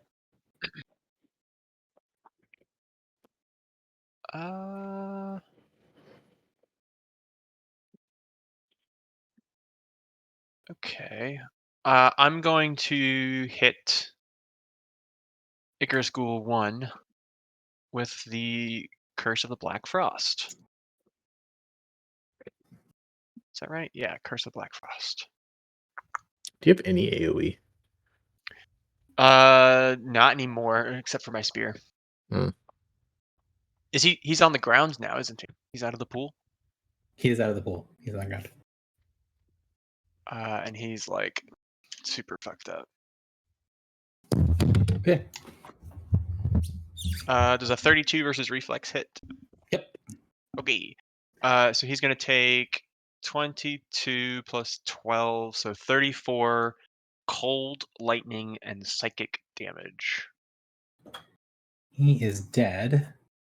And then you feel this strange thing, like the way that the ghoul is tethered to the spirit behind it.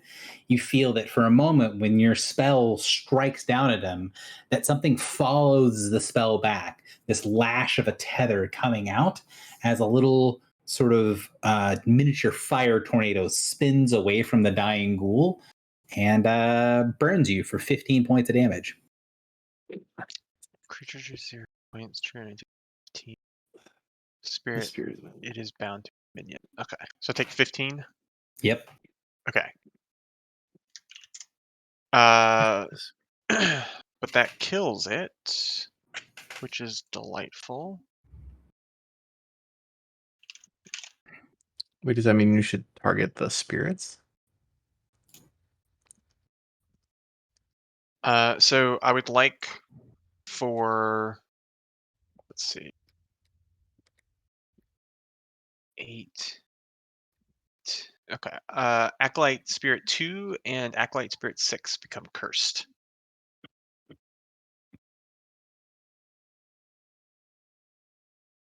Okay, they are cursed.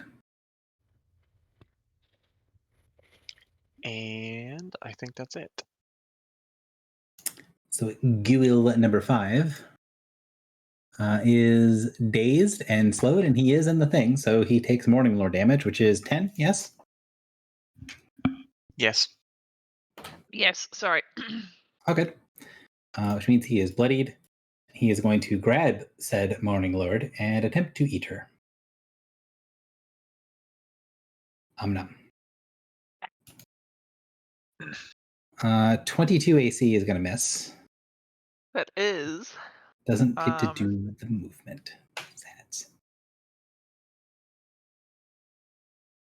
That power, the macro is just horrendously worded.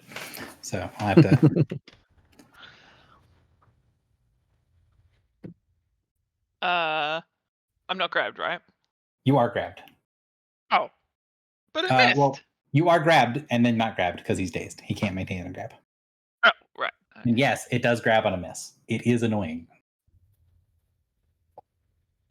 This a small DM hand tip of a good chunk of the base part of these monsters was a lot more pulled from the book than I normally do. And I didn't know that these dudes grabbed on a miss, which is not how I would have written it if I was writing all these guys from scratch. But because I read that whole thing as one big piece. Drock, you're up. All right, I'm going to teleport away, which will do the grab, undo thing. I was starting in that box. It's when you end in the box, you take damage, right? When you end or enter, yes. Okay, so I'm leaving it. And then I guess just a basic attack on this guy. I don't really have a lot of good on turn stuff still. He's not bloodied, right? He is not bloodied. No, the guy next to you is bloodied. Oh, perfect. So an extra 4 damage then. So 39 math. 39 24. Yep. Ow. Cool. When do utility powers reset? It depends on the utility power. It tells you if it's a at will encounter or daily. So Okay, so I used Invoke Summer, which is a daily utility 6. Mhm. Does that mean my other utility 6 is gone for the whole day? Yes. Because I've Winged Weapon, which is the other utility 6, which is... I think you picked that instead of your U10, so you should still have it. No, I've Stall Tactics is my U10. Well, I don't know why you have winged weapon then. So Because I didn't think Invoke 'cause Summer... like Invoke Summer is an option. Right. Yeah. So does that mean both U6s are gone, though, for the day? Both are not usable. Okay, for the day. Okay. Which is fine. I just need to make sure I understood that. So I did that. I did my standard. Yeah, okay. I'm good then. I don't have a lot to do. I'm done. Minnie, you're up. Okay. First question: if I move Sharp Prey right here, are they in the Ichor? If you want them to be, they can be. They can also float above it if you so choose. I shall have them float above it. Nobody's Okay. been in the Ichor yet, right? Nope. Okay. Because everybody keeps being dazed when I grab them. I feel like the Sharp Prey should not go in the Ichor. Okay, I'm gonna shift to here. So that's my move. And so then on this, actually, well, on the start of my turn, I do my Void Shard attack Where were you before? right here. Is there any chance you could shift to like here?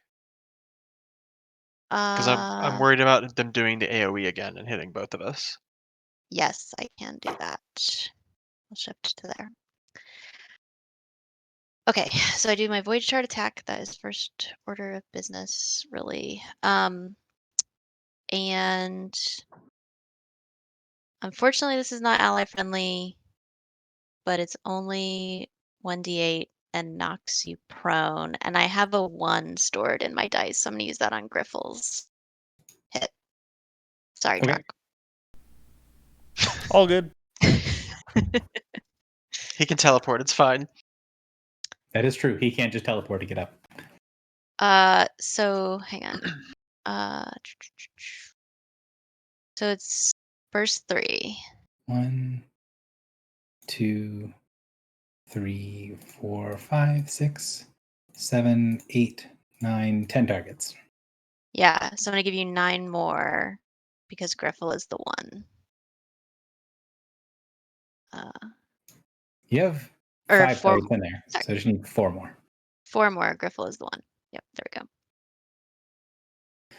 go. Okay. Fortitude. Is combat advantage included in there? I don't think I have combat advantage. Like everybody is dazed at least once. Then no. So Combat yes. advantage is not in there. All right.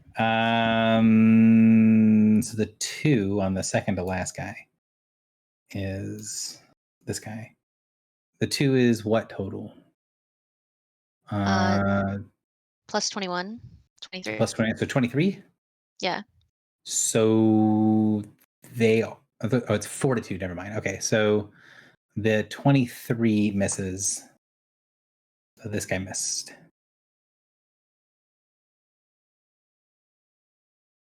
And you hit everybody else. Okay. And force damage still appears to do all of the damage, right? Force damage does pierce the incorporeal nature of the ghosts. Okay, that's wonderful.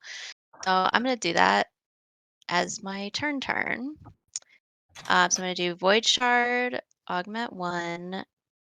I'm not putting in combat advantage. I'm doing it right here. And I think that gets everybody except for the bottom, too. That's ally friendly. 2, 5, 6. All right, I need so Spirit more. 3. Jesus. Bad rolls. Hang on. Gotta give me a second to finish your previous massive burst attack. Okay.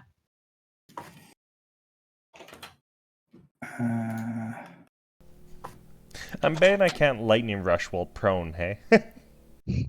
You can. Oh, I can. Okay. Yeah. You're just. And Drock, did you take the damage from that attack? I did. Thank you. All right. Okay, so that's done.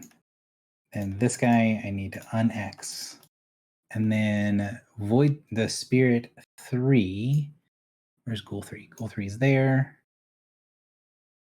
Ghoul 3 needs that. Okay. Now I'm going to start your next massive AoE. Okay. All right, 1, 2, 3, 4, 5, 6, 7, 8, 9. 9 targets, looks like. So action 10. 3, when you reduce him to 0. Is the Icarus School 1 dead? Yes, it is. Oh, okay. It is not moving. It is not considered a combatant. So this is the Bound Fury. This is Spirit number 3. Okay.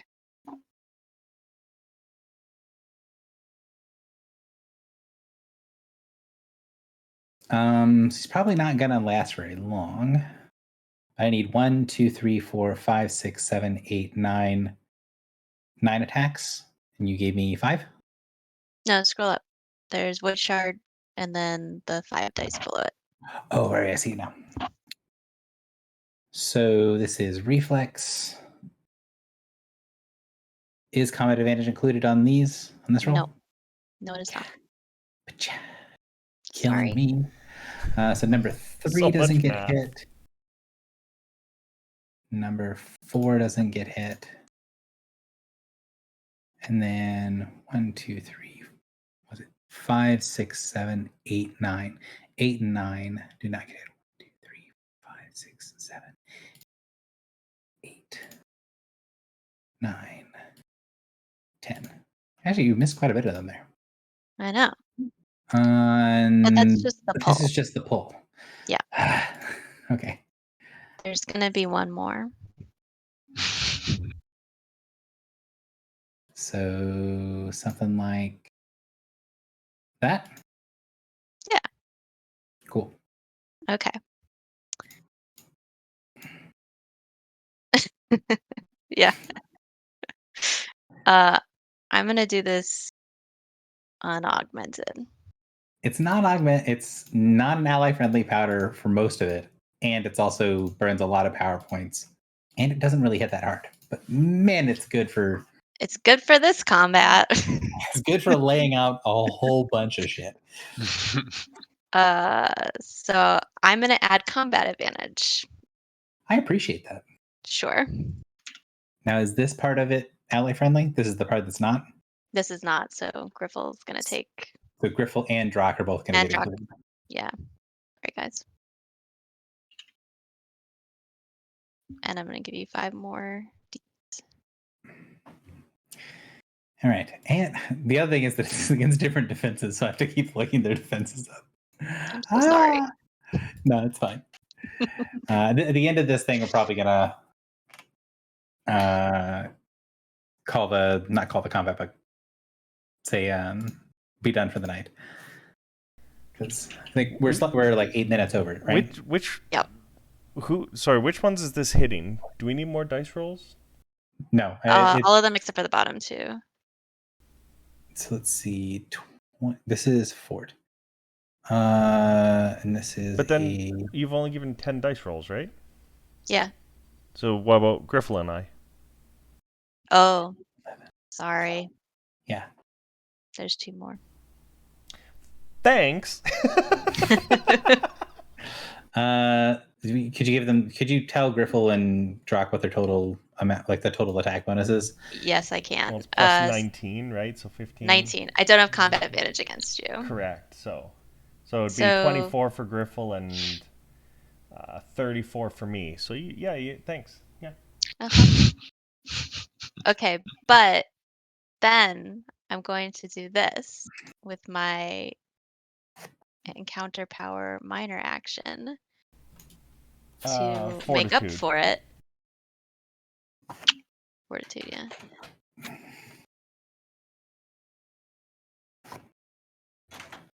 Here you go. So, Drock,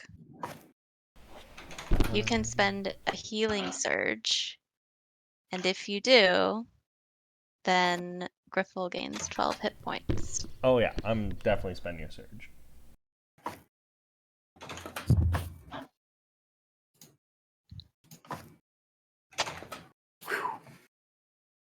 All right, Ghoul 3. So the pairing of Ghoul 3 and Acolyte 3 are down. So he's going to use his death effect on you. So you take 10 points of damage because his spirit is actually gone. Okay. So they are actually dead.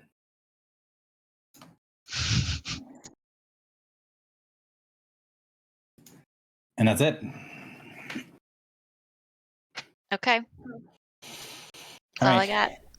And while, because I was thinking, I was like, man, we're getting close to this, but these guys still have some fight in them. So, and all of their turns. Griffel, did you take your 12 heal? Thank you.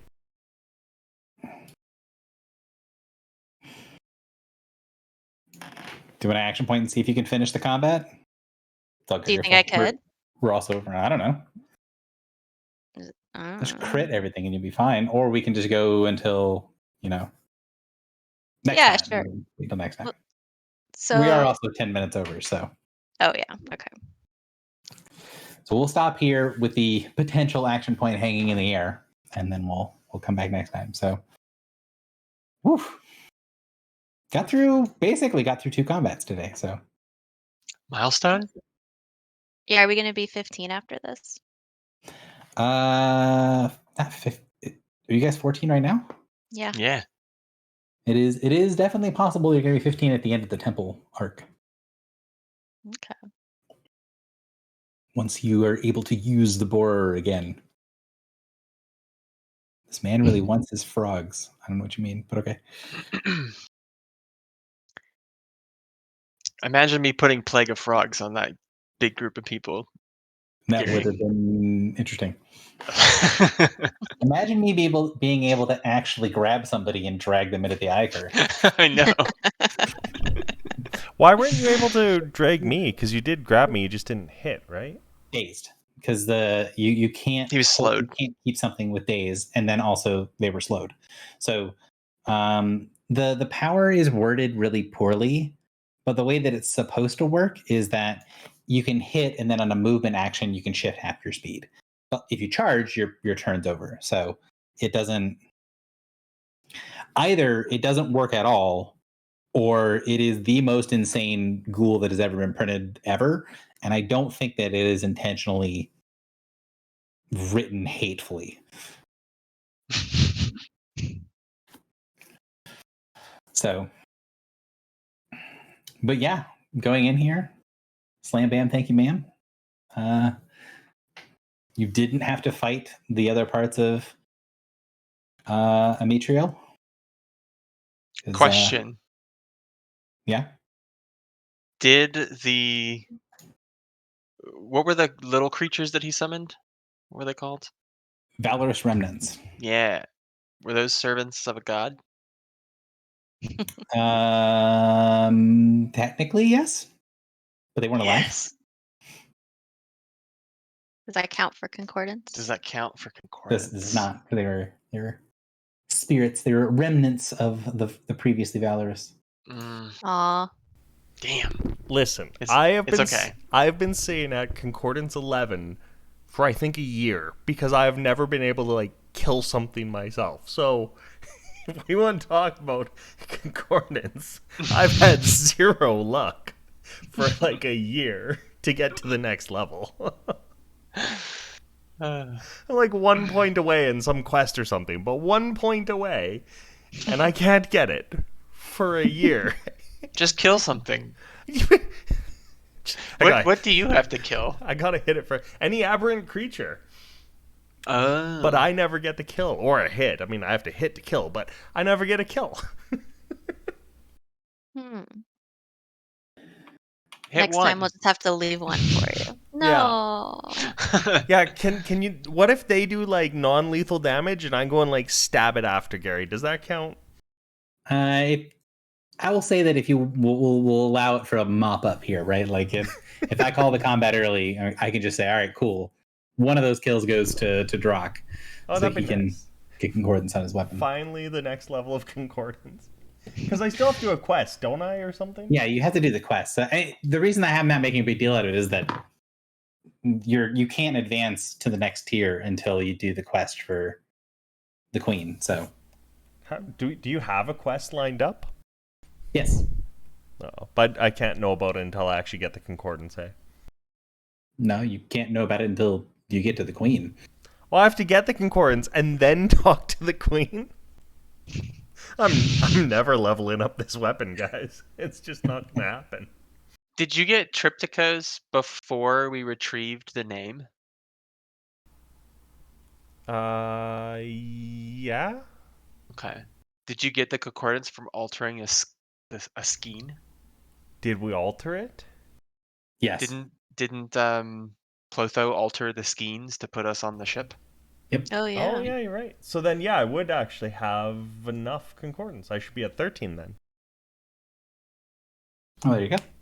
But then I have to talk to someone and get a quest, which still doesn't help me then. I mean, you have a button that lets you talk to the people that you need to talk to. So, I mean, it's not quite as hard as I feel like you're making it. Oh, I can just talk to her. Like, okay, that's fair. I thought I'd like actually be in her presence is the way it sounded, but that's fine. If I just have to talk to her, I just gotta wait a day. I mean, I feel First like thing tomorrow morning. I feel like I would have asked sooner had I known about the skein thing. Well, but the quest that you need to complete, I think, for your level of concordance is not with the lady, right?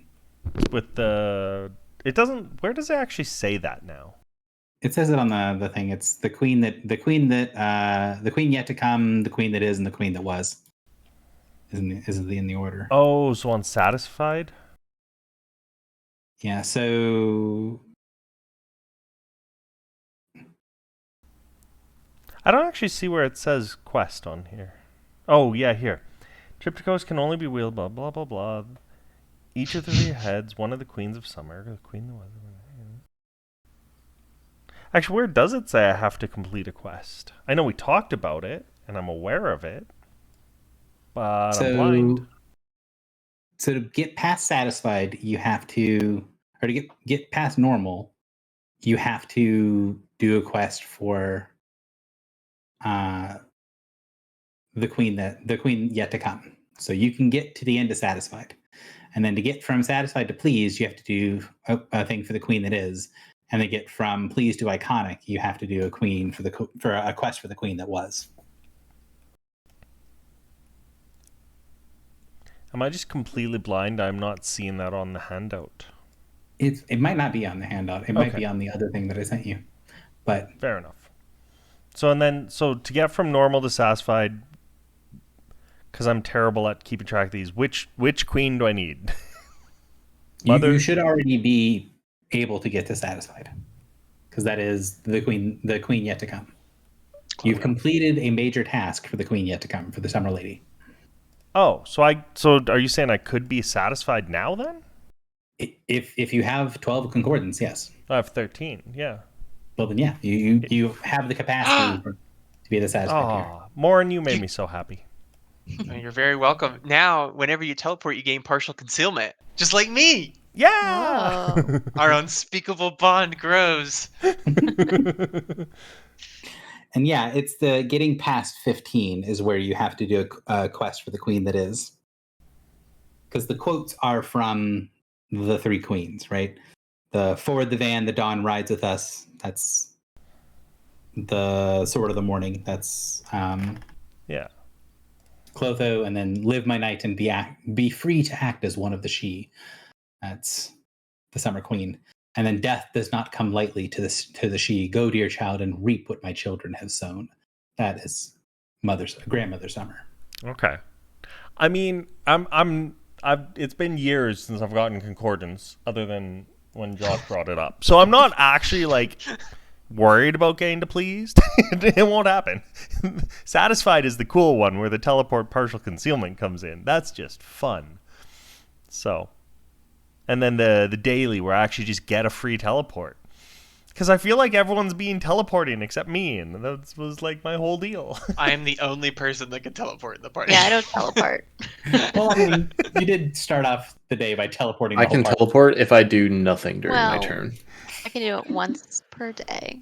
Twice if I really... I don't think that Morin has walked a day since his spirit became pleased with him. Alright, well now I gotta do more macros and change my flail bonus in a couple of places, and so much work. Careful what you wish for. I know, right? Now I have work to do. Do we have a next playing date? Next? That's what I was gonna say. I gotta leave soon. Or like now. I mean, session is over. I do not think we have a next date that works for people. They all look bad. I'm gonna stop the recording here.